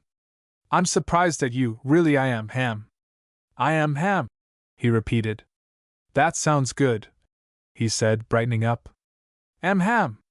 But what is the scheme?" persisted Hamilton. A bargain, dear old officer," said Bones, hurriedly, and proceeded to the next business. That next business included the rejection of several very promising offers which had arrived from different directors of companies and people. Bones was known as a financier. People who wanted other people to put money into things invariably left Bones to the last, because they liked trying the hard things first.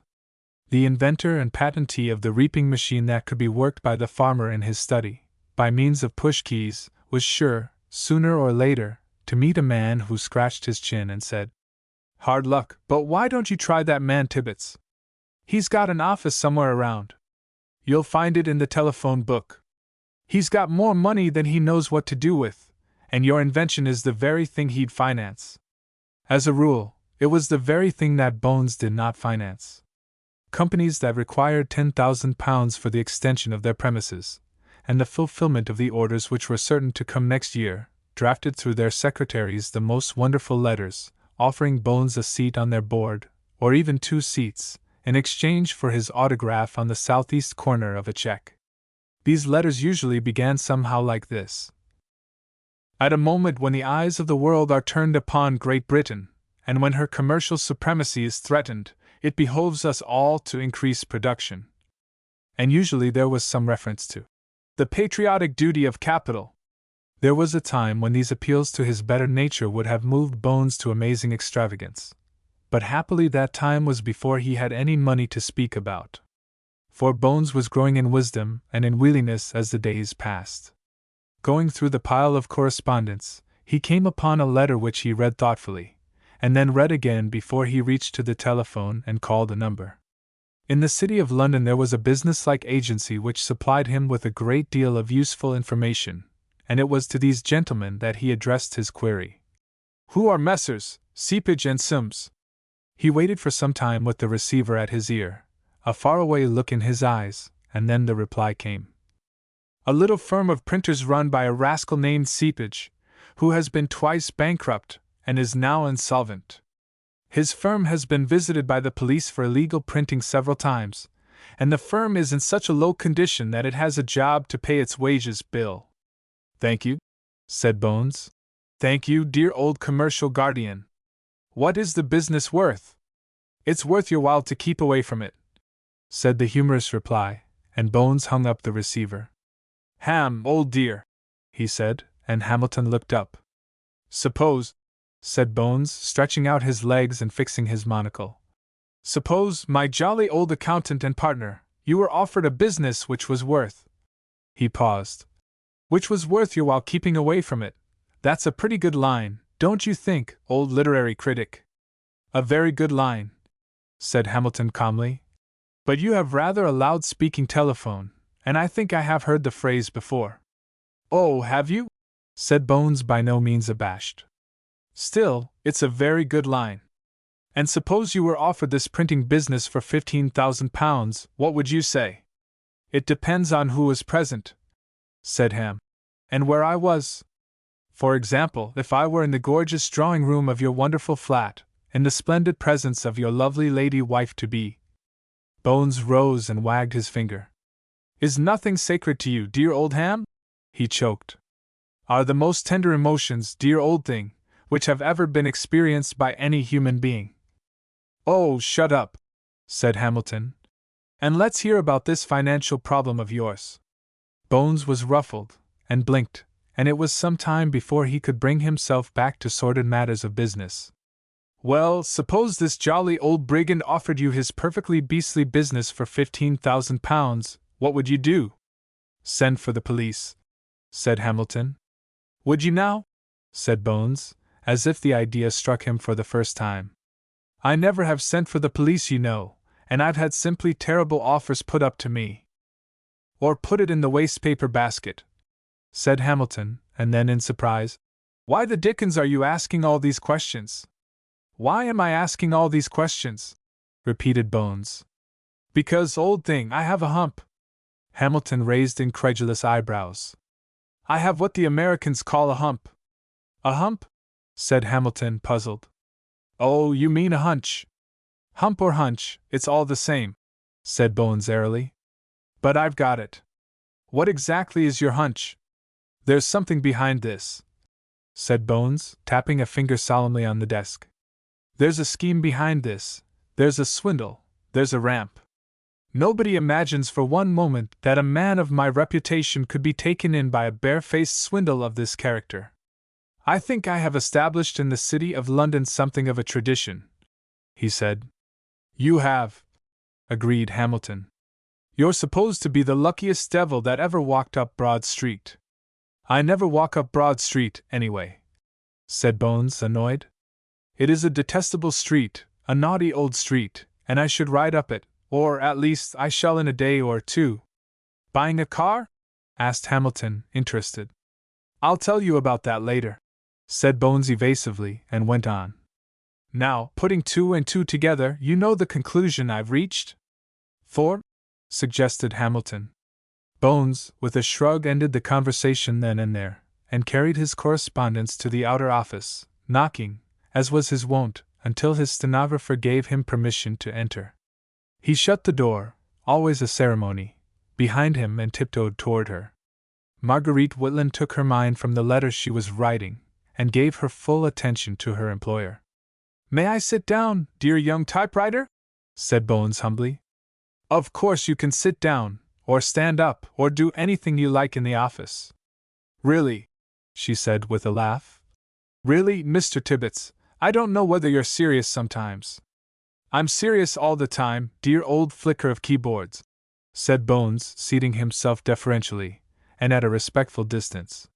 She waited for him to begin, but he was strangely embarrassed even for him. Miss Marguerite, he began at last a little huskily.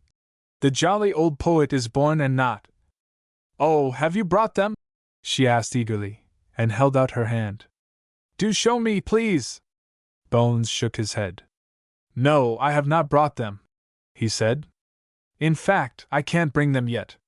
She was disappointed, and showed it. You've promised me for a week I should see them. Awful stuff, murmured Bones disparagingly. Simply terrible tripe. Tripe? She said, puzzled. I mean naughty rubbish and all that sort of thing. Oh, but I'm sure it's good, she said. You wouldn't talk about your poems if they weren't good.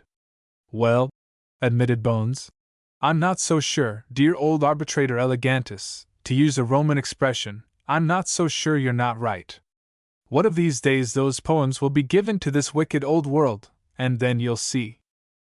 But what are they all about? She asked for about the 20th time. What are they about? Said Bones slowly and thoughtfully. They're about one thing and another, but mostly about my, friends. Of course a jolly old poet like me, or like any other old fellow, like Shakespeare, if you like, to go from the sublime to the ridiculous, has fits of poetizing that mean absolutely nothing. It doesn't follow that if a poet like Browning or me writes fearfully enthusiastically and all that sort of thing about a person, no disrespect, you understand, dear old miss. Quite, she said, and wondered. I take a subject for a verse, said Bones airily, waving his hand toward Throgmorton Street.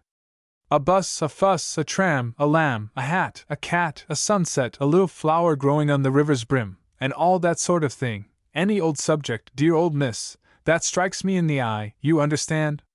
Of course I understand, she said readily.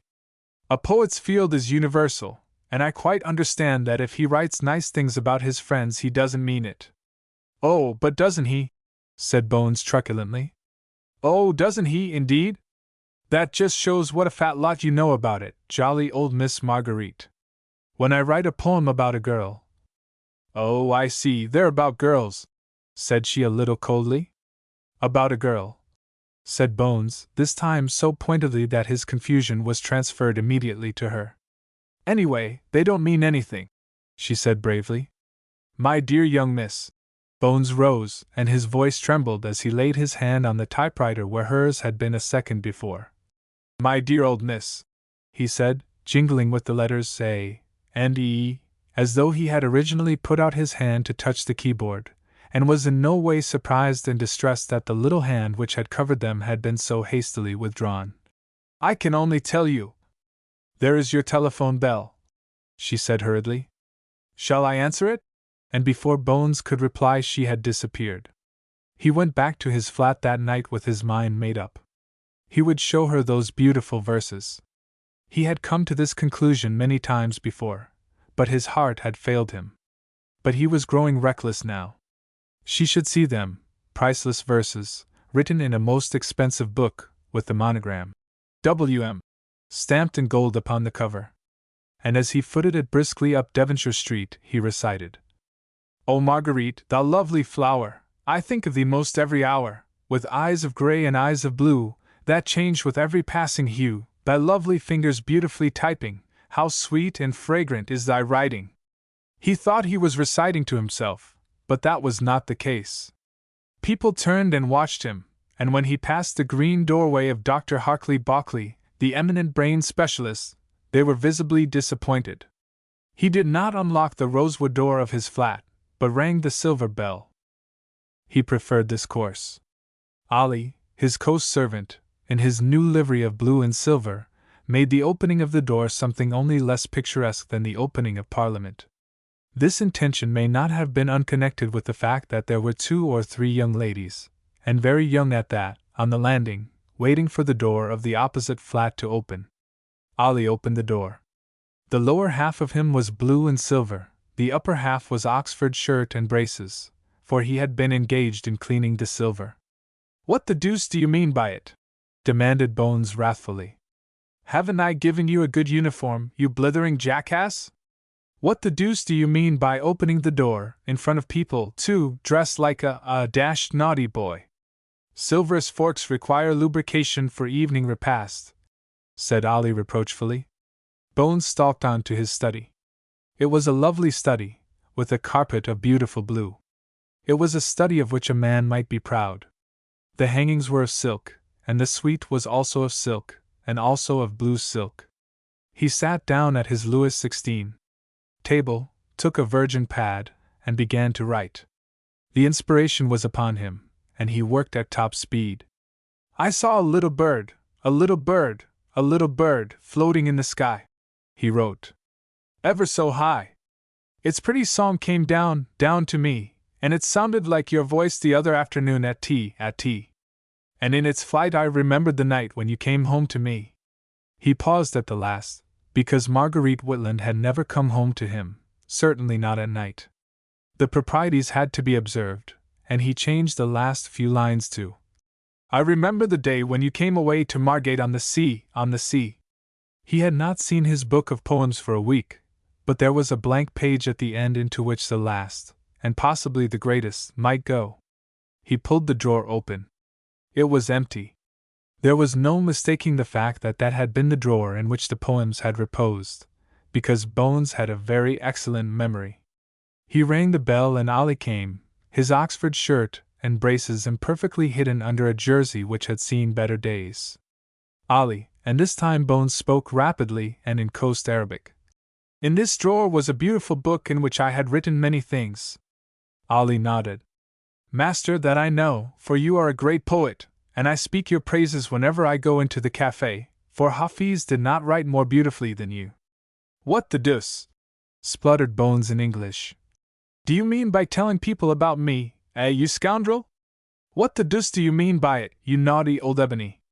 Master, said all, eulogistic speechification creates admiration in common minds.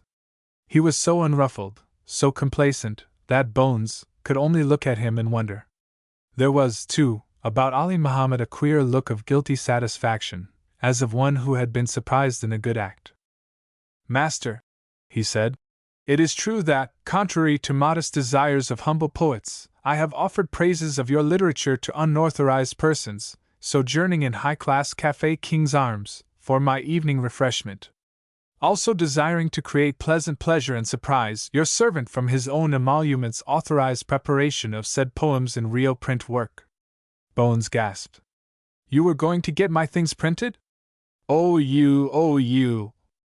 Ali was by no means distressed. Tomorrow there shall come to you a beautiful book for the master's surprise and joyousness. I myself will settle account satisfactorily from emoluments accrued. Bones could only sit down and helplessly wag his head. Presently he grew calmer. It was a kindly thought, after all. Sooner or later those poems of his must be offered to the appreciation of a larger audience. He saw blind fate working through his servitor's act. The matter had been taken out of his hands now. What made you do it, you silly old josser? He asked. Master, one gentleman friend suggested or proffered advice, himself being engaged in printery, possessing machines. A horrible thought came into Bones's head. What was his name? He asked. Ali fumbled in the capacious depths of his trousers pocket and produced a soiled card, which he handed to Bones. Bones read with a groan. Messrs. Seepage and Sims, printers to the trade. Bones fell back in the padded depths of his writing chair. Now you've done it, he said hollowly, and threw the card back again. It fell behind Ali, and he turned his back on Bones and stooped to pick up the card. It was a target which, in Bones's then agitated condition, he could scarcely be expected to resist. Bones spent a sleepless night, and was at the office early. By the first post came the blow he had expected, a bulky envelope bearing on the flap the sign manual of Messrs. Seepage and Sims. The letter which accompanied the proof enclosed merely repeated the offer to sell the business for £15,000. This will include, the letter went on, a great number of uncompleted orders, one of which is for a very charming series of poems which are now in our possession, and a proof sheet of which we beg to enclose. Bones read the poems, and they somehow didn't look as well in print as they had in manuscript. And horror of horrors, he went white at the thought, they were unmistakably disrespectful to Miss Marguerite Whitland. They were love poems. They declared Bones's passion in language which was unmistakable. They told of her hair which was beyond compare, of her eyes which rivaled the skies, and of her lips like scarlet strips. Bones bowed his head in his hands, and was in this attitude when the door opened, and Miss Whitland, who had had a perfect night, and looked so lovely that her poems became pallid and nauseating caricatures, stepped quietly into the room. Aren't you well, Mr. Tibbets? She said. Oh, quite well, said Bones valiantly. Very tra-la-la, dear old thing, dear old typewriter, I mean. Is that correspondence for me? She held out her hand, and Bones hastily thrust Messrs. Seepage and Sims's letter, with its enclosure, into his pocket. No, yes, he said incoherently. Certainly, why not? This is a letter, dear old thing, about a patent medicine I have just taken. I am not all I was a few years ago. Old age is creeping on me and all that sort of stuff. Shut the door as you go in. He said this without a comma or a full stop. He said it so wildly that she was really alarmed. Hamilton arrived a little later, and to him Bones made full confession. Let's see the poems, said Hamilton seriously. You won't laugh? Said Bones. Don't be an ass. Of course I won't laugh, unless they're supposed to be comic, said Hamilton. And to do him justice, he did not so much as twitch a lip, though Bones watched his face jealously. So imperturbable was Hamilton's expression that Bones had courage to demand with a certain smugness. Well, old man, not so bad? Of course, they don't come up to Kipling, but I can't say that I'm fearfully keen on Kipling, old thing. That little one about the sunset, I think, is rather a gem. I think you're rather a gem, said Hamilton, handing back the proofs. Bones, you've behaved abominably, writing poetry of that kind and leaving it about. You're going to make this girl the laughing-stock of London. Laughing-stock? Snorted the annoyed Bones. What the dickens do you mean, old thing? I told you there are no comic poems. They're all like that. I was afraid they were, said Hamilton. But poems needn't be comic, he added a little more tactfully, as he saw Bones's color rising. They needn't be comic to excite people's amusement. The most solemn and sacred things, the most beautiful thoughts, the most wonderful sentiments, rouse the laughter of the ignorant. True, true, agreed Bones graciously. And I rather fancy that they are a little bit on the most beautiful side, my jolly old graven image. All heart outpourings, you understand, but no, you wouldn't understand, my old crochet one. One of these days, as I've remarked before, they will be read by competent judges. Midnight oil, dear old thing, at least I have electric light in my flat. They're generally done after dinner. After a heavy dinner, I should imagine, said Hamilton with asperity. What are you going to do about it, Bones? Bones scratched his nose. I'm blessed if I know, he said. Shall I tell you what you must do? Asked Hamilton quietly. Certainly, Ham, my wise old counselor, said the cheerful Bones. Certainly, by all means, why not? You must go to Miss Whitland and tell her all about it. Bones's face fell. Good heavens, no! He gasped. Don't be indelicate, Ham! Why, she might never forgive me, dear old thing. Suppose she walked out of the office in a huff? Great Scotland! Great Jehoshaphat! It's too terrible to contemplate. You must tell her, said Hamilton firmly. It's only fair to the girl to know exactly what is hanging over her. Bones pleaded, and offered 100 rapid solutions, none of which were acceptable to the relentless Hamilton. I'll tell her myself, if you like, he said. I could explain that they're just the sort of things that a silly ass of a man does, and that they were not intended to be offensive, even that one about her lips being like 2 red strips. Strips of what, carpet? Don't analyze it, Ham, lad, don't analyze it, begged Bones. Poems are like pictures, old friend. You want to stand at a distance to see them. Personally, I suffer from astigmatism, said Hamilton, and read the poems again. He stopped once or twice to ask such pointed questions as how many Ys were in skies, and Bones stood on alternate feet, protesting incoherently. They're not bad, old boy?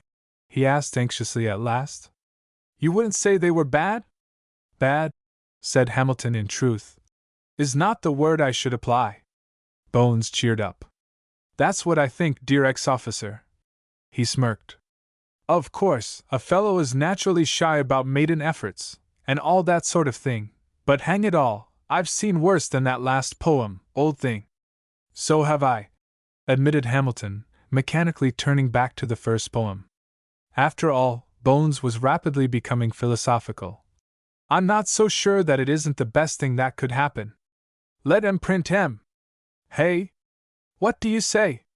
Put that one about young Miss Marguerite being like a pearl discovered in a dustbin, dear Ham, put it before a competent judge, and what would he say?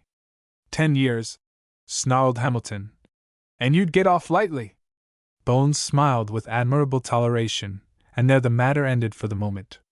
It was a case of blackmail, as Hamilton had pointed out, but, as the day proceeded, Bones took a more and more lenient view of his enemy's fault. By the afternoon he was cheerful, even jocose, and even in such moments as he found himself alone with the girl, brought the conversation round to the subject of poetry as one of the fine arts, and cunningly excited her curiosity. There is so much bad poetry in the world, said the girl on one such occasion, that I think there should be a lethal chamber for people who write it. Agreed, dear old tic-tac, assented Bones, with an amused smile. What is wanted is, well, I know, dear old miss. It may surprise you to learn that I once took a correspondence course in poetry writing.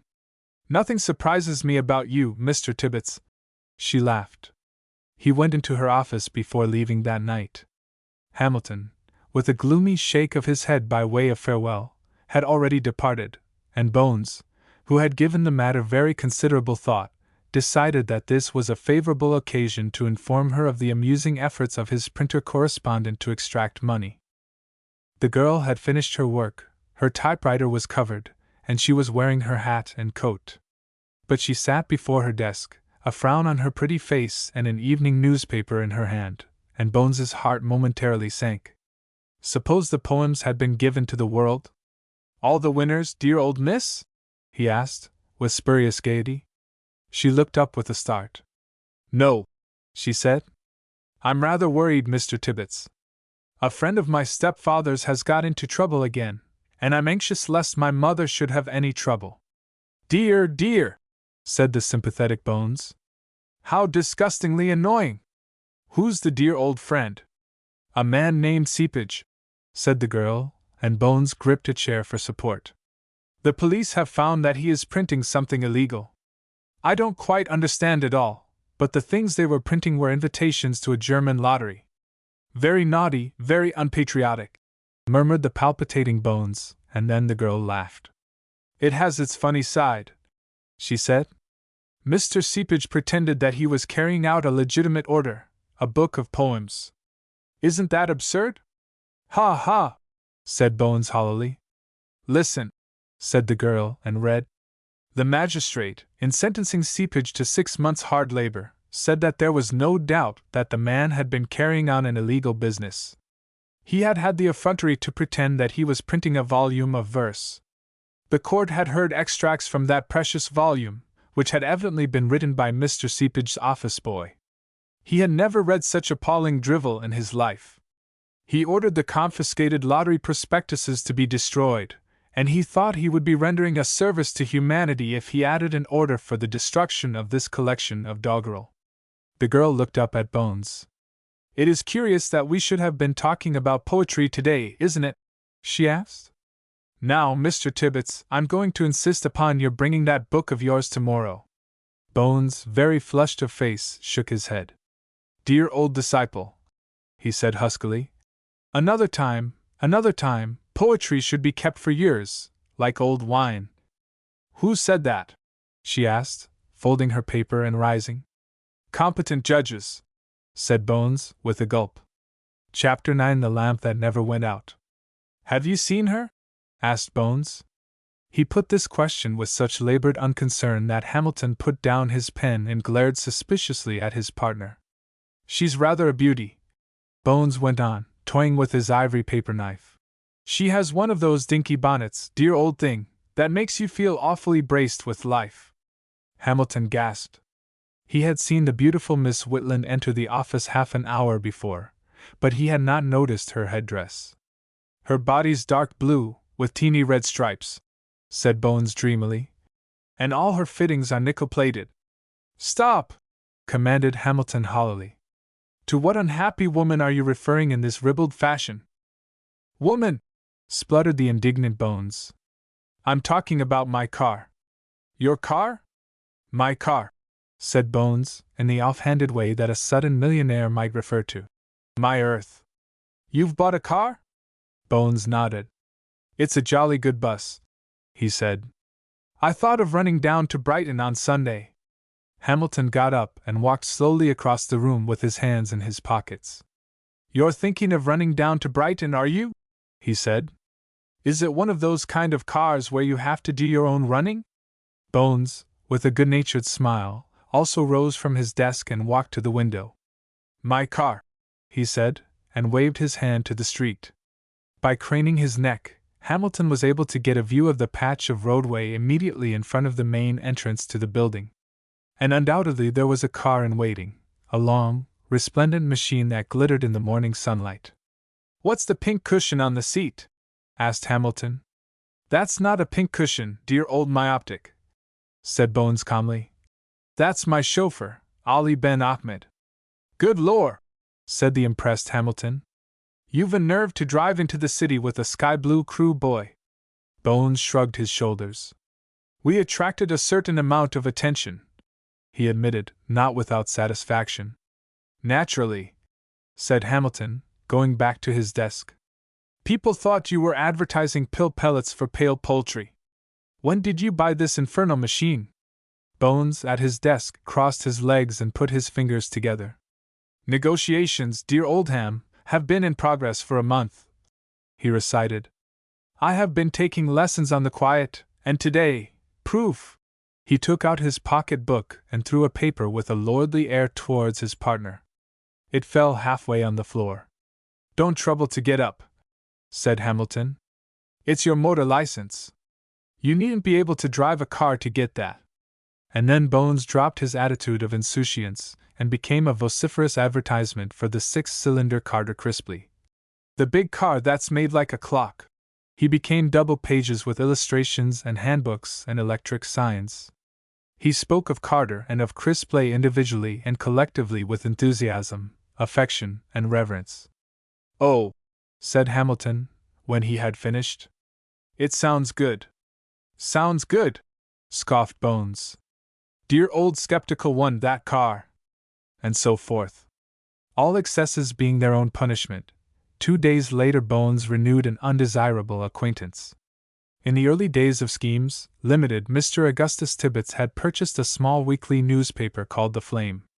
Apart from the losses he incurred during its short career, the experience was made remarkable by the fact that he became acquainted with Mr. Jelf, a young and immensely self-satisfied man in pince-nez, who habitually spoke uncharitably of bishops, and never referred to members of the government without causing sensitive people to shudder. The members of the government retaliated by never speaking of Jelf at all, so there was probably some purely private feud between them. Jelf disapproved of everything. He was 24 years of age, and he, too, had made the acquaintance of the Hindenburg line. Naturally, Bones thought of Jelf when he purchased the Flame. From the first, Bones had run the Flame with the object of exposing things. He exposed Germans, Swedes, and Turks, which was safe. He exposed a furniture dealer who had made him pay twice for an article because a receipt was lost, and that cost money. He exposed a man who had been very rude to him in the city. He would have exposed James Jacobus Jelf, only that individual showed such eagerness to expose his own shortcomings, at a guinea a column, that Bones had lost interest. His stock of personal grievances being exhausted, he had gone in for a general line of exposure which embraced members of the aristocracy and the stock exchange. If Bones did not like a man's face, he exposed him. He had a column headed, "What I Want to Know," and signed, "Seneb," in which such pertinent queries appeared as, "When will the naughty old lord who owns a sky-blue motor car, and wears pink spats, realize that his treatment of his tenants is a disgrace to his ancient lineage?" This was one of James Jacobus Jelf's contributed efforts. It happened on this particular occasion that there was only one lord in England who owned a sky-blue car and blush-rose spats, and it cost Bones £200 to settle his lordship. Soon after this, Bones disposed of the paper, and instructed Mr. Jelf not to call again unless he called in an ambulance, an instruction which afterwards filled him with apprehension, since he knew that J. would charge up the ambulance to the office. Thus matters stood 2 days after his car had made its public appearance, and Bones sat confronting the busy pages of his garage bill. On this day he had had his lunch brought into the office, and he was in a maze of calculation, when there came a knock at the door. "Come in," he yelled, and, as there was no answer, walked to the door and opened it. A young man stood in the doorway, a young man very earnest and very mysterious, none other than James Jacobus Jelf. "Oh, it's you, is it?" said Bones unfavorably. "I thought it was somebody important." Jelf tiptoed into the room and closed the door securely behind him. "Old man," he said in tones little above a whisper, "I've got a fortune for you." "Dear old libeler, leave it with the lift man," said Bones. "He has a wife and 3 children." Mr. Jelf examined his watch. "I've got to get away at 3 o'clock, old man," he said. "Don't let me keep you, old writer," said Bones with insolent indifference. Jelf smiled. "I'd rather not say where I'm going," he volunteered. "It's a scoop, And if it leaked out, there would be the devil to pay. Oh, said Bones, who knew Mr. Jelf well. I thought it was something like that. I'd like to tell you, Tibbets, said Jelf regretfully, but you know how particular one has to be when one is dealing with matters affecting the integrity of ministers. I know, responded Bones, wilfully dense. Especially huffy old vicars, dear old thing. Oh, them, said Jelf, extending his contempt to the rules which govern the employment of the English language. I don't worry about those poor funny things. No, I am speaking of a matter. You have heard about G? He asked suddenly. No, said Bones with truth. Jelf looked astonished. What? He said incredulously. You in the heart of things, and don't know about old G? No, little Mercury, and I don't want to know, said Bones, busying himself with his papers. You'll tell me you don't know about L, next? He said, bewildered. Language, protested Bones. You really mustn't use Sunday words, really you mustn't. Then Jelf unburdened himself. It appeared that G had been engaged to L's daughter, and the engagement had been broken off. Bones stirred uneasily and looked at his watch. Dispense with the jolly old alphabet, he said wearily, and let us get down to the beastly personalities. Thereafter Jelf's conversation condensed itself to the limits of a human understanding. G stood for Gregory, Felix Gregory, L for Lansing, who apparently had no Christian name, nor found such appendage necessary, since he was dead. He had invented a lamp, and that lamp had in some way come into Jelf's possession. He was exploiting the invention on behalf of the inventor's daughter, and had named it. He said this with great deliberation and emphasis. The Tibbets Jelf motor lamp. Bones made a disparaging noise, but was interested. The Tibbets Jelf lamp was something new in motor lamps. It was a lamp which had all the advantages of the old lamp, plus properties which no lamp had ever had before, and it had none of the disadvantages of any lamp previously introduced, and in fact, had no disadvantages whatsoever. So Jelf told Bones with great earnestness. You know me, Tibbets, he said. I never speak about myself, and I'm rather inclined to disparage my own point of view than otherwise. I've never noticed that, said Bones. You know anyway, urged Jelf, that I want to see the bad side of anything I take up. He explained how he had sat up night after night, endeavoring to discover some drawback to the Tibbets Jelf lamp, and how he had rolled into bed at 5 in the morning, exhausted by the effort. If I could only find one flaw, he said. But the ingenious beggar who invented it has not left a single bad point. He went on to describe the lamp.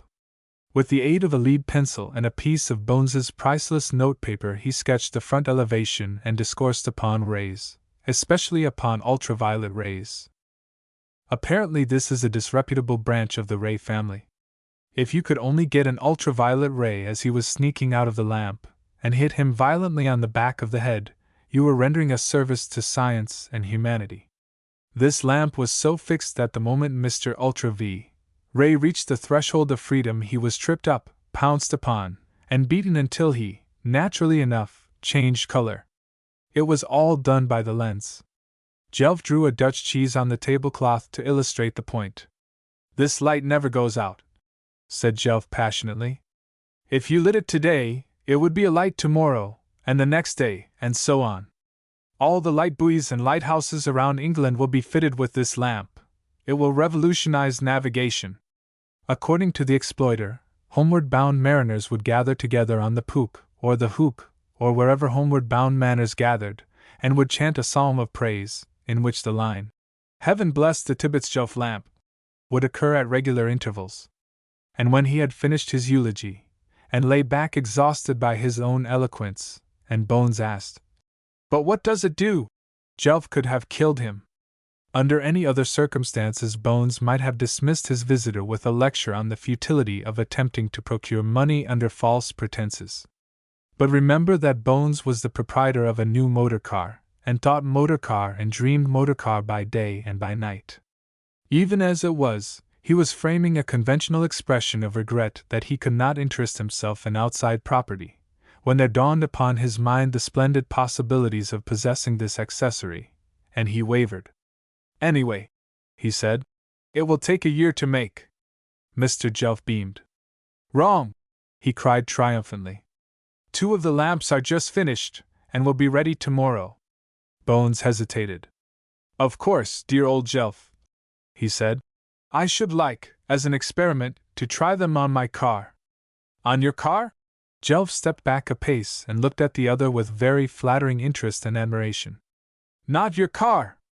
Have you a car? Bones said he had a car, and explained it at length. He even waxed as enthusiastic about his machine as had Mr. Jelf on the subject of the lamp that never went out. And Jelf agreed with everything that Bones said. Apparently he was personally acquainted with the Carter Crisply car. He had, so to speak, grown up with it. He knew its good points and none of its bad points. He thought the man who chose a car like that must have genius beyond the ordinary. Bones agreed. Bones had reached the conclusion that he had been mistaken about Jelf, and that possibly age had sobered him. It was nearly 6 months since he had perpetrated his last libel. They parted the best of friends. He had agreed to attend a demonstration at the workshop early the following morning, and Jelf, who was working on a 10% commission basis, and had already drawn 100 on account from the vendors, was there to meet him. In truth, it was a noble lamp, very much like other motor lamps, except that the bulb was, or apparently was, embedded in solid glass. Its principal virtue lay in the fact that it carried its own accumulator, which had to be charged weekly, or the lamp forfeited its title. Mr. Jelf explained, with the adeptness of an expert, how the lamp was controlled from the dashboard, and how splendid it was to have a light which was independent of the engine of the car or of faulty accumulators, and Bones agreed to try the lamp for a week. He did more than this. He half promised to float a company for its manufacture, and gave Mr. Jelf £50 on account of possible royalties and commission, whereupon Mr. Jelf faded from the picture, and from that moment ceased to take the slightest interest in a valuable article which should have been more valuable by reason of the fact that it bore his name. 3 days later Hamilton, walking to business, was overtaken by a beautiful blue Carter Crisply, ornamented, it seemed from a distance, by 2 immense bosses of burnished silver. On closer examination they proved to be nothing more remarkable than examples of the Tibbet Jelf lamp. Yes, said Bones airily. That's the lamp, dear old thing. Invented in leisure hours by Self and Jelf. Step in, and I'll explain. Where do I step in? Asked Hamilton, woefully dense. Into the car or into the lamp? Bones patiently smiled and waved him with a gesture to a seat by his side. His explanation was disjointed and scarcely informative, for Bones had yet to learn the finesse of driving, and he had a trick of thinking aloud. This lamp, old thing, he said, never goes out. You silly old josser, why did you step in front of me? Goodness gracious! I nearly cut short your naughty old life. This to one unhappy pedestrian whom Bones had unexpectedly met on the wrong side of the road. Never goes out, dear old thing. It's out now, I admit, but it's not in working order. Gosh! That was a narrow escape! Nobody but a skilled driver, old Hamilton, could have missed that lamppost. It is going to create a sensation. There's nothing like it on the market. Whoop! He brought the car to a standstill with a jerk, and within half an inch of a city policeman who was directing the traffic with his back turned to Bones, blissfully unconscious of the doom which almost overcame him. I like driving with you, Bones, said Hamilton, when they reached the office, and he had recovered something of his self-possession. Next to stalking bushmen in the wild woods, I know of nothing more soothing to the nerves. Thank you, said Bones gratefully. I'm not a bad driver, am I? Bad is not the word I should use alone, said Hamilton pointedly. In view of the comments which followed, he was surprised and pained to receive on the following day an invitation, couched in such terms as left him a little breathless, to spend the Sunday exploiting the beauties of rural England. Now I won't take a no, said Bones, wagging his bony forefinger. We'll start at 11 o'clock, dear old Ham, and we'll lunch at what you may call it, dash along the thin gummy road, and hey go! For the beautiful sea breezes. Thanks, said Hamilton curtly. You may dash anywhere you like, but I'm dashed if I dash with you. I have too high a regard for my life. Naughty, naughty, said Bones. I've a good mind not to tell you what I was going to say. Let me tell you the rest. Now suppose, he said mysteriously, that there's a certain lady, a jolly old girl named Vera, ha ha! Hamilton went red. Now listen, Bones, he said. We'll not discuss any other person than ourselves. What do you say to a day in the country? Suppose you asked Miss Vera. Miss Vera Sackwell, replied Hamilton a little haughtily. If she is the lady you mean, is certainly a friend of mine, but I have no control over her movements. And let me tell you, Bones, that you annoy me when— Hoity-toity, said Bones. Heaven bless my heart and soul! Can't you trust your old Bones? Why practice this deception, old thing? I suppose, he went on reflectively, ignoring the approaching apoplexy of his partner, I suppose I'm one of the most confided in persons in London. A gay old father confessor, Ham, lad.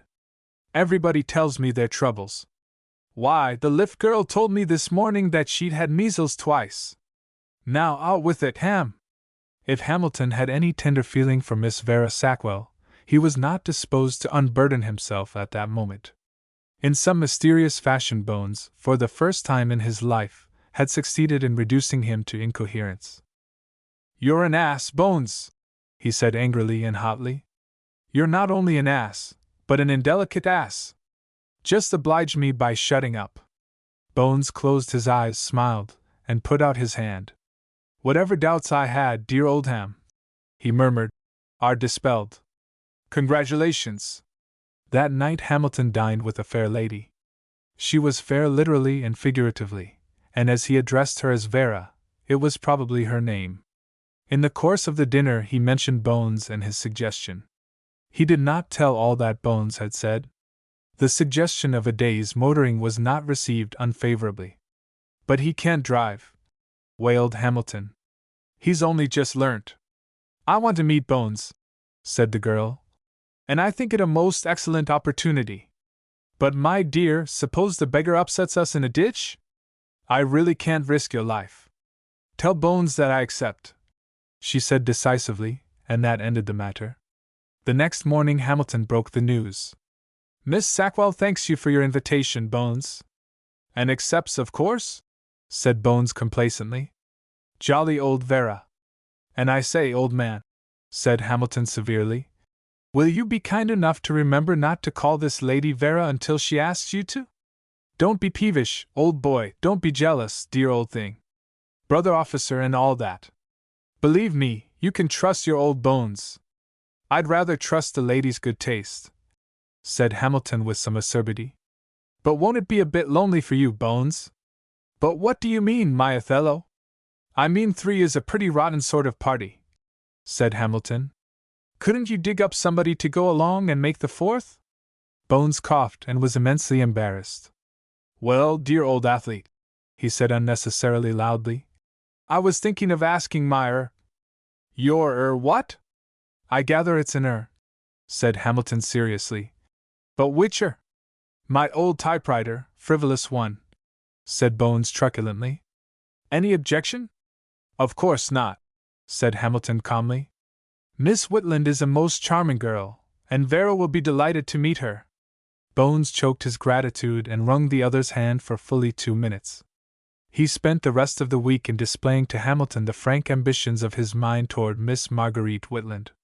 Whenever he had nothing to do, which seemed most of the day, he strolled across to Hamilton's desk and discoursed upon the proper respect which all right-thinking young officers have for old typewriters. By the end of the week Hamilton had the confused impression that the very pretty girl who ministered to the literary needs of his partner combined the qualities of a maiden aunt with the virtues of a grandmother, and that Bones experienced no other emotion than one of reverential wonder, tinctured with complete indifference. On the 64th lecture Hamilton struck. Of course, dear old thing, Bones was saying, to a jolly old brigand like you, who dashes madly down from his mountain lair and takes the first engaging young person who meets his eye. Hamilton protested vigorously, but Bones silenced him with a lordly gesture. I say, to a jolly old rascal like you it may seem, what is the word? Inexplicable, I suppose, is the word you are after. said Hamilton. That's the fellow, you took it out of my mouth, said Bones. It sounds inexplicable that I can be interested in a platonic, fatherly kind of way in the future of a lovely old typewriter. It's not inexplicable at all, said Hamilton bluntly. You're in love with the girl. Good gracious heavens! Gasped Bones, horrified. Ham, my dear old boy. Dicky Orem, old thing! Sunday morning brought together 4 solemn people, 2 of whom were men, who felt extremely awkward and showed it, and 2 of whom behaved as though they had known one another all their lives. Bones, who stood alternately on his various legs, was frankly astounded that the meeting had passed off without any sensational happening. It was an astonishment shared by thousands of men in similar circumstances. A word of admiration for the car from Vera melted him to a condition of hysterical gratitude. It's not a bad old bus, dear old Miss Vera, he said, and tut-tooted audibly under his breath at his error. Not a bad old bus at all, dear old young friend. Now I'll show you the gem of the collection. They are big, aren't they? Said Vera, properly impressed by the lamps. They never go out, said Bones solemnly. I assure you I'm looking forward to the return journey with the greatest eagerness. I mean to say, of course, that I'm looking forward to the other journey. I don't mean to say I want the day to finish, and all that sort of rot. In fact, dear old Miss Vera, I think we'd better be starting. He cranked up and climbed into the driver's seat, and beckoned Marguerite to seat herself by his side. He might have done this without explanation, but Bones never did things without explanation, and he turned back and glared at Hamilton. You'd like to be alone, dear old thing, wouldn't you? He said gruffly.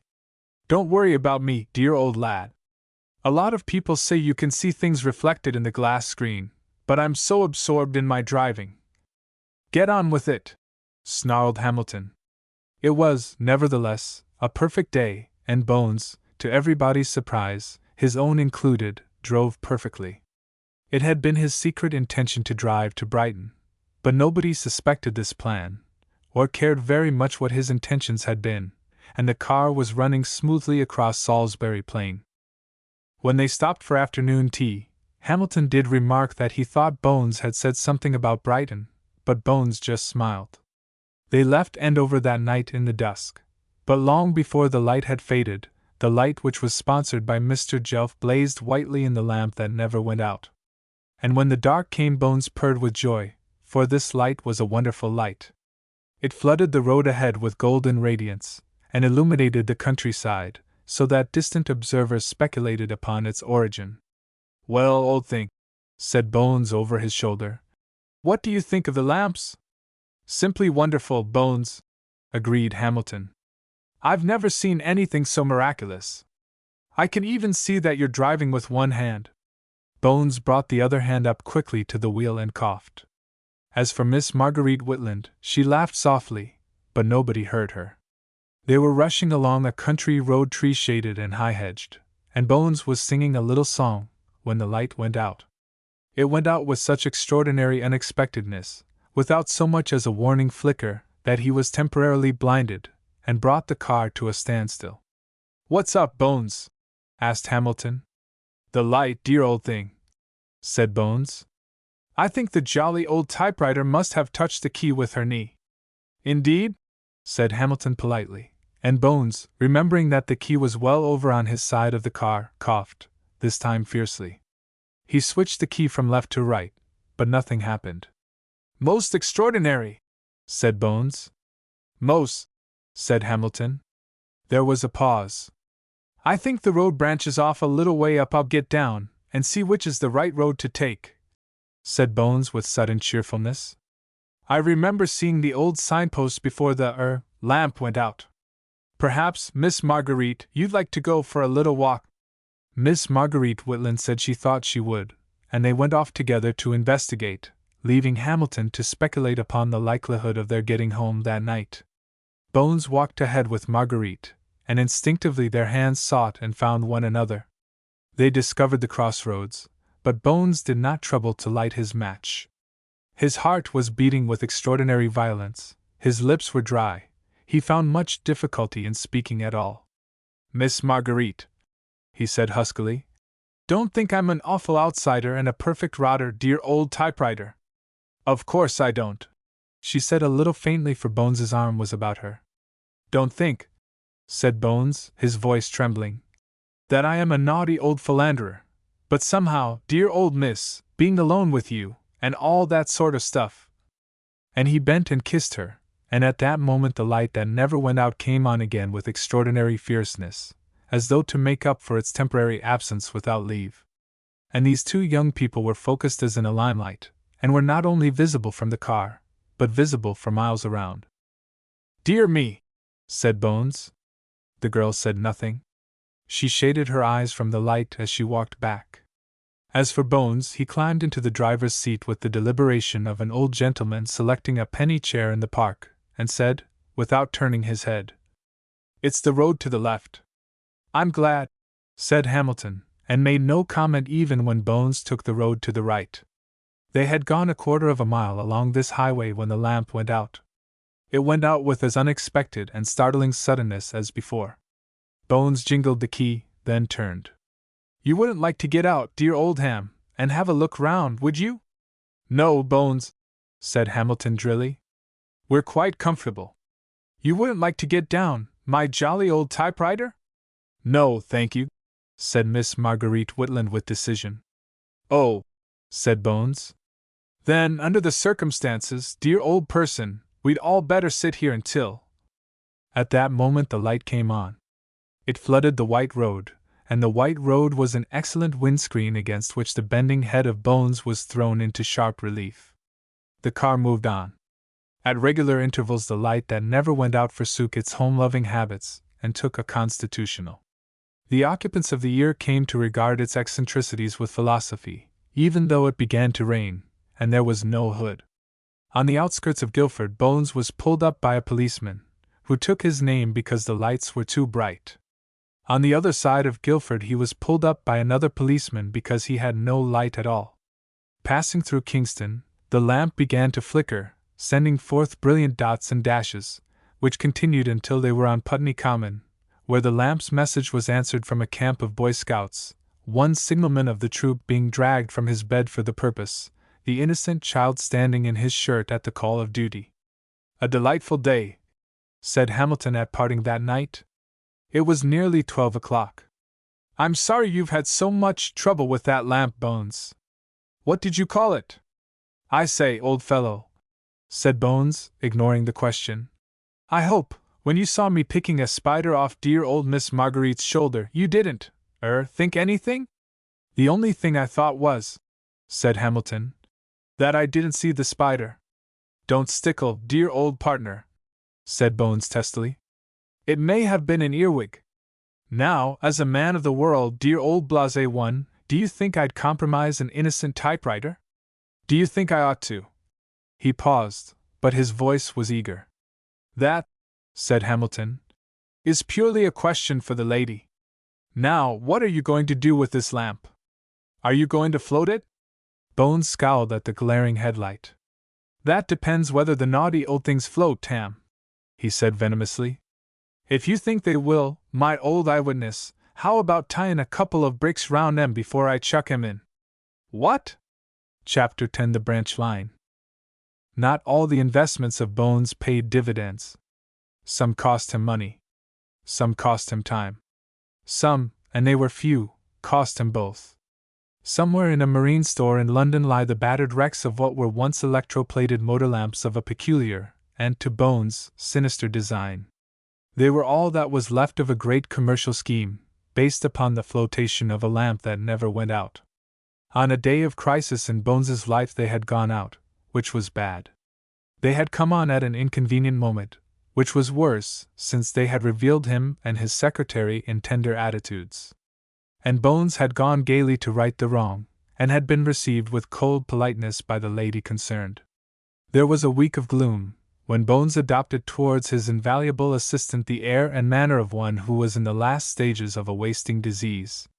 Miss Marguerite Whitland never came into Bones's office without finding him sitting at his desk with his head in his hands, except once, when she came in without knocking and Bones hadn't the time to strike that picturesque attitude. Indeed, throughout that week she never saw him, but he was swaying, or standing with his hand before his eyes, or clutching on to the edge of a chair, or walking with feeble footsteps, and she never spoke to him, but he replied with a tired, wan smile, until she became seriously alarmed, thinking his brain was affected, and consulted Captain Hamilton, his partner. "Look here, Bones, you miserable devil," said Hamilton. "You're scaring that poor girl. What the dickens do you mean by it?" "Scaring who?" said Bones, obviously pleased. "Am I really? Is she fearfully cut up, dear old thing?" "She is," said Hamilton truthfully. "She thinks you're going dotty." "Vulgarity, vulgarity, dear old officer," said Bones, much annoyed. "I told her you were often like that," Hamilton went on wilfully. "I said that you were a little worse, if anything, after your last love affair." "Heavens!" nearly screamed Bones. "You didn't tell her anything about your lovely old sister Patricia?" "I did not," said Hamilton. "I merely pointed out to her the fact that when you were in love you were not to be distinguished from one whom is the grip of measles." "Then you're a naughty old fellow," said Bones. "You're a wicked old rascal. I'm surprised at you. Can't a fellow have a little heart trouble?" "Heart? Bah!" said Hamilton scornfully. "Heart trouble," repeated Bones sternly. "I've always had a weak heart." "And a weak head, too," said Hamilton. "Now, just behave yourself, Bones, and stop frightening the lady. I'm perfectly sure she's fond of you, in a motherly kind of way," he added, as he saw Bones's face light up. "And really, she is such an excellent typist that it would be a sin and a shame to frighten her from the office." This possibility had not occurred to Bones, and it is likely it had more effect than any other argument which Hamilton could use. That day he began to take an interest in life, stepped gaily into the office and as blithely into his secretary's room. He even made jokes, and dared invite her to tea, an invitation which was declined so curtly that Bones decided that tea was an unnecessary meal, and cut it out forthwith. All this time the business of Schemes Limited was going forward, if not by leaps and bounds yet by steady progression. Perhaps it was the restraining influence that Hamilton exercised which prevented the leaps being too pronounced, and kept the bounds within bounds, so to speak. It was Schemes Limited which bought the theatrical property of the late Mr. Lichtenstein, and resold those theaters in 48 hours at a handsome profit. It was Bones who did the buying, and it was Hamilton who did the selling, in this case, to the intense annoyance of Bones, who had sat up the greater part of one night writing a 4-act play in blank verse, and arriving at the office late, had discovered that his chance of acting as his own producer had passed forever. "And I'd written a most wonderful part for you, dear old mademoiselle," he said sadly to his secretary. "The part where you die in the 3rd act. Well, really, it brought tears to my jolly old eyes. I think Captain Hamilton was very wise to accept the offer of the Collodrome Syndicate," said the girl coldly. In his leisure moments Bones had other relaxations than the writing of poetry, now never mentioned, or 4-act tragedies. What Hamilton had said of him was true. He had an extraordinary nose for a bargain, and found his profits in unexpected places. People got to know him, quite important people, men who handled millions carelessly, like Julius Bohe, and important persons whose faces are familiar to the people of Britain, such as the Right Hon. George Parkinson Cheney. Bones met that most influential member of the cabinet at a very superior dinner party, where everybody ate plover's eggs as though it were a usual everyday occurrence. And Mr. Parkinson Cheney talked on his favorite subject with great ease and charm, and his favorite subject was the question of the Chinese concession. Apparently everybody had got concessions in China except the British, until one of our cleverest diplomatists stepped in and procured for us the most amazingly rich coalfield of Weihai. The genius and foresight of this diplomatist, who had actually gone to China in the long vacation, and of his own initiative and out of his own head had evolved these concessions, which were soon to be ratified by a special commission which was coming from China, was a theme on which Mr. Parkinson Cheney spoke with the greatest eloquence. And everybody listened respectfully, because he was a great man. "It is not for me," said Mr. Parkinson Cheney, toying with the stem of his champagne glass and closing his eyes modestly. I say it is not for me. Thank you, Perkins, I will have just as much as will come up to the brim. Thank you, that will do very nicely. To speak boastfully or to enlarge unduly upon what I regard as a patriotic effort, and one which every citizen of these islands would in the circumstances have made, but I certainly plume myself upon the acumen and knowledge of the situation. Which I showed.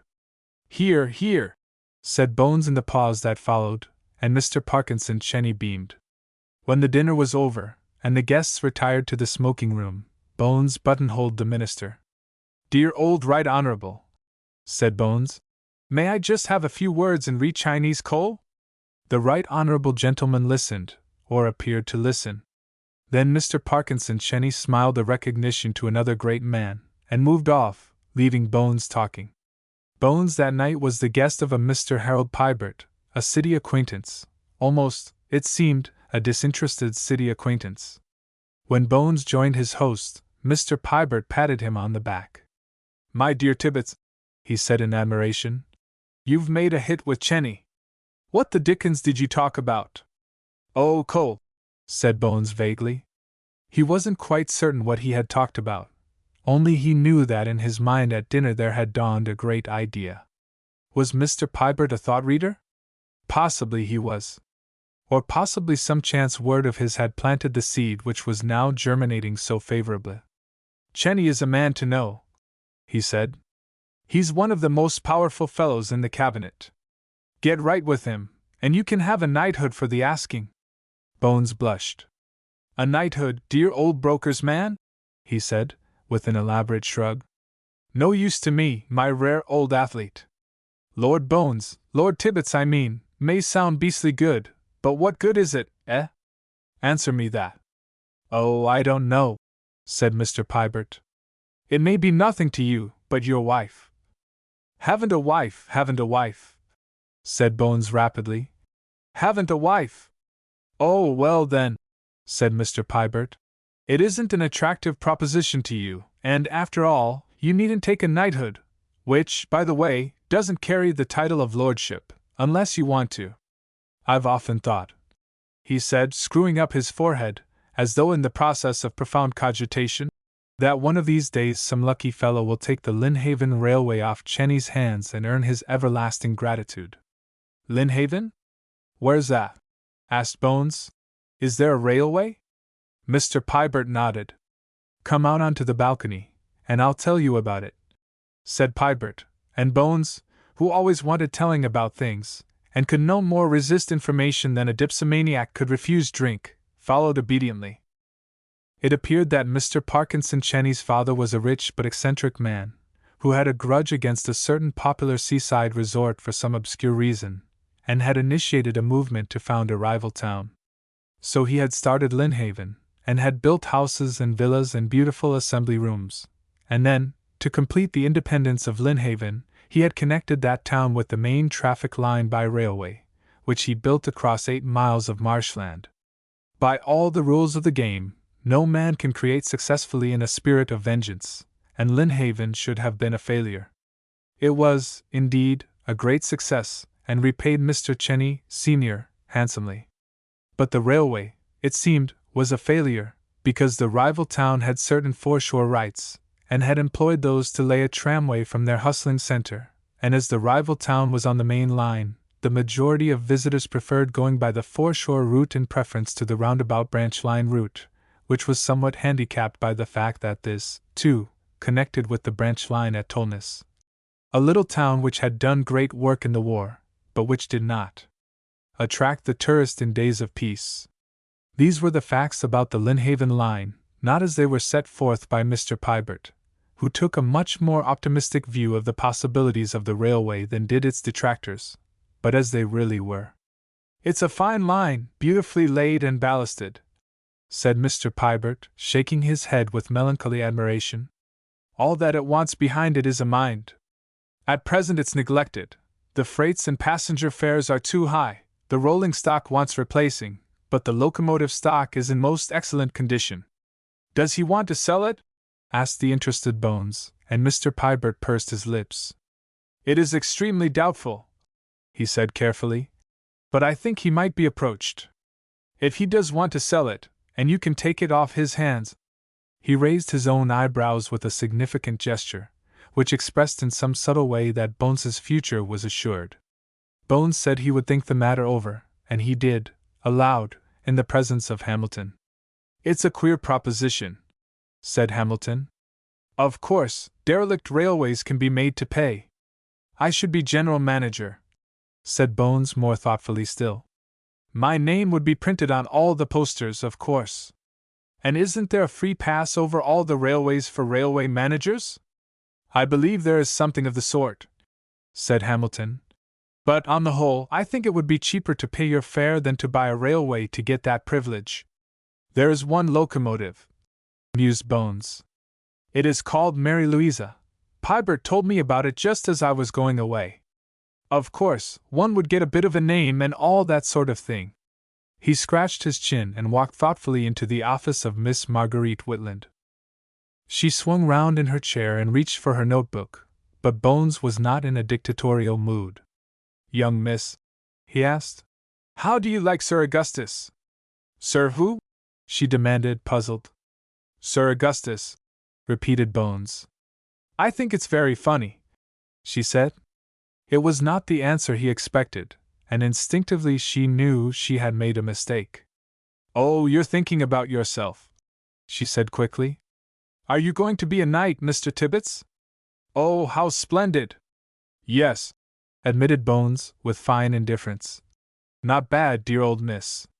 I'm pretty young, of course, but Napoleon was a general at 22. Are you going back into the army?" she asked a little hazily, and had visions of Bones at the War Office. "I'm talking about railways," said Bones firmly. "Sir Augustus Tibbets, there, now I've said it." "Wonderful!" said the girl enthusiastically, and her eyes shone with genuine pleasure. "I didn't see it in the newspaper, or I would have congratulated you before." Bones shifted uneasily. "As a matter of fact, dear old miss," he said, "it has not been gazetted yet. I'm merely speaking of the future, dear old impetuous typewriter and future secretary to the Lynnhaven Railway Company, and possibly dear old lady." He stopped short with one of his audible tuts. Happily she could not see the capital L to the word lady, and missed the significance of Bones's interrupted speech. He saw Mr. Harold Pybert at his office, and Mr. Harold Pybert had seen the Right Hon. Parkinson Cheney, and the right honorable gentleman had expressed his willingness to sell the railway, lock, stock, and barrel, for £60,000. "And I advise you," Mr. Pybert paused, as he thought of a better word than disinterestedly, "as a friend, to jump at it. Parkinson Cheney spoke in the highest terms of you. You evidently made a deep impression upon him." "Who is the jolly old Parkinson's agent?" asked Bones, and Mr. Harold Pybert admitted without embarrassment that, as a matter of fact, he was acting as Parkinson's attorney in this matter, and that was why he had been so diffident in recommending the property. The audacity of the latter statement passed unnoticed by Bones. In the end, Bones agreed to pay 10% of the purchase price, the remainder to be paid after a month's working of the line, if the deal was approved. "Clever idea of mine, dear old Ham," said Bones. "The honors list will be out in a month, and I can easily chuck it." "That's about the 8th fellow who's paid a 10% deposit," said Mr. Cheney to his agent. "I'll be almost sorry if he takes it." 3 weeks later there were two important happenings. The Prime Minister of England, within an hour of leaving for the west of England to take a well-earned rest, summoned to him his right-hand man. "Cheney," he said, "I really must go away for this rest, and I'm awfully sorry I cannot be on hand to meet the Chinese Commission. Now, whatever you do, you will not fail to meet them at Charing Cross on their arrival from the Continent. I believe they are leaving Paris tomorrow." "I shall be there," said Parkinson Cheney, with a little smile. "I rather fancy I have managed their coal concession well, Prime Minister." "Yes, yes," said the Prime Minister, who was not in the mood for handing out bouquets. "And would you run down to Tolnes and settle up that infernal commission of inquiry? They've been asking questions in the House, and I can give no very definite reply. Soulbury threatened to force a division when the vote came up. Undoubtedly there's been a great deal of extravagance, but you may be able to wangle a reasonable explanation. Trust me, Prime Minister, said Mr. Parkinson Cheney, and left that afternoon by special train for Tolnes. On that very morning Bones, in a pair of overalls and with a rapt expression, stood with his hand on the starting lever of Mary Louisa, and explained to the secretary of the company, she also wore white overalls and sat in the cab of the engine, just how simple a matter it was to drive a locomotive. For 2 glorious days Bones had driven the regular service between Lynnhaven and Bayham Junction, where the lines met. He had come to know every twist and turn of the road, every feature of the somewhat featureless landscape, and the 4 passengers who traveled regularly every day except Sundays — there was no Sunday service — were now so familiar to him that he did not trouble to take their tickets. The Lynnhaven railway system was not as elaborate as he had thought. He had been impressed by the number of railway trucks which stood in the siding at the terminus, but was to discover that they did not belong to the railway, the rolling stock of which consisted of Mary Louisa, an asthmatic but once famous locomotive, and 4 weather-beaten coaches. The remainder of the property consisted of a half-right and a bay platform at Bayham Junction and the dilapidated station building at Lynnhaven, which was thoughtfully situated about 2 miles from the town. Nobody used the railway. That was the stark truth borne in upon Marguerite Whitland. She recognized, with a sense of dismay, the extraordinary badness of the bargain which Bones had made. Bones, with a real locomotive to play with, he had given the aged engine driver a week's holiday, saw nothing but the wonderful possibilities of pulling levers and making a mass of rusting machinery jerk asthmatically forward at the touch of his hand. "There are a lot of people," said Bones, affectionately patting a steam pipe.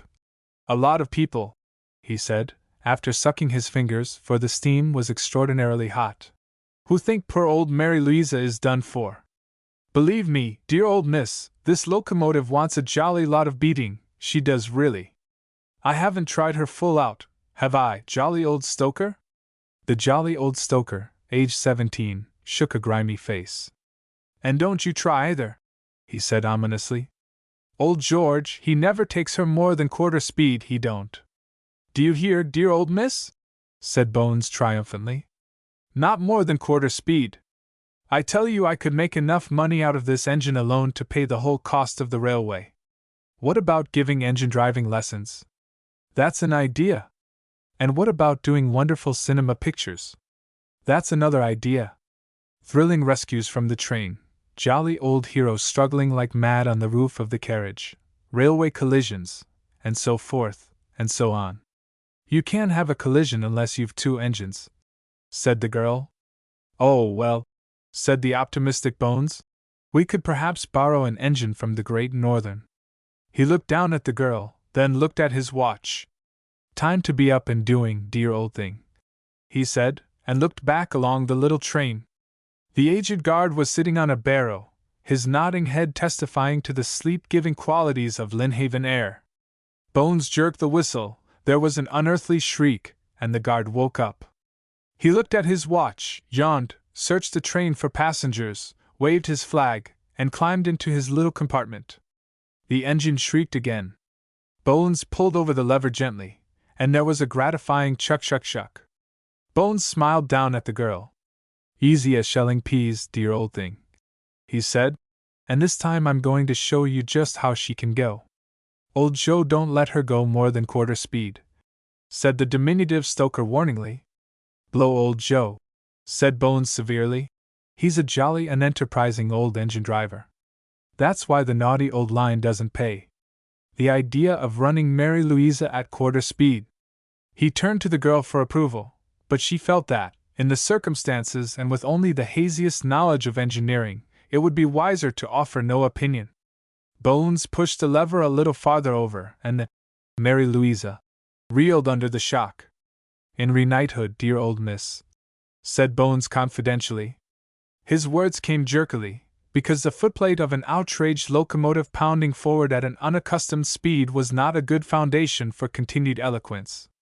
"Rendering the jolly old country a service, helping the cabinet, dear old Cheney awfully fond of me." "Aren't we going rather fast?" said the girl, gripping the side of the cab for support. "Not at all," jerked Bones. Not at all. I am going to show him just how this. He felt a touch on his arm, and looked down at the diminutive stoker. There's a lot of sand round here, said the melancholy child. It won't hurt you to jump. I'm going to. Jump? Gasped Bones. What do you mean? Hey! Don't do that, you silly young. But his black-visaged assistant was already poised on the step of the engine, and Bones, looking back, saw him performing somersaults down a sandy slope. Bones looked at the girl in amazement. Suicide, dear old miss, he said in an odd voice. Terrible! Isn't that a station? Said the girl, more interested for the moment in her own future. Bones peered through the windows ahead. That's the junction, dear old thing, he said. This is where we stop her. He tugged at the lever, but the lever was not to be moved. He tugged desperately, but it seemed the steel bar was riveted in position. The Mary Louisa was leaping along at an incredible speed, and less than 500 yards away was the dead end of the Bayham platform, into which the Lynnhaven train was due to run. Bones went white and looked at the girl with fearful eyes. He took a swift scrutiny to the left and right, but they had passed out of the sandy country, and any attempt to leave the train now would mean certain destruction. The Right Honourable Mr. Parkinson Cheney had concluded a very satisfactory morning's work of inspection at Tolnes, and had secured all the information he needed to answer any question which might be put to him in Parliament by the best informed of questioners. He was lunching with the officers of the small garrison, when a telephone message was brought to him. He read it and smiled. Good, he said. Gentlemen, I am afraid I have to leave you a little earlier than I expected. Colonel Ragel, will you see that my special train is ready? I must leave in 10 minutes. The Chinese commission has arrived, he said impressively. Or rather, it arrives in London this afternoon, and I am deputed by the Prime Minister. He explained to his respectful audience just what part he had played in securing Chinese coal concessions. He made a little speech on the immense value to the Empire in particular, and the world in general of these new coalfields which had been secured to the country through the acumen, genius, forethought, and patriotic disinterestedness of the Cabinet. He would not claim to set any particular merit on his own action, and went on to claim it. By which time his train was ready. It was indeed vital that he should be in London to meet a commission which had shown such reluctance to trade with foreign devils, and had been, moreover, so punctilious in its demand for ceremonious receptions, but he had not the slightest doubt about his ability to reach London before the boat train arrived. He had 2.5 hours, and 2.5 hours gave him an ample margin of time. Just before his special rounded the bend which brought it within sight of Bayham Junction, the Lynnhaven Express had reached within a few hundred yards of annihilation. The signalman at Bayham Junction had watched the oncoming rush of Bones's train, and having a fairly extensive knowledge of the Mary Louisa and her eccentricities, he realized just what had happened. There was only one thing to be done. He could see the smoke from the Cabinet Minister's special rising above the cutting 2 miles away, and he threw over 2 levers simultaneously. The first set the points which brought the Lynnhaven Express onto the main line, switching it from the deadly bay wherein the runaway train would have been smashed to pieces. The second lever set the distant signal against the special. It was a toss-up whether the special had not already passed the distant signal, but he had to take that risk. Bones, with his arm round the girl, awaiting a noisy and violent dissolution, felt the Mary Louisa sway to the right when it should have swayed to the left, heard the clang of the points as he passed them, and drew a long breath when he found himself headed along a straight clear stretch of line. It was some time before he found his voice, and then it was little more than a squeak. "We're going to London, dear old thing," he said tremulously. The girl smiled, though her face was deathly pale. "I thought we were going to heaven," she said. "Never, dear old thing," said Bones, recovering something of his spirits as he saw the danger past. "Old Bones will never send you there." The problem of the Mary Louisa was still unsettled. She was tearing away like a Flying Dutchman. She was oozing steam at every pore, and glancing back, Bones saw the agitated countenance of the aged guard thrust through the window. He waved frantically at Bones, and Bones waved genially back again. He was turning back to make another attempt on the lever, when, looking past the guard, he saw a sight which brought his heart into his mouth. Pounding along behind him, and emitting feathers of steam from her whistle, was an enormous locomotive. Bones guessed there was a train behind it, but the line was too straight for him to see. "Gracious heavens!" he gasped. "We're being chased!" He jerked at the lever, though it was a moment when he should have left it severely alone, and to his ill-founded joy it moved. The two trains came to a standstill together 10 miles from Bayham Junction, and Bones climbed down into the 6-foot way and walked back. Almost the first person he met was a gesticulating gentleman in a frock coat and with a red face, who, mistaking him for an engine driver, dismissed him on the spot, threatened him with imprisonment, with or without hard labor he did not specify, and demanded what the dickens he meant by holding up a cabinet minister. "Why," chortled Bones, "isn't it my dear friend, Mr. Cheney?" "Who are you?" snarled Mr. Cheney. "And what do you mean by calling me your dear friend? By heavens, I'll have you kicked out of this service!" "Don't you know old Tibbets?" cooed Bones. "Well, well, fancy meeting you." He held out a grimy hand, which was not taken. "Tibbets!" growled the gentleman.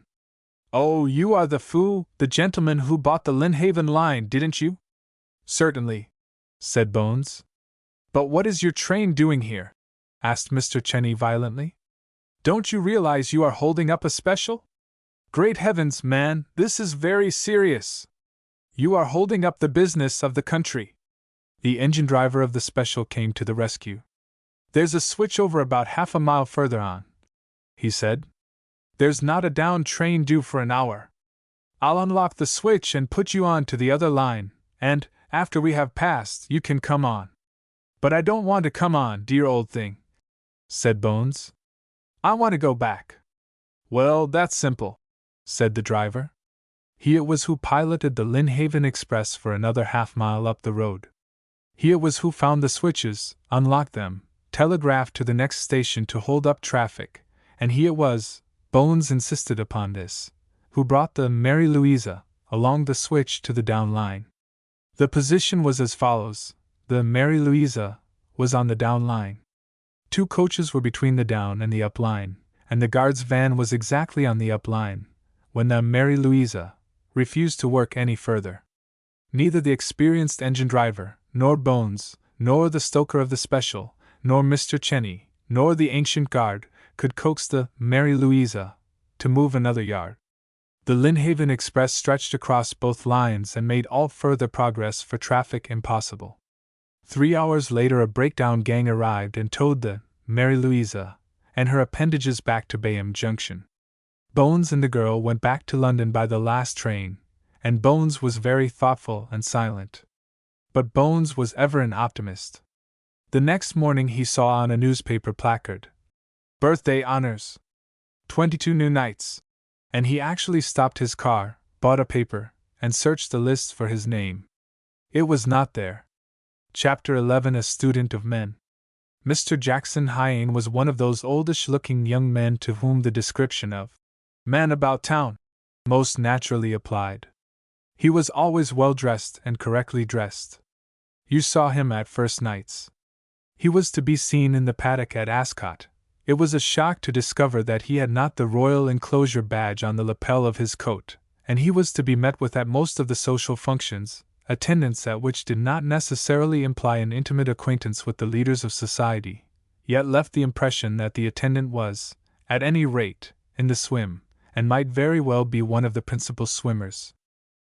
He lived off Albemarle Street in a tiny flat, and did no work of any kind whatever. His friends, especially his new friends, thought he had a little money, and knew, since he told them, that he had expectations. He did not tell them that his expectations were largely bound up in their credulity and faith in his integrity.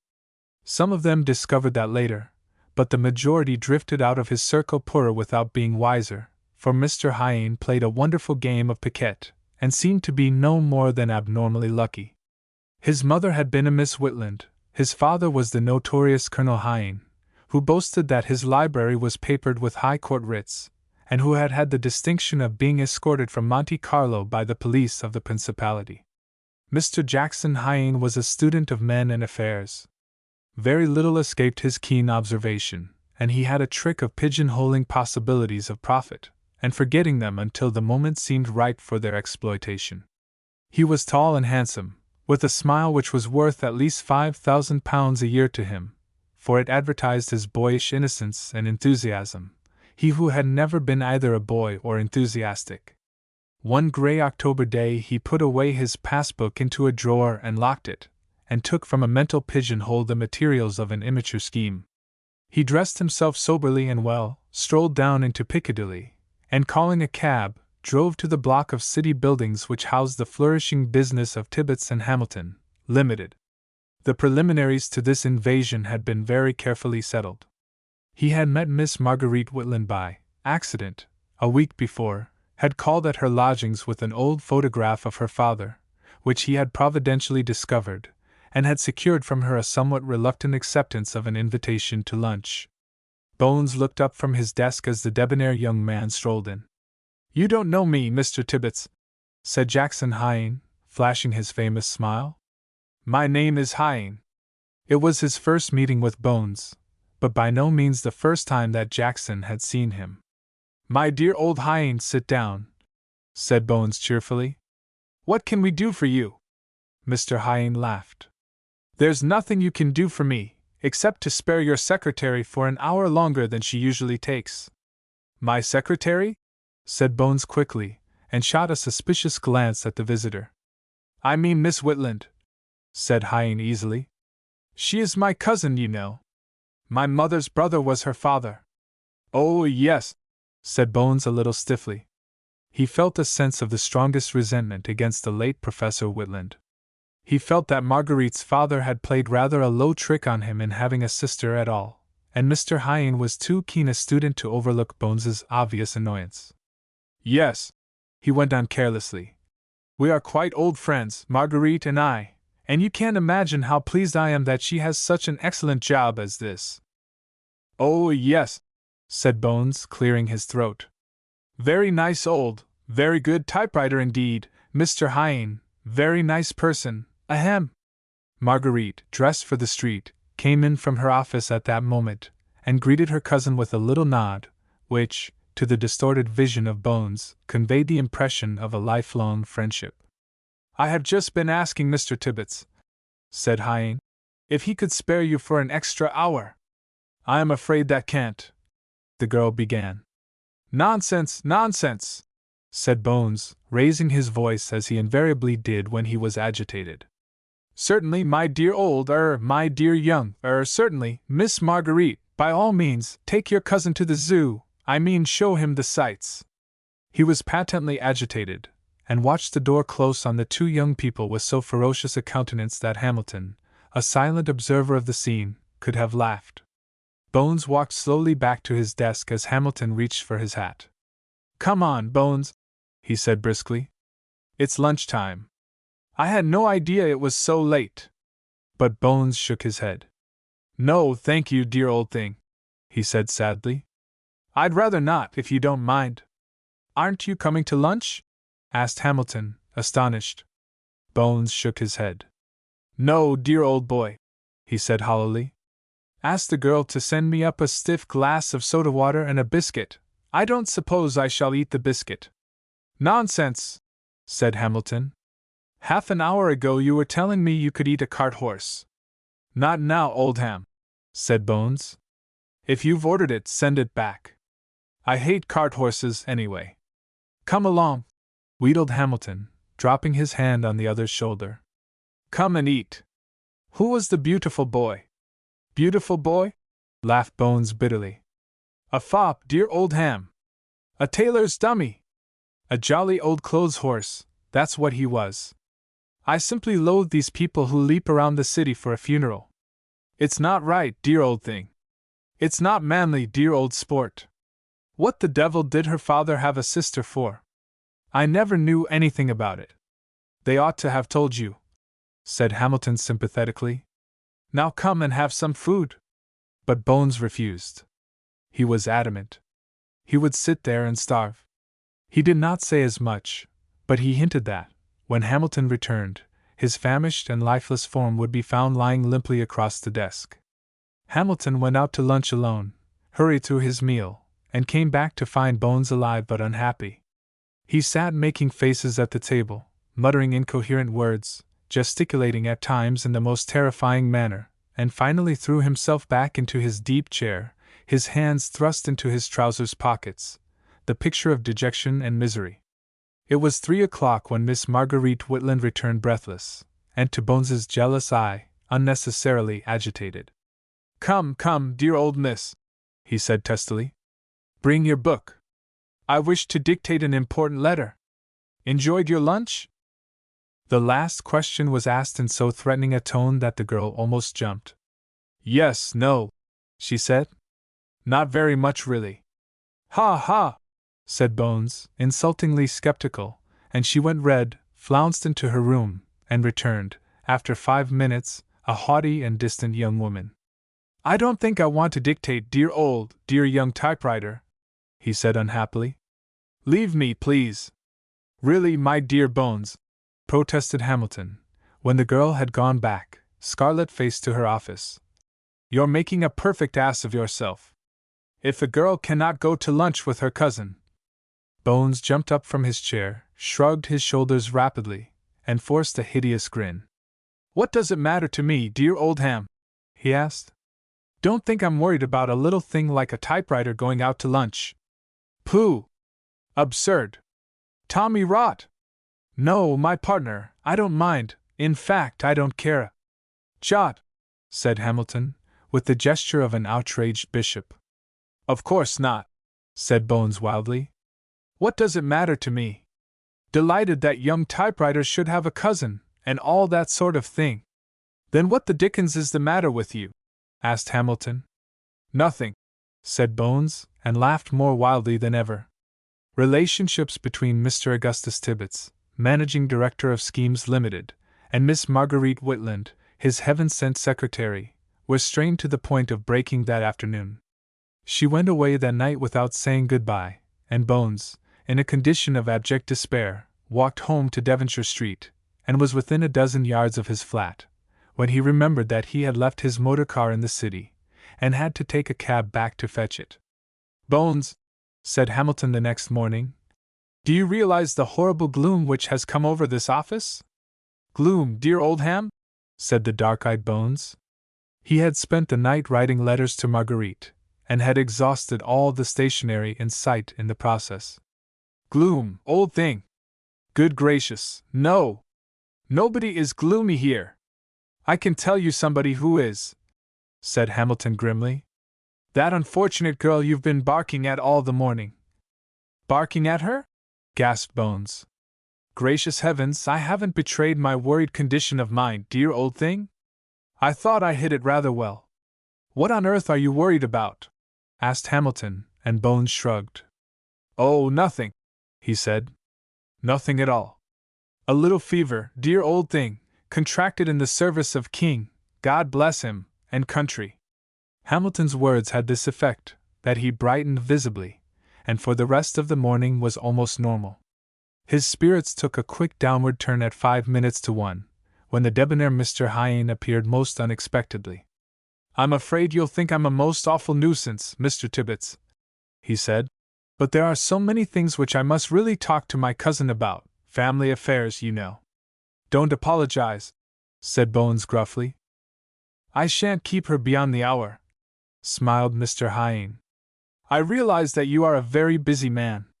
Bones said nothing, and when Marguerite Whitland appeared, he had gained sufficient control of his emotions to indulge in a feeble jest. The girl's face was a study at the sight of her cousin. Hamilton, a disinterested observer, read astonishment, annoyance, and resignation in the wide-open eyes. Bones, who prided himself upon a working knowledge of physiognomy, diagnosed the same symptoms as conveying a deep admiration combined with the reawakening of a youthful love. "Hello, Jackson," she said coldly. "I didn't expect to see you. I told you I would call." He smiled. "I must see you, Marguerite, and Mr. Tibbets has been so kind that I am sure he will not mind me. Mr. Tibbets is not concerned about the manner in which I spend my lunch hour," she said stiffly, and Bones groaned inwardly. There was a silence which Hamilton had not the heart to break after the two had gone, and it was Bones who uttered the first comment. "That's that," he said, and his voice was so quiet and normal that Hamilton stared at him in astonishment. "Let's have lunch," said Bones briskly, and led the way out. Not even when Miss Whitland came to him that afternoon and asked for permission to take 2 days' holiday did his manner change.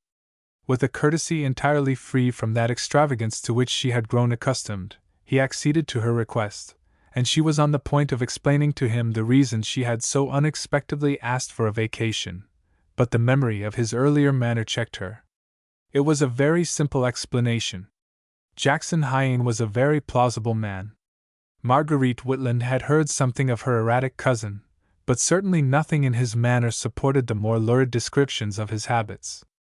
And Mr. Jackson Hyane had begged her, in the name of their relationships, to take a trip to Aberdeen to examine title deeds which, he explained, would enable her to join with him in an action of the recovery of valuable Whitland property which was in danger of going to the Crown, and she had consented.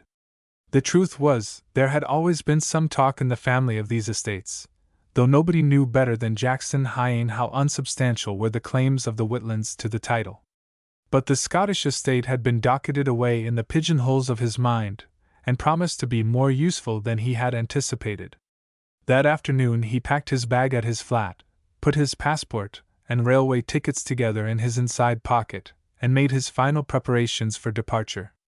An old crony of his called whilst he was drinking the cup of tea which the housekeeper of the flats had prepared, and took in the situation revealed by the packed suitcases and the burnt papers in the hearth. "Hello, Johnny," he said. "You're getting out, eh?" Jackson nodded. There was no need to pretend anything with one of his own class. "Couldn't you square the bank?" Jackson shook his head. "No, Billy," he said cheerfully. "I couldn't square it. At this identical moment there are several eminent people in the West End of London who are making applications for warrants." "Dud checks, eh?" asked the other thoughtfully. "Well, it had to come, Johnny. You've had a lot of bad luck." "Atrocious," said Mr. Jackson Hyane. "There's plenty of money in town, but it's absolutely impossible to get at it. I haven't touched a mug for 2 months, and I've backed more seconds than I care to think about. Still," he mused, "there's a chance." His friends nodded. In their circle there was always a chance, but he could not guess that that chance which the student of men, Mr. Jackson Hyane, was banking upon answered indifferently to the name of Tibbets or Bones. At 8:30 that night he saw his cousin off from King's Cross. He had engaged a sleeper for her, and acted the part of dutiful relative to the life, supplying her with masses of literature to while away the sleepless hours of the journey. "I feel awfully uncomfortable about going away," said the girl in a troubled voice. "Mr. Tibbets would say that he could spare me even if he were up to his eyes in work. And I have an uncomfortable feeling at the back of my mind that there was something I should have told him, and didn't." "Queer bird, Tibbets," said the other curiously. "They call him Bones, don't they?" "I never do," said the girl quietly. "Only his friends have that privilege. He is one of the best men I have ever met. Sentimental, quixotic, and all that sort of thing, eh?" said Jackson, and the girl flushed. "He has never been sentimental with me," she said, but did not deceive the student of men. When the train had left the station, he drove straight away to Devonshire Street. Bones was in his study, reading, or pretending to read, and the last person he expected to see that evening was Mr. Jackson Hyane. But the welcome he gave to that most unwelcome visitor betrayed neither his distrust nor his frank dislike of the young well-groomed man in evening dress who offered him his hand with such a gesture of good fellowship. "Sit down, Mr. said Bones. There was a cold, cold feeling at his heart, a sense of coming disaster, but Bones facing the real shocks and terrors of life was a different young man from the Bones who fussed and fumed over its trifles. "I suppose you wonder why I have come to see you, Mr. Tibbets," said Hyane, taking a cigarette from the silver box on the table. I rather wonder why I have the nerve to see you myself. I've come on a very delicate matter. There was a silence. Indeed? Said Bones a little huskily, and he knew instinctively what that delicate matter was. It is about Marguerite, said Mr. Hyene. Bones inclined his head. You see, we have been great pals all our lives, went on Jackson Hyene, pulling steadily at the cigarette. In fact, sweethearts. His keen eyes never left the other's face, and he read all he wanted to know. I am tremendously fond of Marguerite, he went on. And I think I am not flattering myself when I say that Marguerite is tremendously fond of me. I haven't been especially fortunate, and I have never had the money which would enable me to offer Marguerite the kind of life which a girl so delicately nurtured should have. Very admirable, said Bones, and his voice came to his own ears as the voice of a stranger. A few days ago, Mr. Hyene went on, I was offered a tea plantation for £14,000. The prospects were so splendid that I went to a financier who is a friend of mine, and he undertook to provide the money, on which, of course, I agreed to pay an interest. The whole future, which had been so black, suddenly became as bright as day. I came to Marguerite, as you saw, with the news of my good luck, and asked her if she would be my wife. Bones said nothing. His face was a mask. And now I come to my difficulty, Mr. Tibbets, said Hyene. This afternoon Marguerite and I played upon you a little deception which I hope you will forgive. Certainly, certainly, mumbled Bones, and gripped the arms of his chair the tighter. When I took Marguerite to lunch today, said Hyene, it was to be married. Married, repeated Bones dully, and Mr. Hyene nodded. Yes, we were married at 1:30 today at the Marylebone Registry Office, and I was hoping that Marguerite would be able to tell you her good news herself. Perhaps, he smiled, it isn't as good news to her as it is to me. But this afternoon a most tragic thing happened. He threw away his cigarette, rose, and paced the room with agitated strides. He had practiced those very strides all that morning, for he left nothing to chance.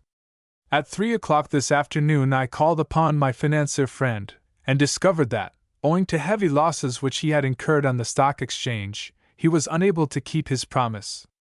I feel terrible, Mr. Tibbets.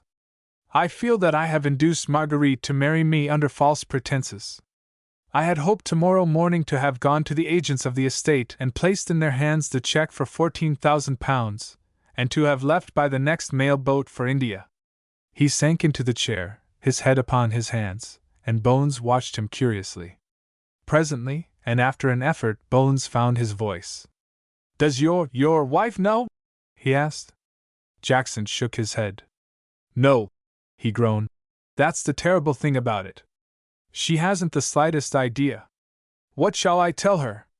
What shall I tell her? It's pretty rotten, old Mr. Hyene. Bones found his voice after a while.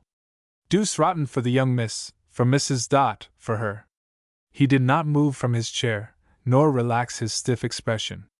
He was hurt beyond his own understanding, frantically anxious to end the interview, but at a loss to find an excuse until his eyes fell upon the clock over the mantelpiece.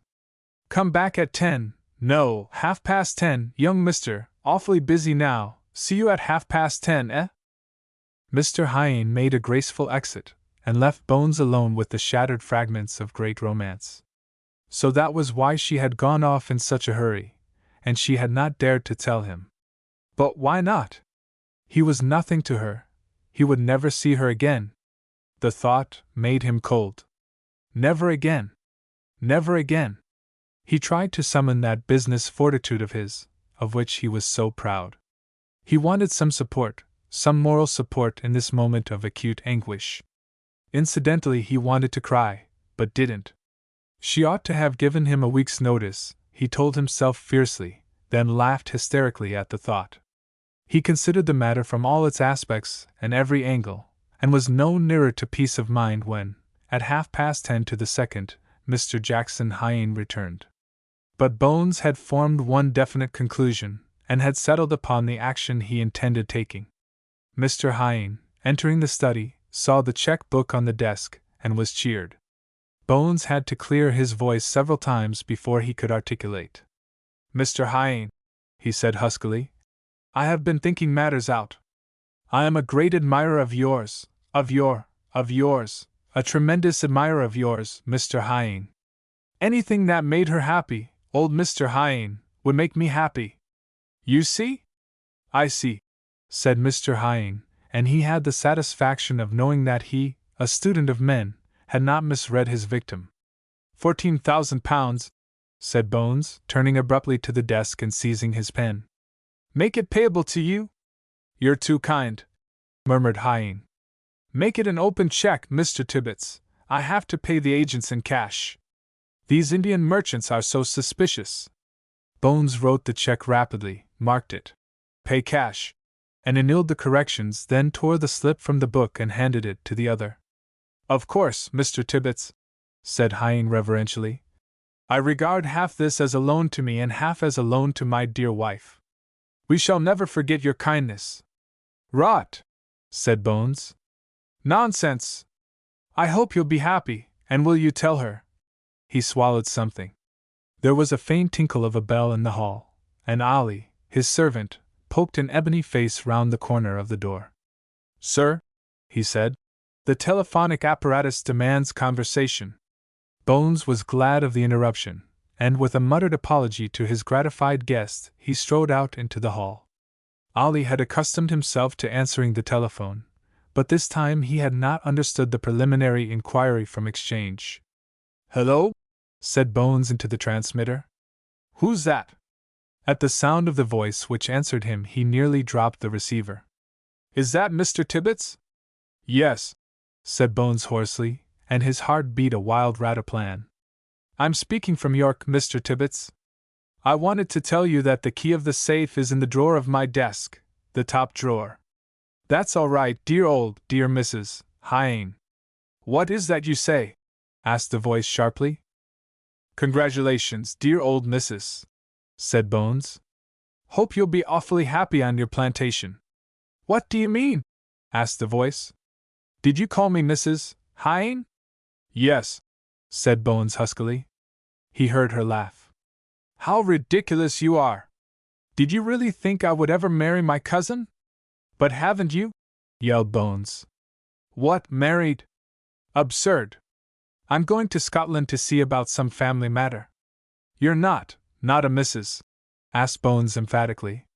"And never will be," said the girl. "What does it all mean? Tell me."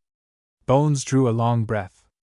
"Come back by the next train, young miss," he said. "Let that jolly old family affair go to blazes. I'll meet you at the station and tell you everything." But, said the girl. "Do as you're told, young miss," roared Bones, and hung up the receiver with a seraphic smile. The door of his study was a thick one, and it was, moreover, protected from outside noises by a large baize door, and the student of men had heard nothing. Bones strode back into the room with a face so changed that Mr. Hyane could not but observe that something remarkable had happened. "I'm afraid I'm keeping you up, Mr. Tibbets," he said. "Not at all," said Bones cheerfully. "Let's have a look at that check I gave you." The other hesitated. "Let me have a look at it," said Bones, and Mr. Hyane, with a smile, took it from his pocket and handed it to the other. "Half for you and half for her, dear old thing?" said Bones, and tore the check in two. "That's your half," he said, handing one portion to Mr. Hyane. "What the devil are you doing?" demanded the other angrily, but Bones had him by the collar, and was kicking him along the all-too-short corridor. "Open the door, Ollie," said Bones. "Open it wide, dear old heathen." "Oof!" The "oof" was accompanied by one final lunge of Bones's long legs. At midnight Bones was sitting on the platform at King's Cross, alternately smoking a large pipe and singing tuneless songs. They told him that the next train from York would not arrive until 3 in the morning. "That doesn't worry me, old thing. I'll wait all night." "Expecting somebody, sir?" asked the inquisitive porter. "Everybody, my dear old uniformed official," said Bones. "Everybody." Chapter 12. Bones hits back. It may be said of Bones that he was in the city, but not of it. Never once had he been invited by the great and awe-inspiring men who dominate the finance of the city to participate in any of those adventurous undertakings which produce for the adventurers the fabulous profits about which so much has been written. There were times when Bones even doubted whether the city knew he was in it. He never realized his own insignificance so poignantly as when he strolled through the city streets at their busiest hour, and was unrecognized even by the bareheaded clerks who dashed madly in all directions, carrying papers of tremendous importance. The indifference of the city to Mr. Tibbets and his partner was more apparent than real. It is true that the great men who sit around the green baize cloth at the Bank of England and arrange the bank rate knew not Bones nor his work. It is equally true that the very important personages who occupy suites of rooms in Lombard Street had little or no idea of his existence. But there were men, and rich and famous men at that, who had inscribed the name of Bones in indelible ink on the tablets of their memory. The Pole brothers were shipbrokers, and had little in common, in their daily transactions, with Mr. Harold de Viney, who specialized in industrial stocks, and knew little more about ships than could be learnt in an annual holiday trip to Madeira. Practically there was no bridge to connect their intellects. Sentimentally, life held a common cause, which they discovered one day, when Mr. Fred Pole met Mr. Harold de Viney at lunch to discuss a matter belonging neither to the realms of industrialism nor the mercantile marine, being, in fact, the question of Mr. de Viney leasing or renting Mr. Pole's handsome riverside property at Maidenhead for the term of 6 months. They might not have met even under these circumstances, but for the fact that some dispute arose as to who was to pay the gardener. That matter had been amicably settled, and the two had reached the coffee stage of their luncheon, when Mr. de Viney mentioned the inadvisability, as a rule, of discussing business matters at lunch, and cited a deplorable happening when an interested eavesdropper had overheard certain important negotiations and had most unscrupulously taken advantage of his discovery. "One of these days," said Mr. de Viney between his teeth, "I'll be even with that gentleman." He did not call him a gentleman. "I'll give him Tibbets. He'll be sorry he was ever born." "Tibbets?" said Mr. Fred Pole, sitting bolt upright. "Not Bones." The other nodded and seemed surprised. "You don't know the dear fellow, do you?" he asked, only he did not use the expression, "dear fellow." "Know him?" said Mr. Fred, taking a long breath. "I should jolly well say I did know him. And my brother Joe knows him. That fellow, began Mr. de Viney, and for several minutes they talked together in terms which were uncomplimentary to Augustus Tibbets. It appeared, though they did not put the matter so crudely, that they had both been engaged in schemes for robbing Bones, and that in the pursuance of their laudable plans they had found themselves robbed by Bones.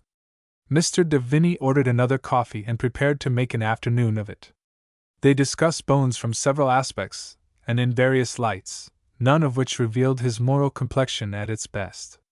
"And believe me," said Mr. de Viney at the conclusion of his address for the prosecution, "there's money to be made out of that fellow. Why, I believe he has £300,000. 340,000, said the more accurate Mr. Fred. "A smart man could get it all," said Harold de Viney, with conviction. "And when I say a smart man, I mean 2 smart men. I never thought that he had done anybody but me. It's funny I never heard of your case," he said. "He must have got the best of you in the early days." Mr. Fred nodded. "I was his first." He swallowed hard and added, "Mug." Mr. de Viney pulled thoughtfully at his black cigar and eyed the ceiling of the restaurant absent-mindedly. "There's nobody in the city who knows more about Tibbets than me," he said. He was weak on the classical side, but rather strong on mathematics. "I've watched every transaction he's been in, and I think I have got him down fine." "Mind you," said Fred, "I think he's clever." "Clever," said the other scornfully. "Clever. He's lucky, my dear chap, things have just fallen into his lap. It's Mug's luck that man has had." Mr. Fred nodded. It was an opinion which he himself had held and ruminated upon. "It is luck, sheer luck," continued Mr. de Viney. "And if we'd been clever, we'd have cleaned him. We'll clean him yet," he said, stroking his chin more thoughtfully than ever. But it's got to be done systematically. Mr. Fred was interested. The possibility of relieving a fellow creature of his superfluous wealth by legitimate means, and under the laws and rules which govern the legal transfer of property, was the absorbing interest of his life. It has got to be done cleverly, scientifically, and systematically, said Mr. Deviney, and there's no sense in jumping to a plan. What do you say to taking a bit of dinner with me at the Ritz-Carlton on Friday? Mr. Fred was very agreeable. I'll tell you the strength of Bones, said Deviney, as they left the restaurant. He was an officer on the west coast of Africa. His boss was a man named Sanders, who's left the service and lives at Twickenham. From what I can hear, this chap Tibbets worships the ground that Sanders walks on. Evidently Sanders was a big bug in West Africa. On Friday they resumed their conversation, and Mr. Deviney arrived with a plan. It was a good plan. He was tremulous with pride at the thought of it, and demanded applause and approval with every second breath, which was unlike him. He was a man of many companies, good, bad, and indifferent, and reviewing the enterprises with which his name was associated, he had, without the slightest difficulty, placed his finger upon the least profitable and certainly the most hopeless proposition in the Mazeppa Trading Company. And nothing could be better for Mr. Deviney's purpose, not, as he explained to Fred Pohl, if he had searched the Stock Exchange yearbook from cover to cover. Once upon a time the Mazeppa Trading Company had been a profitable concern. Its trading stores had dotted the African hinterland thickly. It had exported vast quantities of Manchester goods and Birmingham junk, and had received in exchange unlimited quantities of rubber and ivory.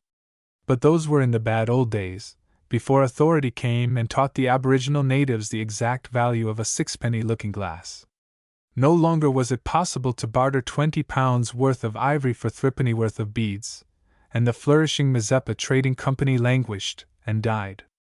Its managers had grown immensely wealthy from their peculations and private trading, and had come home and were occupying opulent villas at Wimbledon, whilst the new men who had been sent to take their places had been so inexperienced that profits fell to nothing. That, in brief, was the history of the Mazeppa Trading Company, which still maintained a few dilapidated stores, managed by half-castes and poor whites. I got most of the shares for a song, confessed Mr. Deviney. In fact, I happened to be one of the debenture holders, and stepped in when things were going groggy. We've been on the point of winding it up. It is grossly overcapitalized, but I kept it going in the hope that something would turn up. What is the general idea? Asked Mr. Fred Pohl, interested. We'll get a managing director, said Mr. Deviney solemnly. A man who is used to the handling of natives, a man acquainted with the west coast of Africa, a man who can organize. Bones? Suggested Mr. Fred. Bones be jiggered, replied Deviney scornfully. Do you think he'd fall for that sort of thing? Not on your life. We're not going to mention it to Bones. But he has a pal, Sanders, you've heard of him. He's a commissioner or something on the west coast, and retired. Now, my experience of a chap of that kind who retires is that he gets sick to death of doing nothing. If we could only get at him and persuade him to accept the managing directorship, with 6 months a year on the coast, at a salary of, say, £2,000 a year, conditional on taking up £6,000 or £7,000 worth of shares, what do you think would happen? Mr. Fred's imagination balked at the problem, and he shook his head. I'll tell you what would happen, said Mr. Deviney. It happened once before, when another pal of Bones got let in on a motor car company. Bones fell over himself to buy the shares and control the company. And mind you, the Mazeppa looks good. It's the sort of proposition that would appeal to a young and energetic man. It's one of those bogey companies that seem possible, and a fellow who knows the ropes would say straight away, if I had charge of that I'd make it pay. That's what I'm banking on. What are the shares worth? Said Fred. About twopence net, replied the other brutally. I'll tell you frankly that I'd run this business myself if I thought there was any chance of my succeeding. But if Bones finds all the shares in one hand, he's going to shy. What I'm prepared to do is this. These shares are worth twopence. I'm going to sell you and a few friends parcels at £1 a share. If nothing happens, I'll undertake to buy them back at the same price. A week later, Hamilton brought news to the office of Tibbets and Hamilton, Limited.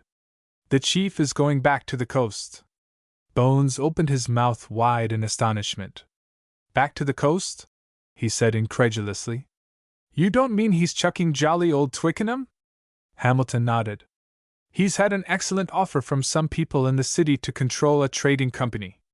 By the way, did you ever hear of the Mazeppa Company? Bones shook his head. I've heard of Mazeppa, he said. He was the naughty old gentleman who rode through the streets of Birmingham without any clothes. Hamilton groaned. If I had your knowledge of history, he said despairingly, I'd start a bone factory. You're thinking of Lady Godiva, but that doesn't matter. No, I don't suppose you've heard of the Mazeppa Company. It did not operate in our territory. Bones shook his head and pursed his lips. But surely, he said, dear old Excellency hasn't accepted a job without consulting me? Hamilton made derisive noises. He fixed it up in a couple of days, he said after a while. It doesn't mean he'll be living on the coast, but he'll probably be there for some months in the year. The salary is good, in fact, it's $2,000 a year. I believe Sanders has to qualify for directorship by taking some shares, but the dear chap is enthusiastic about it, and so is Patricia. It is all right, of course. Sanders got the offer through a firm of solicitors. Pooh, said Bones. Solicitors are nobody. He learned more about the company that afternoon, for Sanders called in and gave a somewhat roseate view of the future. The fact is, Bones, I am getting stale, he said, and this looks like an excellent and a profitable occupation. How did you get to hear about it, Excellency? Asked Bones. His attitude was one of undisguised antagonism.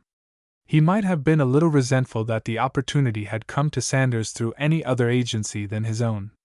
I had a letter from the solicitors asking me if the idea appealed to me, and recalling my services on the coast, said Sanders.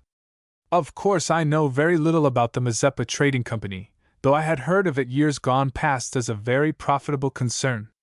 The solicitors were quite frank, and told me that business had fallen off due to inexperienced management. They pointed out the opportunities which existed, the possibilities of opening new stations, and I must confess that it appealed to me. It will mean hard work, but the salary is good. Hold hard, Sir and Excellency, said Bones.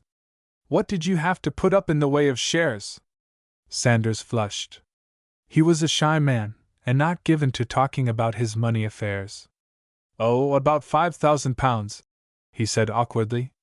Of course, it's a lot of money, but even if the business isn't successful, I have a 5-year contract with the company, and I get more than my investment back in salary.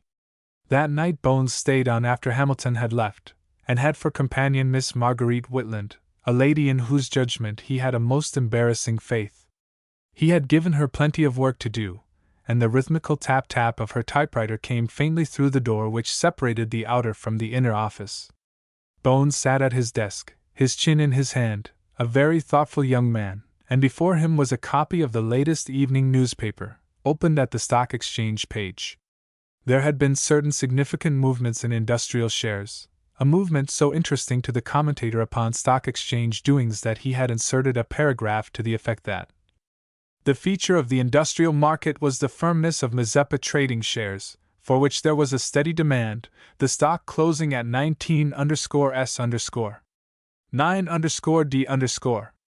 Mazeppa shares have not been dealt in within the house for many years, and in fact, it was generally believed that the company was going into liquidation, and the shares could be had for the price of the paper on which they were printed. It is rumored in the city that the company is to be reconstructed, and that a considerable amount of new capital has been found, with the object of expanding its existing business. Bones read the paragraph many times, and at the conclusion of each reading returned to his reverie. Presently he rose and strolled into the office of his secretary, and the girl looked up with a smile as Bones seated himself on the edge of her table. Young miss, he said soberly, do you ever hear anybody talking about me in this jolly old city? Why, yes, she said in surprise. Fearfully complimentarily, dear old miss? Asked Bones carelessly, and the girl's color deepened. I don't think it matters what people say about one, do you? It doesn't matter to me, said Bones, so long as one lovely old typewriter has a good word for poor old Bones. He laid his hand upon hers, and she suffered it to remain there without protest. They think I'm a silly old ass, don't they? Oh, no, she said quickly. They don't think that. They say you're rather unconventional. Same thing, said Bones. Anybody who's unconventional in business is a silly old ass. He squeezed the hand under his, and again she did not protest or withdraw it from his somewhat clammy grip. Dear old darling, began Bones, but she stopped him with a warning finger. Dear old typewriter, said Bones, unabashed but obedient. Suppose something happened to the clever old Johnny who presides over this office, the brains of the department, if I may be allowed to say so? Captain Hamilton? Said the girl in surprise. No, me, said Bones, annoyed. Gracious heavens, dear old key-tapper, didn't I say me? Something happened to you? She said in alarm. Why, what could happen to you? Suppose I went broke? Said Bones, with the comfortable air of one who was very unlikely to go broke. Suppose I had terrific and tremendous and cataclysmic and what's the other word losses? But you're not likely to have those, are you? She asked. Not really, said Bones. But suppose? She saw that, for once, when he was speaking to her, his mind was elsewhere, and withdrew her hand. It was a fact that Bones did not seem to notice the withdrawal. Poor old Bones, poor old mug, said Bones softly. I'm a funny old devil. The girl laughed. I don't know what you're thinking about, she said, but you never strike me as being particularly funny, or poor, or old, for the matter of that, she added demurely. Bones stooped down from the table and laid his big hand on her head, rumpling her hair as he might have done to a child. You're a dear old Marguerite, he said softly, and I'm not such a ditherer as you think. Now you watch old Bones. And, with that cryptic remark, he stalked back to his desk. 2 days after this he surprised Hamilton. I'm expecting a visitor today, old Ham, he said. A Johnny named Deviney. Deviney? Frowned Hamilton. I seem to know that name. Isn't he the gentleman you had the trouble with over the boots? That's the jolly old robber, said Bones cheerfully. I've telegraphed and asked him to come to see me. About what? Demanded Hamilton. About 2 o'clock, said Bones. You can stay and see your old friend through, or you can let us have it out with the lad and camera. I'll stay, said Hamilton. But I don't think he'll come. I do, said Bones confidently, and he was justified in his confidence, for at 2 o'clock to the second Mr. Deviney appeared. He was bright and cheerful, even genial to Bones, and Bones was almost effusive in his welcome. Sit down there in the most comfortable chair, happy old financier, he said, and open your young heart to old Bones about the Mazeppa Trading Company. Mr. Deviney did not expect so direct an attack, but recovered from his surprise without any apparent effort. Oh, so you know I was behind that, do you? How the dickens did you find out? Stock Exchange Yearbook, dear old thing. Costs £17 and 6pence, and you can find out everything you want to know about the directors of companies, said Bones. By Jove! That's clever of you, said Deviney, secretly amused, for it was from the yearbook that he expected Bones to make the discovery. Now, what's the game, old financial gentleman? Asked Bones. Why, this fabulous salary to friend Sanders and selling this thousands of pounds worth of shares, eh? The other shrugged his shoulders. My dear chap, it's a business transaction. And really, if I thought you were going to interrogate me on that, I shouldn't have come. Is Mr. Sanders a friend of yours? He asked innocently. Shirrup, said Bones vulgarly. You know jolly well he's a friend of mine. Now, what is the idea, young company promoter? It's pretty obvious, replied Deviney, taking the expensive cigar which Bones had imported into the office for the purpose. The position is a good one. Half M.O., said Bones. Do you personally guarantee Mr. Sanders' salary for 5 years? The other laughed. Of course not. It is a company matter, he said. And I should certainly not offer a personal guarantee for the payment of any salary. So that, if the company goes bust in 6 months' time, Mr. Sanders loses all the money he has invested and his salary? The other raised his shoulders again with a deprecating smile. He would, of course, have a claim against the company for his salary, he said. A fat lot of good that would be, answered Bones. Now look here, Mr. Tibbets. The other leaned confidentially forward, his unlighted cigar between his teeth. There's no reason in the world why the Mazeppa Company shouldn't make a fortune for the right man. All it wants is new blood and capable direction. I confess, he admitted, that I have not the time to give to the company, otherwise I'd guarantee a 7% dividend on the share capital. Why, look at the price of them today. Bones stopped him. Any fool can get the shares up to any price he likes, if they're all held in one hand, he said. What? Said the outraged Mr. De Vinny.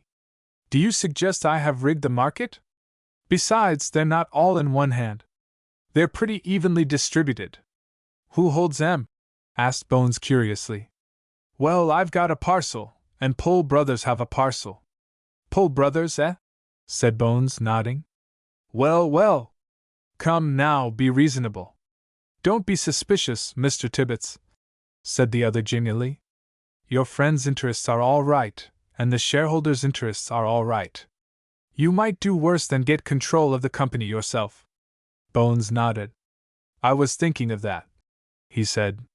I assure you, said Mr. De Vinny with great earnestness, that the possibilities of the Mazeppa Trading Company are unlimited.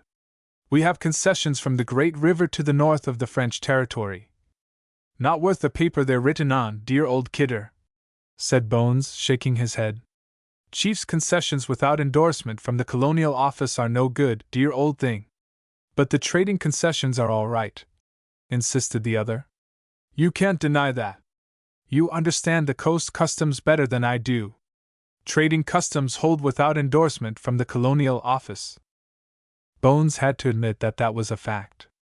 I'll think it over, he said. It appeals to me, old De Vinny. It really does appeal to me. Who own the shares? I can give you a list, said Mr. De Vinny, with admirable calm. And you'd be well advised to negotiate privately with these gentlemen. You'd probably get the shares for 18 shillings. He took a gold pencil from his pocket and wrote rapidly a list of names, and Bones took the paper from his hand and scrutinized them. Hamilton, a silent and an amazed spectator of the proceedings, waited until De Vinny had gone, and then fell upon his partner.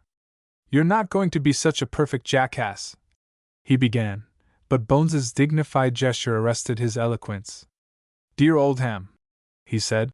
Senior partner, dear old thing. Let old Bones have his joke. Do you realize, said Hamilton, that you are contemplating the risk of $250,000? You're mad, Bones. Bones grinned. Go down to our broker and buy 10,000 shares in old Mazeppa, Ham, he said. You'll buy them on the market for 19 shillings, and I've an idea that they're worth about the 19th part of a farthing. But, stammered Hamilton. It is an order, said Bones, and he spoke in the Bamongo tongue. Phew, said Hamilton. That carries me a few thousand miles. I wonder what those devils of the Ngambi are doing now. I'll tell you something they're not doing, said Bones. They're not buying Mazeppa shares. There were two very deeply troubled people in the office of Tibbets and Hamilton. One was Hamilton himself, and the other was Miss Marguerite Whitland. Hamilton had two causes for worry. The first and the least was the strange extravagance of Bones. The second, and this was more serious, was the prospect of breaking to Saunders that night that he had been swindled, for swindled he undoubtedly was. Hamilton had spent a feverish hour canvassing city opinion on the Mazeppa Trading Company, and the report he had had was not encouraging. He had, much against his will, carried out the instructions of Bones, and had purchased in the open market 10,000 shares in the company, a transaction duly noted by Mr. De Vinny and his interested partner. He is biting, said that exultant man over the phone. All we have to do is to sit steady, and he'll swallow the hook. It was impossible that Marguerite Whitland should not know the extent of her employer's commitments. She was a shrewd girl, and had acquired a very fair working knowledge of city affairs during the period of her employment. She had, too, an instinct for a swindle, and she was panic-stricken at the thought that Bones was marching headlong to financial disaster. Hamilton had gone home to his disagreeable task, when the girl came from her office and stood, her hands clasped behind her, before the desk of the senior partner. Bones peered up in his short-sighted way. "Well, young miss?" he said quietly. "Mr. Tibbets," she began a little unsteadily. "I'm going to be very impertinent." "Not at all," murmured Bones. "I've been with you for some time now," said the girl, speaking rapidly, "and I feel that I have a better right to talk to you than anybody in the whole wide world," said Bones. "And that's a fact, dear young Marguerite." Yes, she said hurriedly. "But this is something about business, and about this deal which you're going into. I've been talking to Captain Hamilton this afternoon, while you were out, and I know it's a swindle." "I know that too," said Bones calmly. "But," said the puzzled girl, "you are putting all your money into it. Mr. Hamilton said that, if this failed, you might be ruined." Bones nodded. Outwardly calm, the light of battle shone in his eye. "It's a gamble, dear young typewriter," he said. "A terrific gamble, but it's going to turn out all right for Did Bones.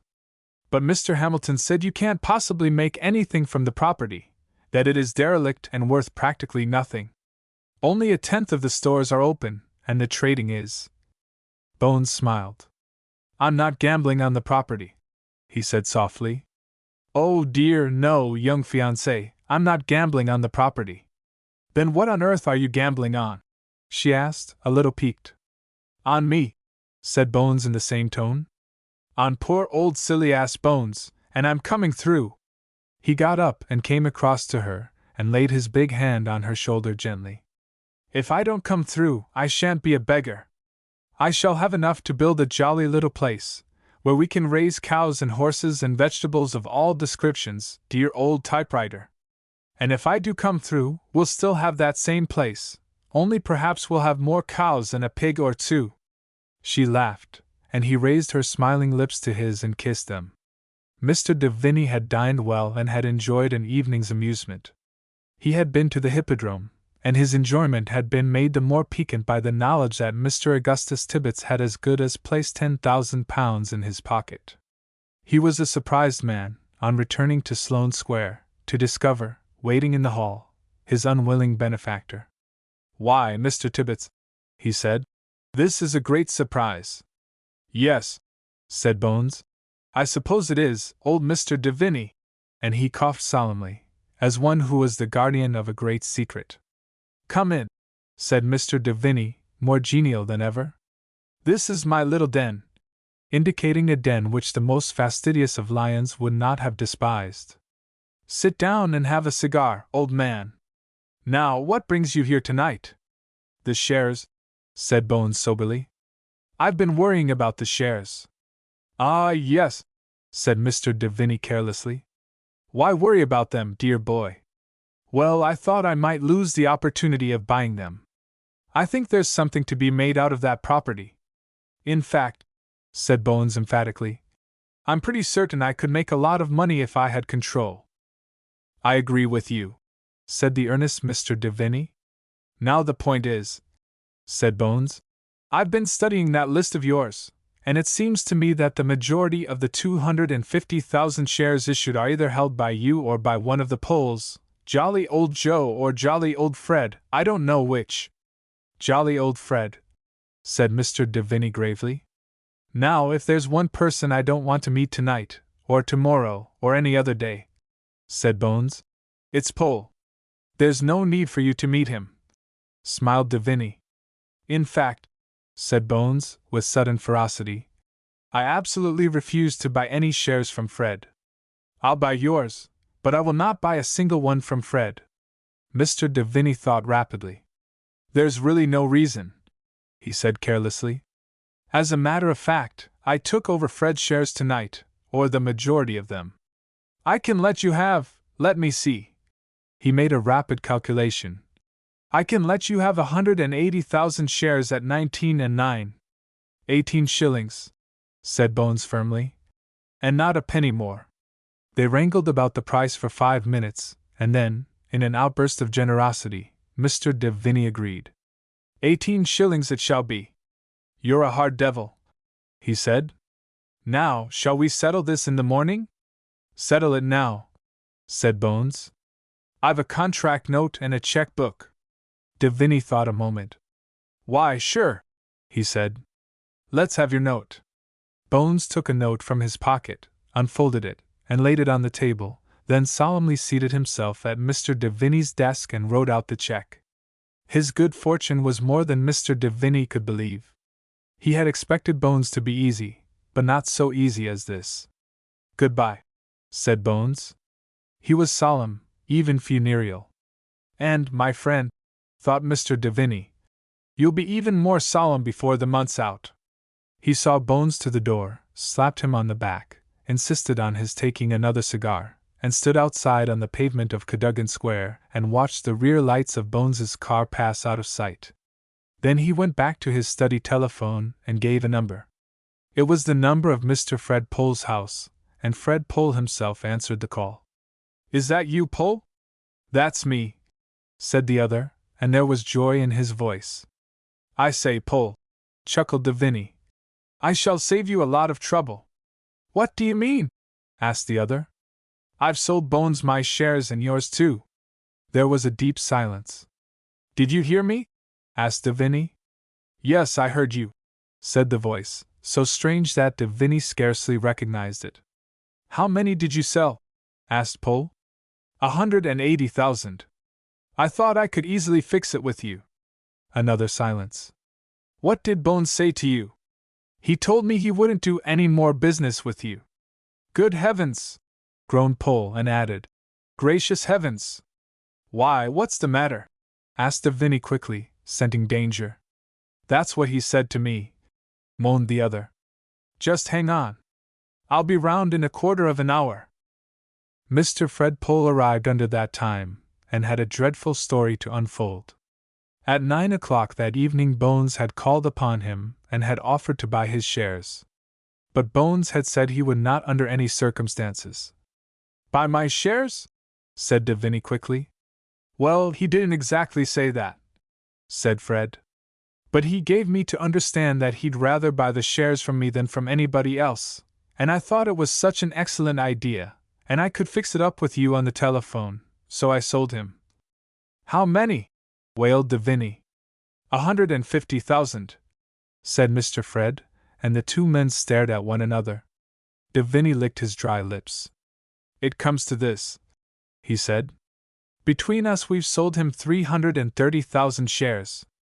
There are only 250,000 shares issued, so we've got to deliver 80,000 shares that are non-existent or be posted as defaulters. Another long pause, and then both men said simultaneously, as though the thought had struck them for the first time, Why, the fellow's a rogue! The next morning they called upon Bones, and they were with him for half an hour, and when they went, they left behind them, not only the checks that Bones had given them, but another check for a most substantial amount as consideration. That night Bones gave a wonderful dinner party at the most expensive hotel in London. Sanders was there, and Patricia Sanders, and Hamilton, and a certain Vera, whom the bold Bones called by her Christian name, but the prettiest of the girls was she who sat on his right and listened to the delivery of Bones's great speech in fear and trembling. The toast of the evening, dear old friends, said Bones, is cupidity and Cupid, coupled with the names of the Honorable de Vigny and my young and lovely typewriter, my friend and companion in storm and stress, the only jolly old lady, if I may be allowed to say so, that has stirred my young heart. He caught Patricia Sanders' accusing eye, coughed, and added, In Europe! The end. Ward, Locke and Company's new fiction. High Street. By Charman Edwards. When one reads this amazing study of Davin Judd, who, although he is described as lover, idealist, and sometime fugitive from justice, comes at last to strange and beautiful happiness, It is difficult to believe that an author could have evolved such a book out of his own inventive faculties. One feels rather that Mr. Edwards has dared to reveal the emotions of creatures who are actual flesh and blood, emotions at times strange and terrible, frail and beautiful at others, yet ever tinged with human appeal. Mr. Edwards has never written anything like High Street before. Readers will be held fascinated to the last page, then, because of that rare and indefinable quality of startling truth which pervades it, they will take it up again. By the same author. Windfellow. Derision Rain Brother. Press opinion of Windfellow. Mr. Edwards can not only tell a good tale as it should be told, but he has the right gypsy magic, and the great fight which comes towards the end of the story is almost, if not quite, as fine as the epic contest between Lavengro and the Flaming Tinker. Referee. The Rat Trap. By William Le Queux. When Frank Aylmer first meets the Quintons at an Ostend hotel, he is at once attracted to the beautiful Mrs. Quinton, and finds himself involved in adventure as soon as that lady confesses she is not really the wife of Quinton, but only posing as such for some mysterious purpose. The unraveling of the threads of mystery surrounding the elusive lady and her supposed husband provides the reader with one of the most engrossing stories that Mr. W. Le Queux ever wrote. Other stories by this author include The Marked Man, 3 Knots, A Woman's Debt, The Young Archduchess, The Sign of the Stranger, No. 7 Seville Square, The Little Blue Goddess, The Lady in Waiting, As We Forgive Them, Scribes and Pharisees, The Day of Temptation, The Bronze Face, An Eye for an Eye, Sins of the City, Guilty Bonds, The Court of Honor, The Idol of the Town, The Broken Thread, If Sinners Entice Thee, The Bond of Black and White Raiment, The Vulrose Mystery, The Lure of Love, The Scarlet Sign, The Mysterious 3, The Black Owl, No Greater Love, The House of Evil, The Hotel X. Mr. Le Queux is the master of mystery. He never fails to produce the correct illusion. He always leaves us panting for more, a brilliant feat. Daily Graphic. Nancy Trevanion's Legacy. By Joseph Hocking. Upon Trevanion's death, the old home had to be sold, but Nancy, his only daughter, insisted upon the sale being subject to an option enabling her to buy it back within 5 years for £10,000. She might have accomplished her end there, and then had she been willing to marry the son of her father's one-time stableman, but being a Trevanion of Trevanion Court, she was even prouder than she was poor. How she obtained the necessary money, and what surprising adventures befell her before she could achieve her aim, is told in Mr. Joseph Hocking's best vein in this vivid and realistic story. There are few better storytellers than Mr. Joseph Hocking, especially when he is dealing with his beloved Cornwall. His stories are thrillingly interesting, and rivet the attention of the reader from beginning to end. The Firm Hand. By Harold Binloss. The Croziers are stubborn North Country yeomen, whose temperament accounts for the misfortunes that follow the house. Isaac, the last of the old parsimonious school, pushed on by his avaricious wife, cheats his brother and seizes the inheritance of his nephew, who is supposititiously killed by accident in the dark. Mark, another nephew, and the girl he marries, stand for a fresh and generous type, but he has inherited the family temperament, and feels his business is to solve the puzzle of his brother's death. The background for the story is English moorland and Canadian forest. Other recent stories by this author. The Mountaineers, The League of the Leopard, The Man from the Wilds, The Allanson Honor, The Impostor, The Pioneer, Musgraves, Luck Hawtrey's Deputy, The Head of the House, The Keystone Block, Derham's Inheritance, The Wilderness Patrol, The Trustee, The Lute Player, Agatha's Fortune, A Debt of Honor, The Broken Net, A Risky Game, Askew's Victory, Carmen's Messenger, The Dust of Conflict, Sadie's Conquest, A Damaged Reputation, Helen the Conqueror, Footsteps, Sour Grapes. Mr. Binloss's novels come as a welcome periodical sedative after a dose of the feverish volubility indulged in by some modern novelists. The Times. Captain Lucifer. By Ben Bolt. Young Sir Harry Plaxton, a blood in the times of the highwayman, riding to take up his inheritance, had a fancy to enter his house on Christmas Day. How he did so, and what adventures met him by the way, how he came upon a country inn of unsavory reputation and was scrutinized by a rogue, and what followed, how he rescued a maid and fought with a notorious pirate, and how the golden peacock was found and afterward lost again. All this makes a book of romance and adventure such as even Mr. Ben Bolt has not given us before. by the same author. The Mystery of Belvoir Mansion's The Sword of Fortune. This story reveals the author as a master of the breathless pace which whirls the reader along whether he will or not. Courage of the Outcast. By W. H. Slater. How would you feel after escaping from prison upon the morning fixed for your execution? Which would predominate, thankfulness for the escape, or the paralyzing terror of recapture?